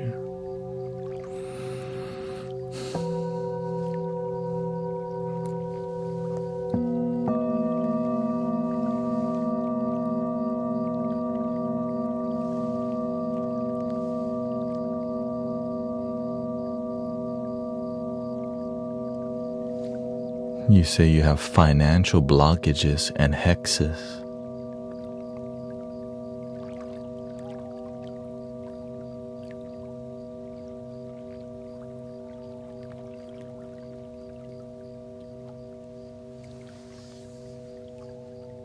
Welcome, brother Swami. What's up?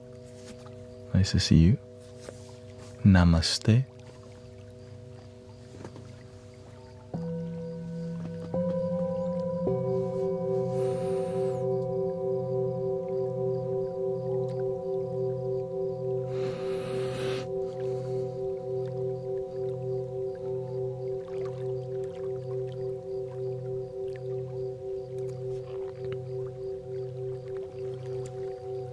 Oftentimes when you don't have good financial responsibilities, it's because you learned that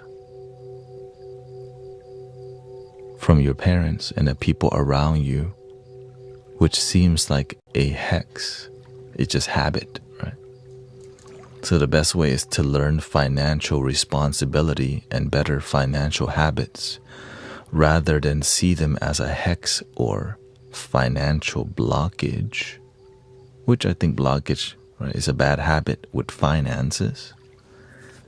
You can change your awareness through education and awareness, which is a realistic way of fixing the hex.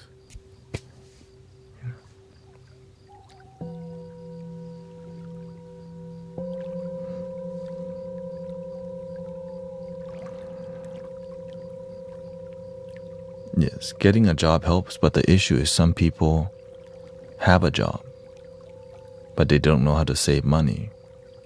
Well, why? Because nobody taught them.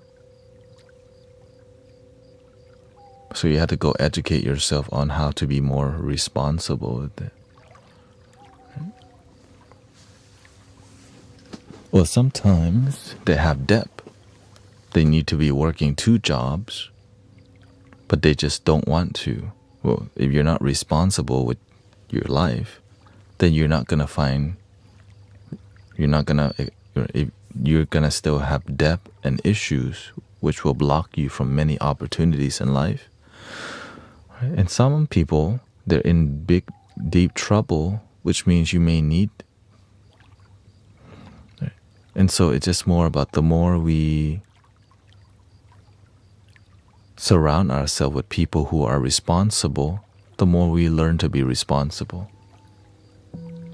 But the more we hang around people who are irresponsible, we become that way. Right, so that's why tell me your friends and I will tell you your future. Yes, getting help is very good too if you can. But when you become free from your debt, it's like there's a weight behind your, in the back of your mind that dissolves. You're like, because now it leads to better opportunities.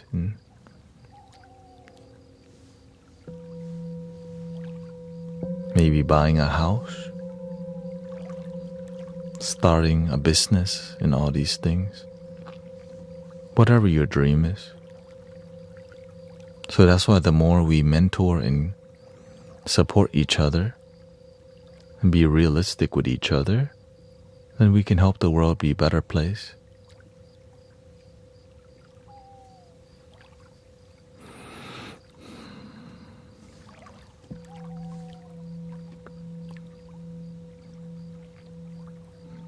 It's like many people don't want to work, right? Who wants to work? Unless you do something that you love, right? Or you just have a vision in your life, you want to achieve something. You gotta earn it. If you want something in life, you gotta go and get it. So, if you don't, then someone else owns your life. And that's a life that is unfulfilled. You don't own yourself, someone owns you.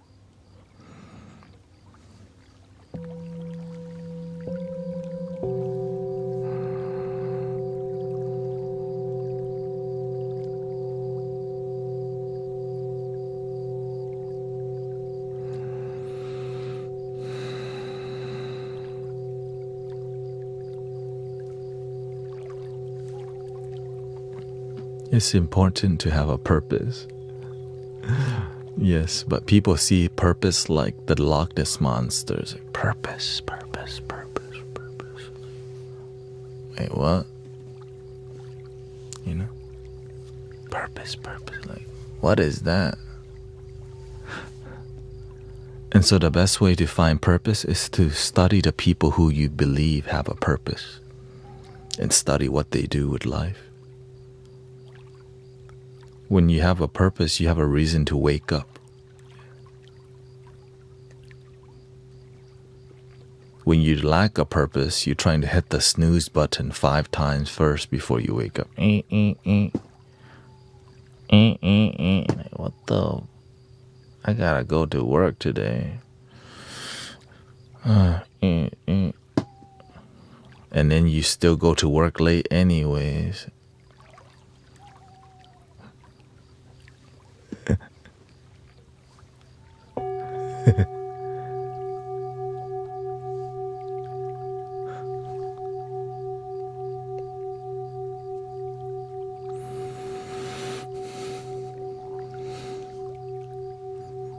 I remember those days. That's why I'm grateful for my life now, because I get to do this as my life. I used to have night or negative dreams. I wouldn't say nightmare, but I used to have negative dreams about work. And I wake up, I'm in my bed, I'm like, oh God.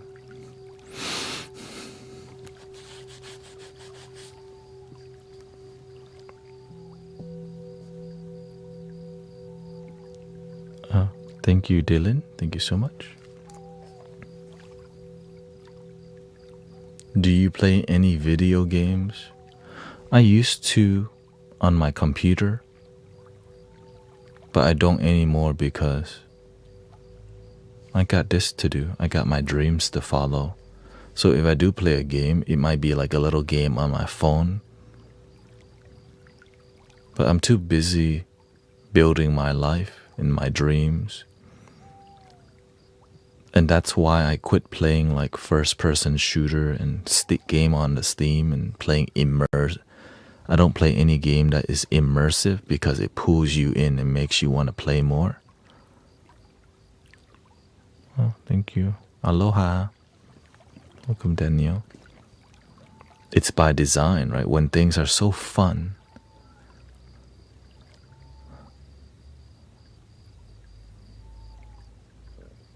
I see that game, it's a game like, what's that one game called? Valorant or Destiny,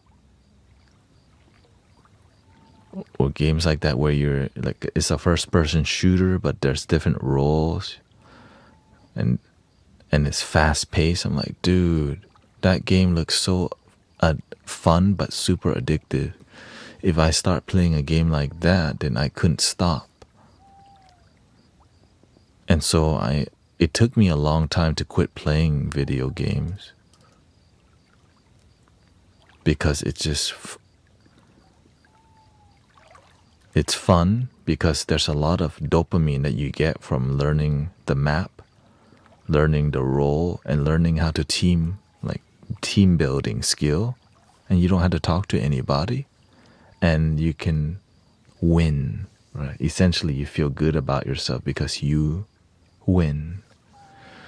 But at what cost? You know? Oh, welcome, Eliana.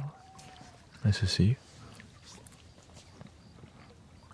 I couldn't just play 2 hours, right? It's I know my personality. When I do something, I don't want to just I don't want to not, like, I'm trying to give it my all. And so I eventually need to be the best at what I'm doing, because it brings me satisfaction to be my best doing something. So instead, I just focus on being the best that I can at helping humanity now. Yay.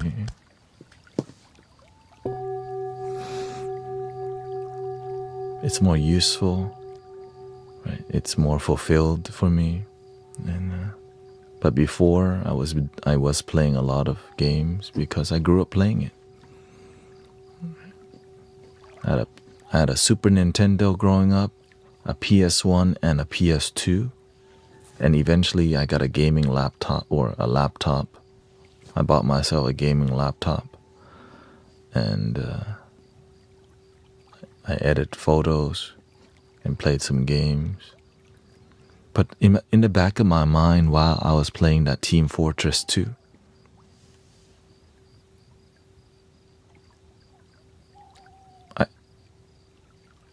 is this adding to your future?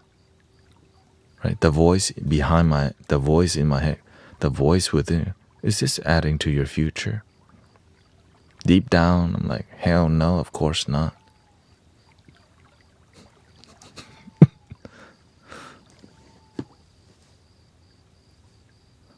But I didn't listen to that voice for a couple weeks. But after a couple weeks, you know this not adding to your future while you're doing it.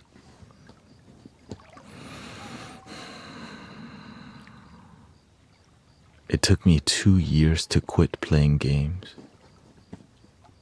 2 to 3 years, because I would delete Team Fortress, Planet Side. There's another game called Dirty Bombs, Guild War 2. I would uninstall games off my computer and uninstall Steam only to reinstall it like the next day. Like, golly, I can't. Eventually, I built a habit of uninstalling. So I kept uninstalling so much that my brain eventually realized you don't want to do this anymore. So it worked on the long term. It's just I had to keep uninstalling the game to just signal to myself, let it go, let it go, let it go, let it go. And so, yeah, I'm glad that because if I was busy focusing on games, I couldn't build my dream life of being here with you, helping people on this way.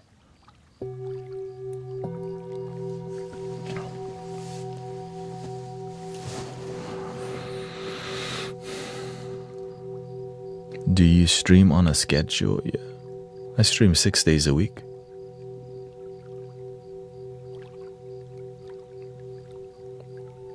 I stream twice a day, 3 to 7 p.m. CST, 11:30 p.m. to 5:30 a.m. Except on, that's my general schedule. I don't stream on Saturday. And Sunday, I do an outdoor sound bath because we do it a free local sound bath here in Houston. But I still stream on Sunday at night, yeah. How long did it take you to collect your bowls? These, in total, this is probably around 8 years of collection. Yeah.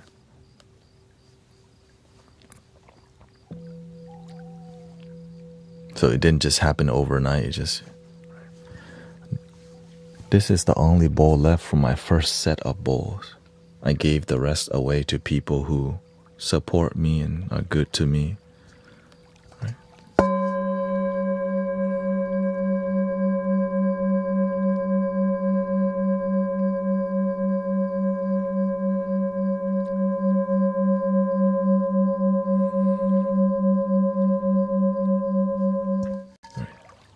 So that came from my first set, long time ago.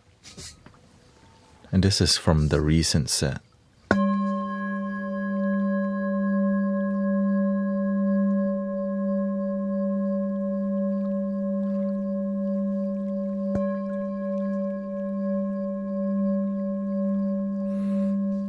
A bit more crisp. And I was blessed to find an affordable antique set, right? Which has bowls like this one. Some people love this a lot. And it is the most popular bowl because it's the lowest frequency bowl.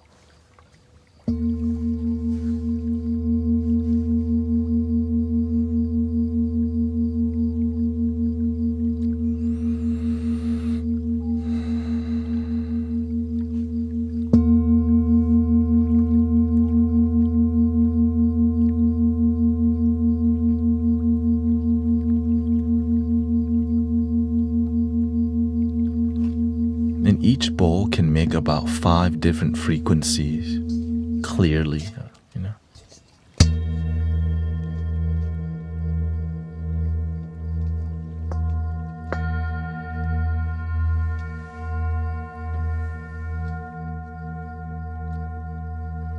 It's just, that's why you have so many different mallets. Like, I'm actively using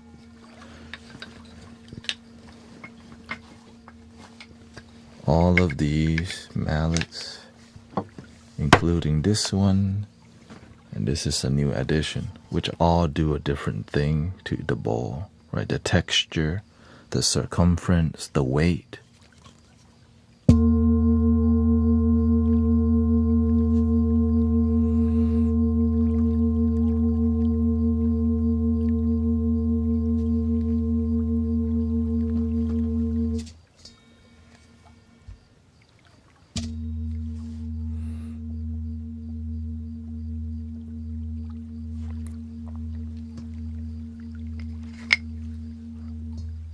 This is more rubber.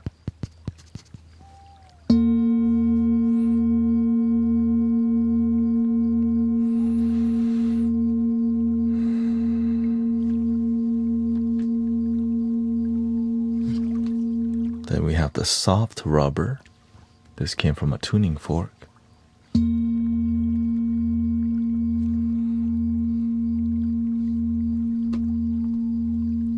Then we have the super smooth clav.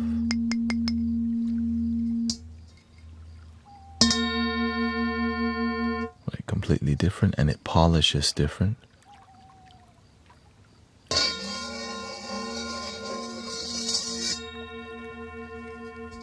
Not the most pleasing with this bowl. Then we have this one, the mid-tone.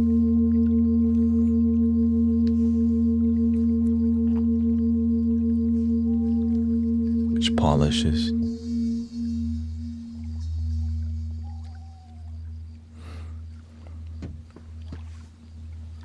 Then we have the baby one, which the smaller circumference does get a different tone.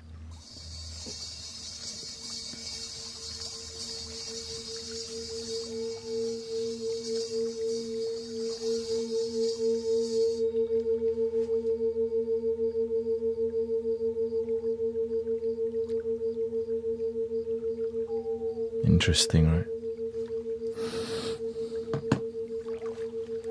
You can even use your finger as a mallet, right? The knuckle. The microphone's so sensitive, I can just use the pads of my finger. And of course, the fist.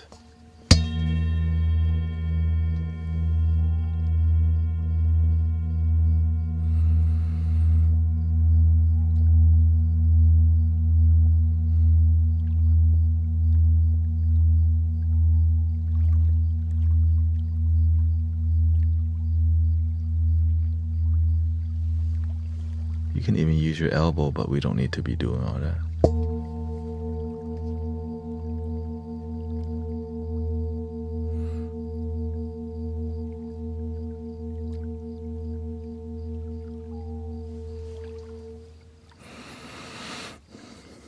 The Muay Thai style.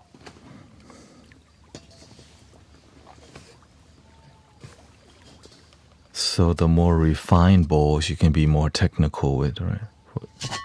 Like this one.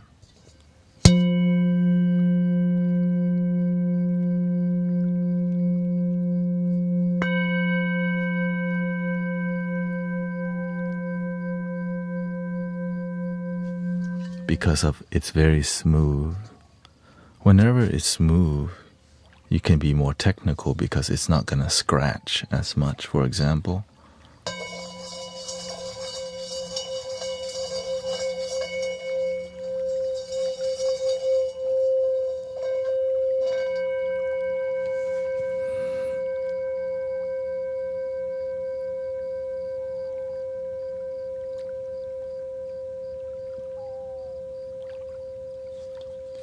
The other side.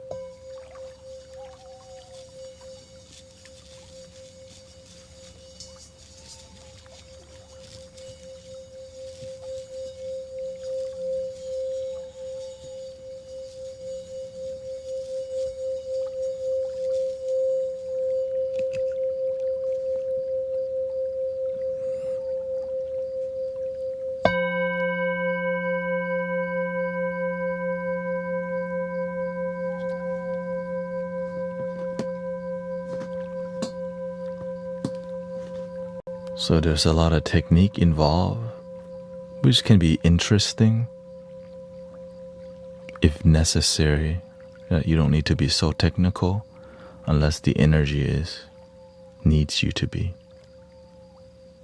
Right? Especially it's called cutting, right? Being sharper. It's like a sword.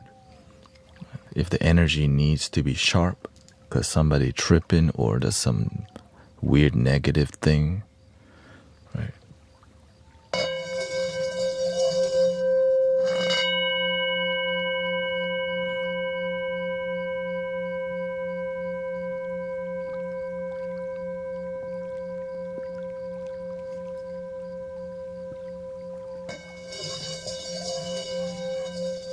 You can slightly muffle it too. Let it go.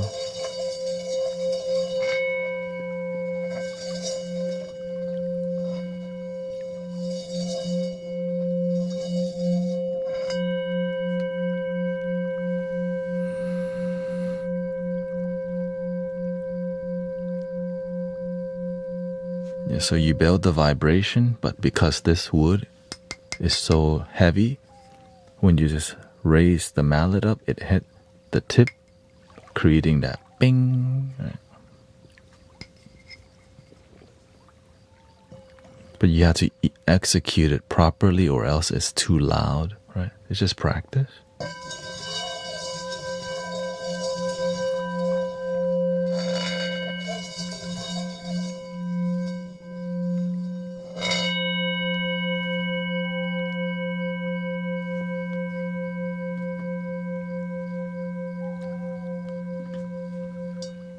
Even with this mallet, you see, there's a soft felt side and then there's an exposed side. Of course, it's ripped, but the difference,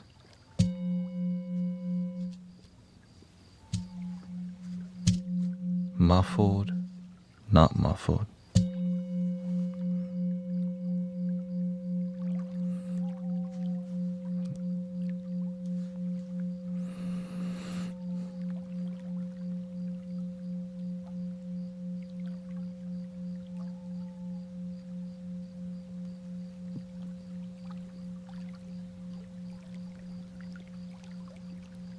And that's why these bowls cost more, because look how steady that frequency is.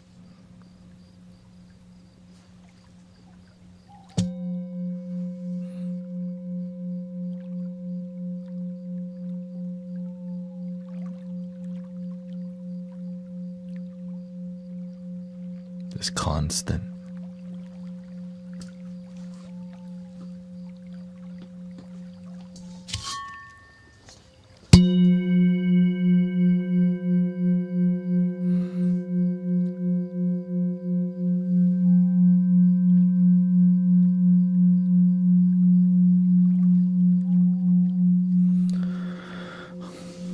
Is that a way to judge quality? I mean, usually people judge the quality of singing bowl by how long it sustains for, just by tapping.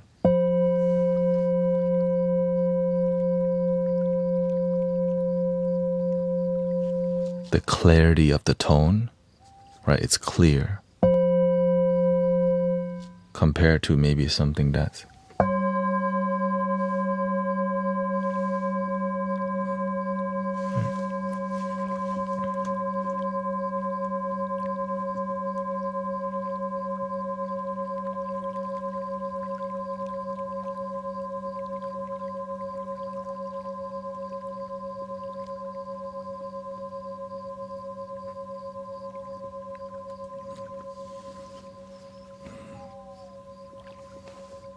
yeah. They're definitely all good. It's more about it's about using them, right? Learning how to use them.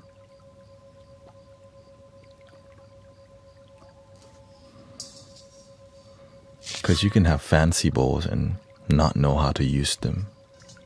It's like buying a really expensive camera you don't know how to use, but it takes photo. So you can still do you can do a lot with a medium class camera. Right? So the same technique for this bowl applies to every other bowl. Right?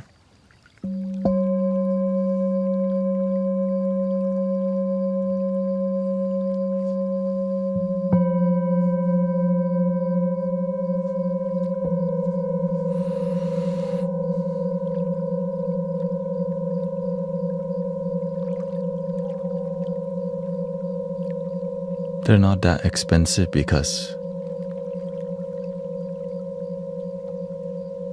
but they're also not that cheap. Yeah.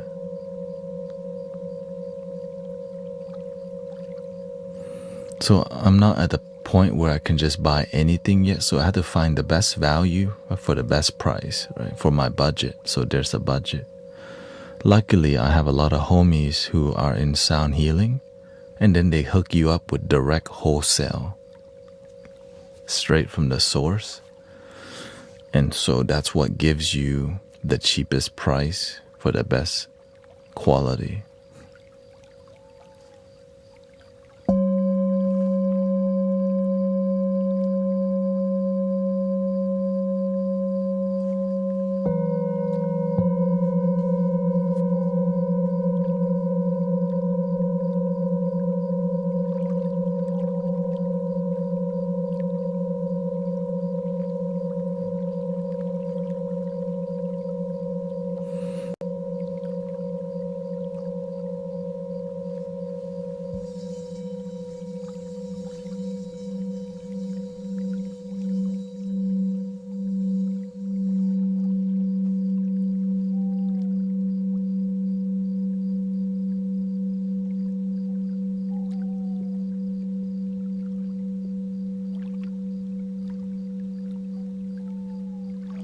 Why did you use the word homie?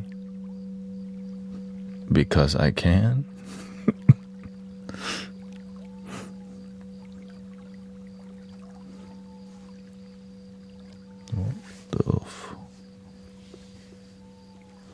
Why did you ask that question?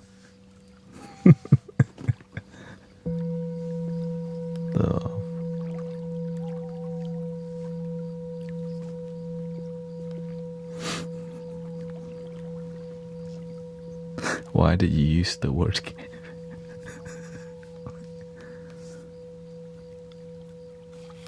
Okay, maybe the answer is because I grew up in Houston, Texas.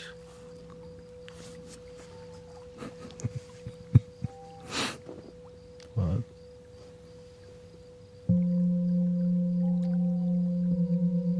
Unless you want me to say, get on the way. Get this way. Maybe that's better, you know. Welcome, Cindy. Good morning. You inspire me to take care of yourself. My son will buy balls. Oh, have fun with your balls. Shout out to your son buying you balls for your birthday in October. Oh, shout out to the ball gang. Expanding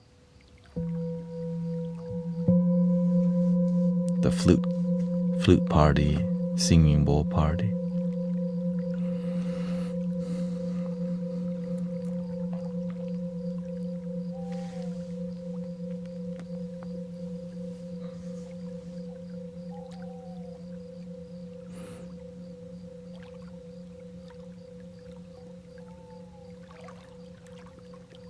And also these bowls sound very good because we have really good microphones in here. It's really hard to mic these bowls. So a lot of people, miking technique is difficult. It takes time to learn. So welcome, Sister Tanya.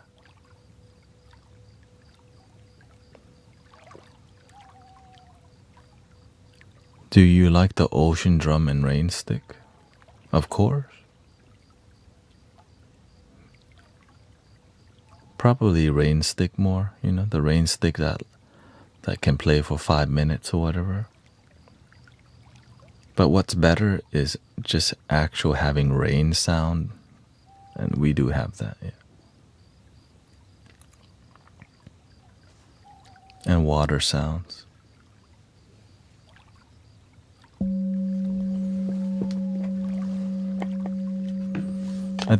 I think I have 30 more minutes here. I've been streaming 5 hours so far. Can I get a bowl for $20? I mean, it's not gonna sound like any bowl in here, but you definitely can, yeah. Just being honest.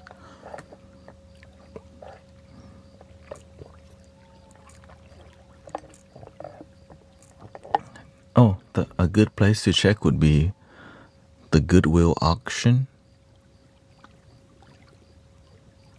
or Facebook Marketplace, because people will let things go, right? There's a lot of good stuff nowadays. People have singing bowls sitting on their shelf. They don't want, you know. But you do, so.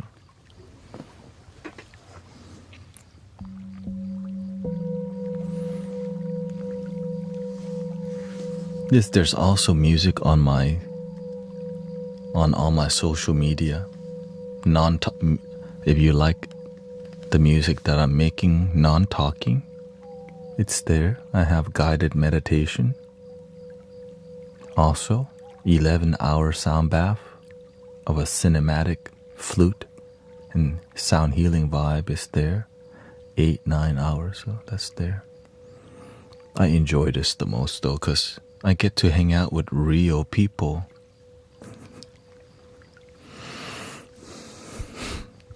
Right, rather than record it, I get to really be here with my community live, and it's more difficult to maintain genuine live connection. So it's a skill for sure.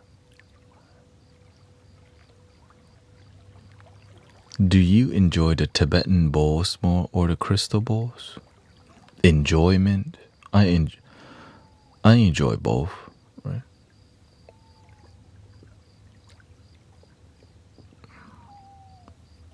I enjoy both, really. I like Tibetan bowls more because they're a lot harder to break and they're more portable. Crystal bowls are a lot louder but easier to break, but they're everywhere. Do you have crystal bowls? I do. But life led me to not needing to play crystal bowls because we have other people doing it. Sister Emily's already playing it. In the Mystic Village, there's 3 sets of crystal bowls. Yeah. Thank you, Anton.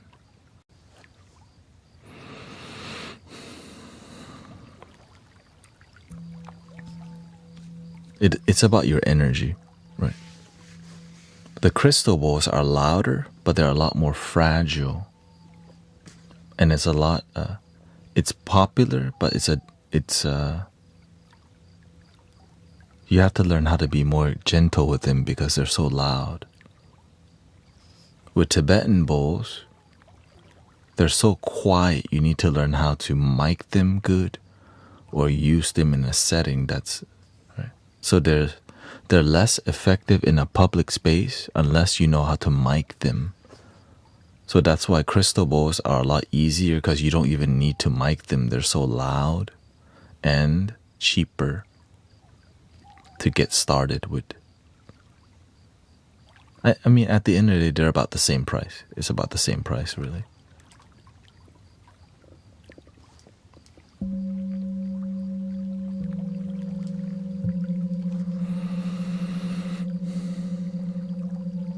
Because nowadays, the price of everything has gone down so much.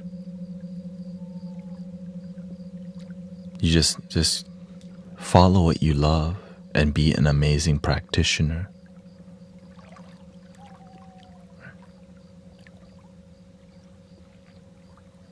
Welcome, NG.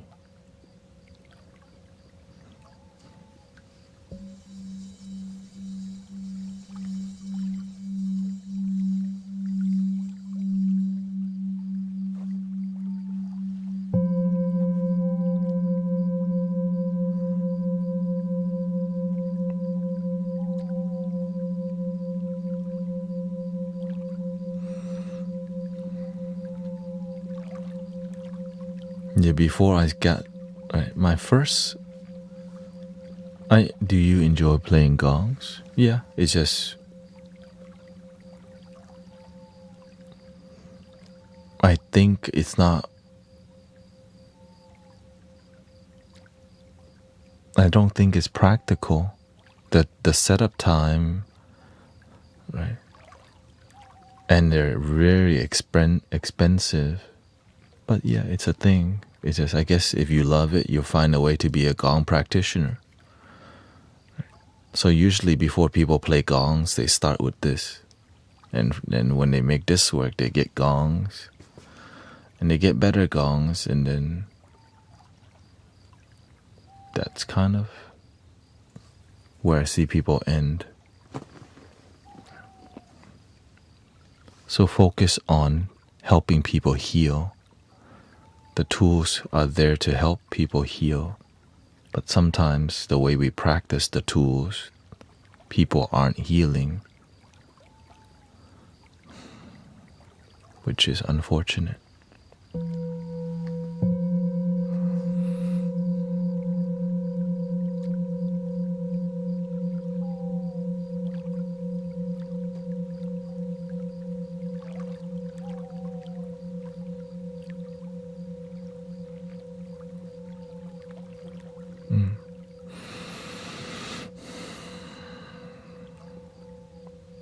How much does your best bowl cost? I mean, I bought some in sets and I bought some in individual. Yeah. Thank you for the kind words.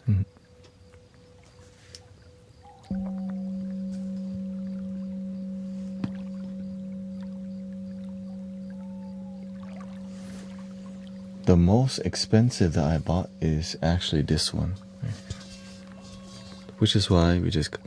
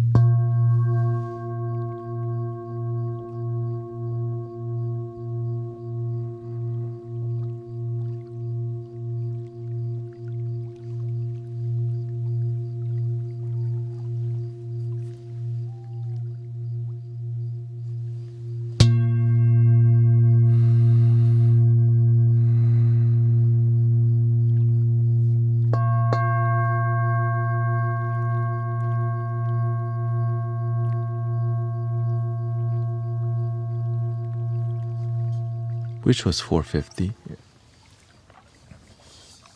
Which took me about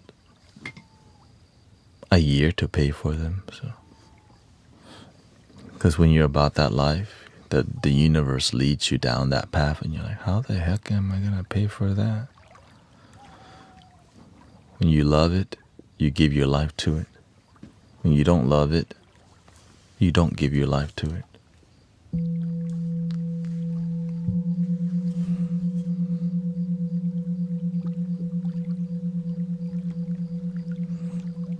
Because it makes you surrender and find a way to make it work, you know.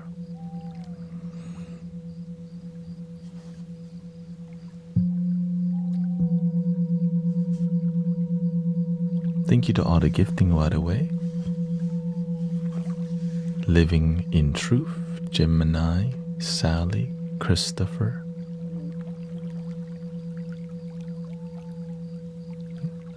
Love Beyond Desire, Saint Susie. G Dawn, thank you.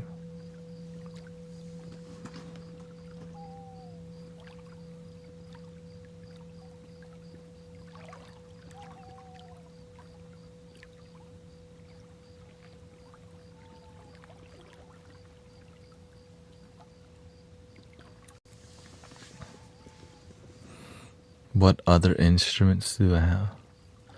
I don't have all my... I didn't unpack completely yet, but flutes is my... Right. Flute is my main Tibetan bowls and flute are my main things in here. Jeez. This is one of the harder flutes I have here.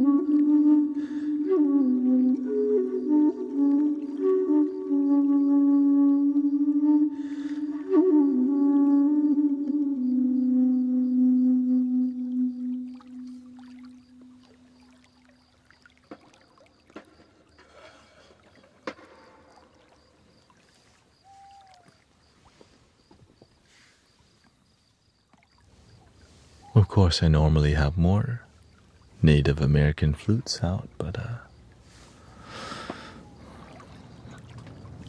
yeah. The bowls are for music. And sometimes I play the bowls and the flutes together for deep relaxation. I mean, everything we do in here is for deep relaxation anyway.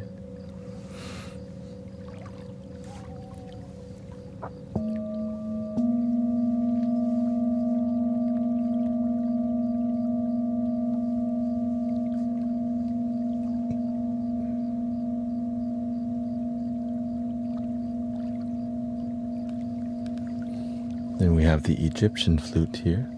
Let's see. Probably we should do. This one is in a key of B.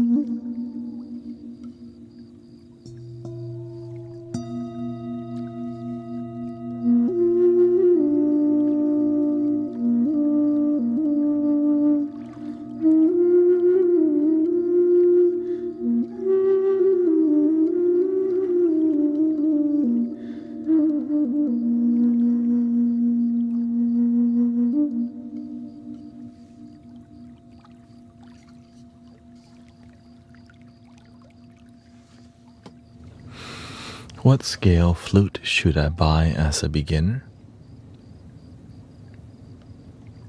You should buy the sound that you like. Native American flute is the easiest one to begin with. Yeah.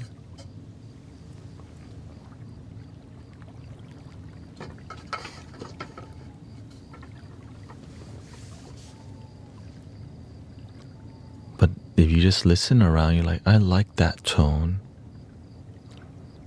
And usually the difficult one to play is the bass flute. Right? The easiest one to play would be like a mid-tone. So just know that they're all difficult. One is easier to begin with, but to sound good on any instrument require you to practice. Right. For example, let's see here. And the flutes are a lot cheaper now because of 3D printing. Like this is a 3D printed flute.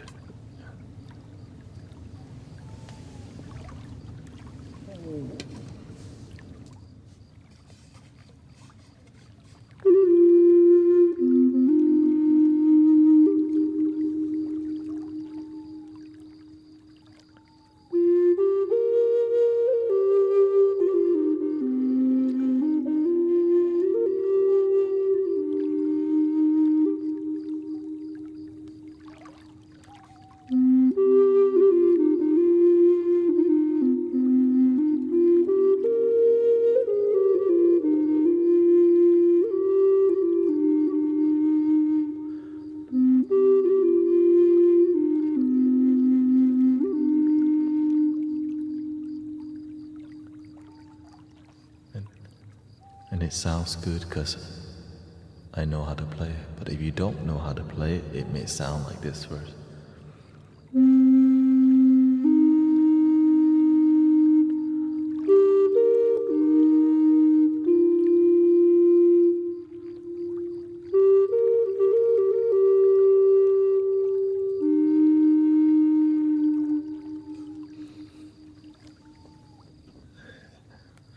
To just get good sound in the beginning is difficult. For example, sometimes you don't close the hole completely, and you don't realize you're not. You're like, oh, what is it?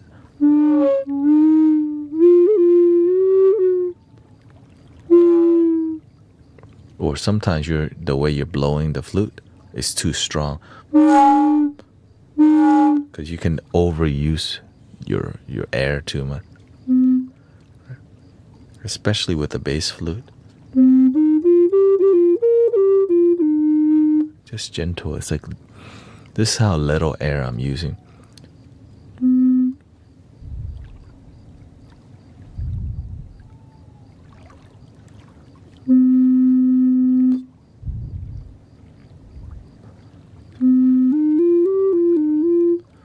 But when you're new, you don't know how to use little air, because you don't think about reducing. You think about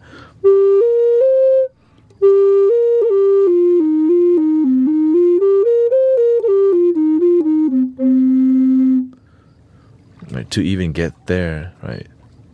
To just play all the notes,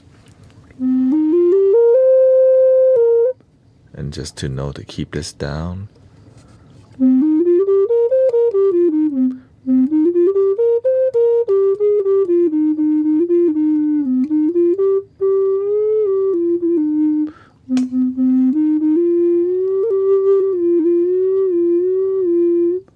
Different techniques to make it sound interesting and not just. So you have to, if to progress, you have to be inspired by the instrument. So that's why I tell people, buy the flute that you like the sound, because you're gonna want to practice because it sounds good. You know what I'm saying?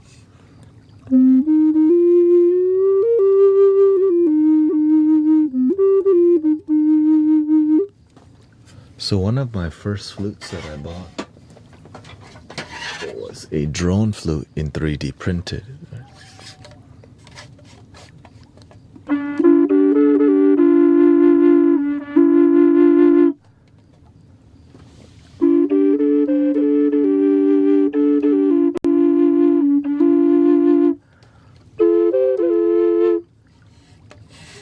But it was a drone. This is called a triple drone, and it's a bit harder.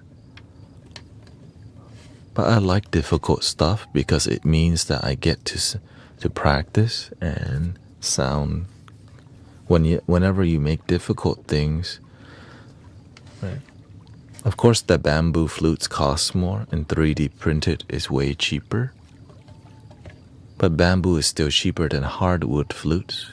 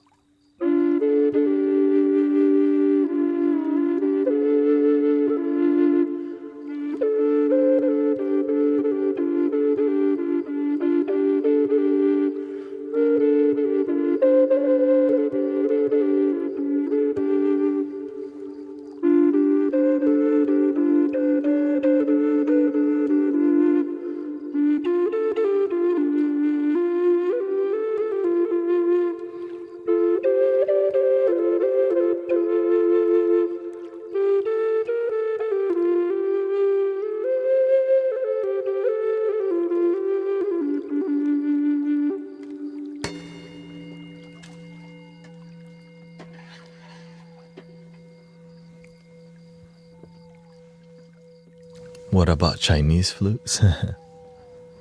You can make any flute sound good if it's designed in a decent way, you know.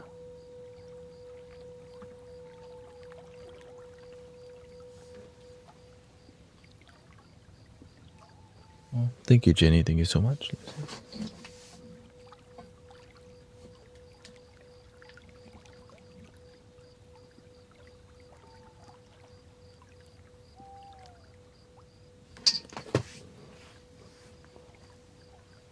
Thank you for the offline donation from Sister Ginny here. And Sister Alex too. Thank you so much.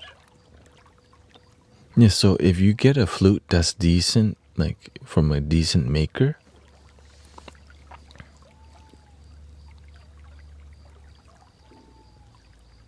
basically if you spend a little money, not even that much, you'll get a really good tone. Right? That's it. It's really hard to find a flute it's hard to find a flute that sounds bad if you pay a little bit more for it. But if you're just looking to buy it for the cheapest price, you have to know what to look for, because if you buy the cheapest flute, you end up buying a gift shop flute, which is fine if you know what to look for. But the most affordable, cheapest way is 3D printed. Or if you have a 3D printer, you can print it yourself. See? Like this one. I printed this myself at home.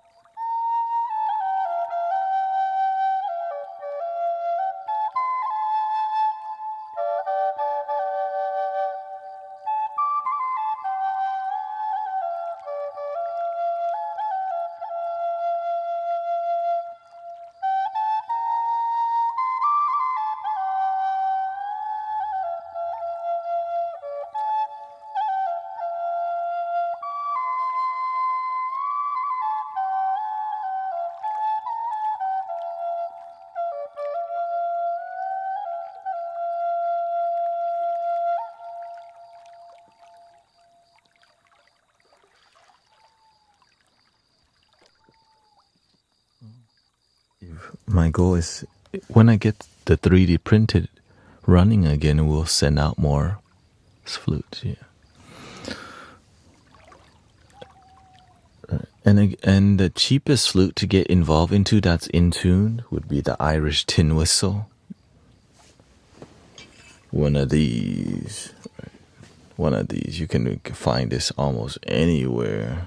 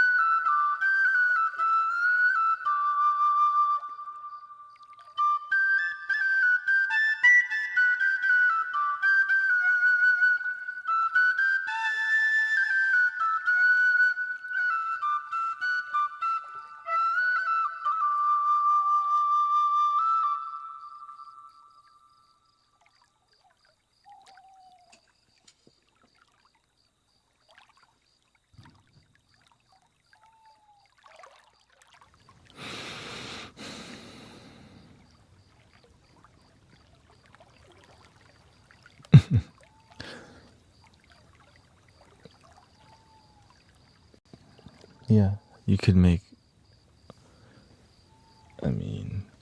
Okay, the flute that even the flute that I rarely play as much, you can make it sound good. Like this flute, you don't see me play it, but I do sometimes.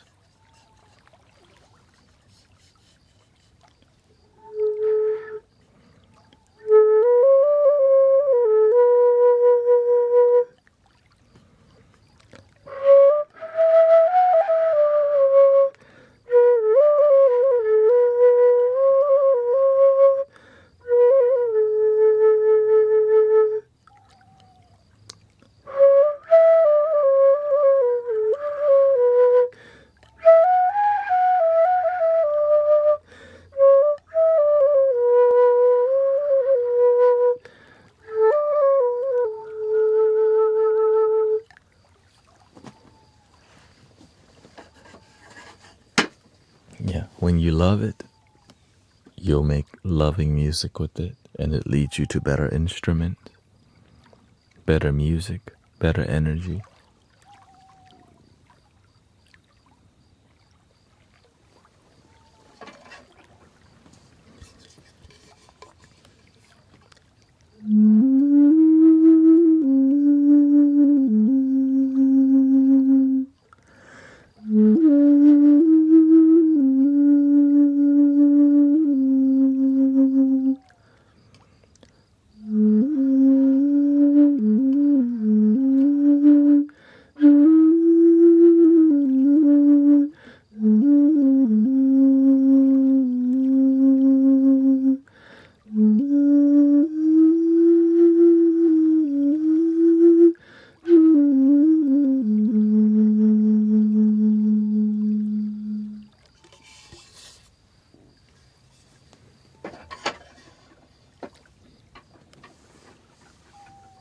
It's about emotion for me than about the item, right? Because if you don't learn to connect emotionally to the tools, it won't lead you to better tools.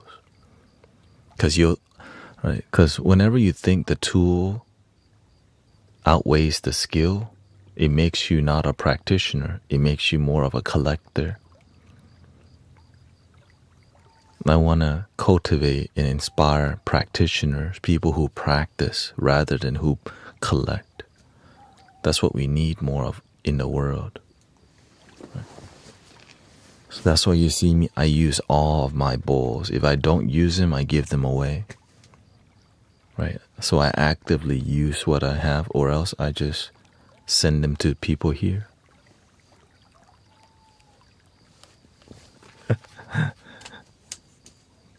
Good morning, children.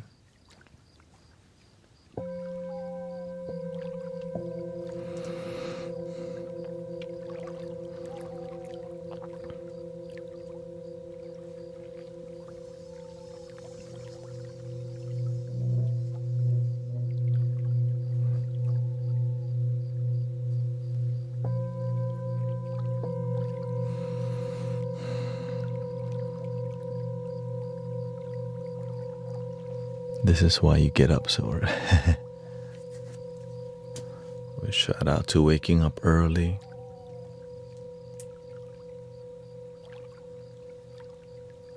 And sleeping super late to help humanity. I never thought I would be going to bed at 5:30 a.m. or 6 a.m. by choice.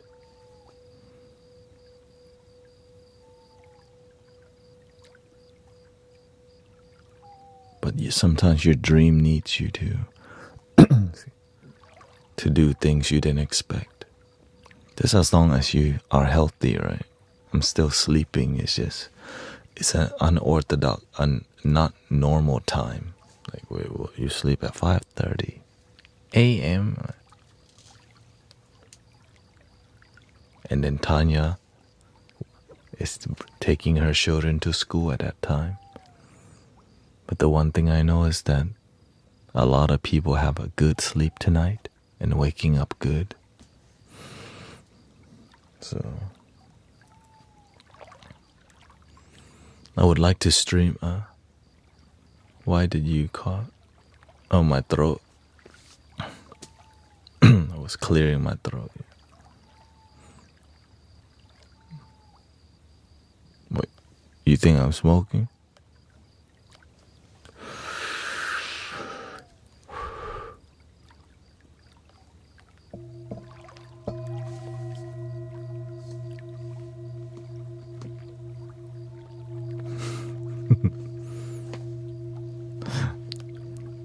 Thank you, Jenny. Thank you so much for all your support. And thank you to everybody supporting.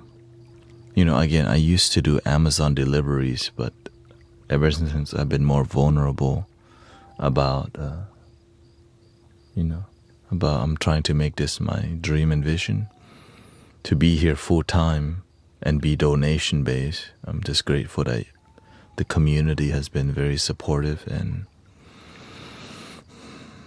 I want to be here. Yeah. And so I choose to be here. I choose to be a better servant every day. And it's why I do what I do. I just stay true to myself, and I'm glad that you enjoy it. Yeah.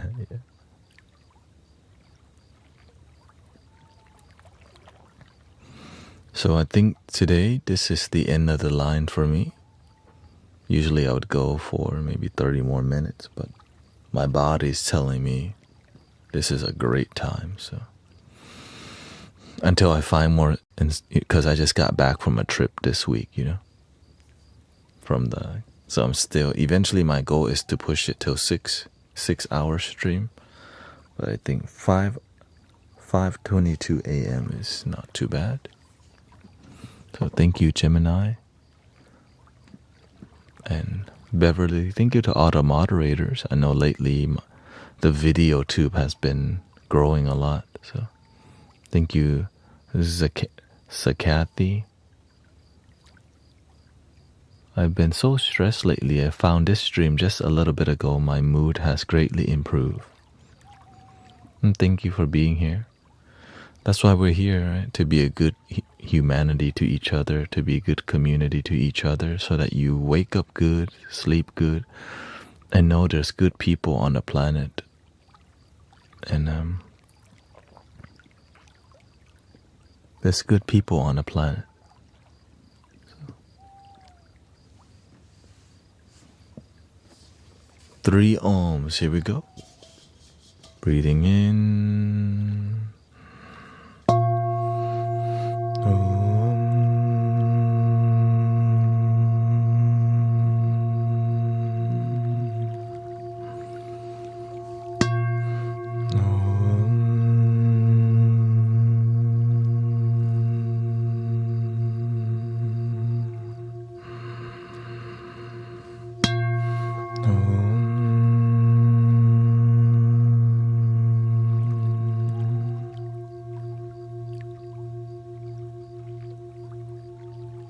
And please love your damn self today.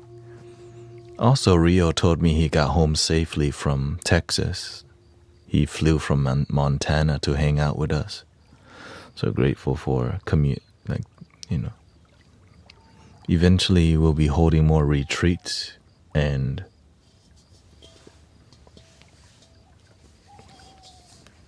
maybe I'll see you here in Texas. The retreat would be, okay, we're meeting at a state park and see you there. And so it would be like a free retreat. You just have to let us know. New York. Thank you, Tanya. Yeah, it'll be more, because we hold a space, you come hang out. All you have to do is get there. All you do is get there. And the goal is, if you're from out of town, you don't have to bring food. In town, we'll provide food and all these things. And yeah, if you're out of town, you don't have to bring food. We'll take care of it. But if you're in town, you have to bring food to support community, because it takes time to make food. I want the food makers to meditate and chill too. I see a lot of people cooking food and they're stressed. I don't want to see my brothers and sisters deserve to be happy cooking, because sometimes people spend too long in kitchen. They don't meditate. Not in my kitchen. Anyways, thank you everybody, and right. I hope you have a wonderful day, wonderful night, wonderful life. The end. Thank you, Rasta. Or is it Besta? Thank you so much. Joseph, thank you so much. Beata Miles, thank you so much. And I'll see you tomorrow. Well, tomorrow I have to meditate with my friends, so I might be streaming earlier. Yes. Thank you, Sheila, Sammy. Thank you to all the moderator, Poison Slash, Dark Unicorn. Thank you so much. Thank you to all your blessings.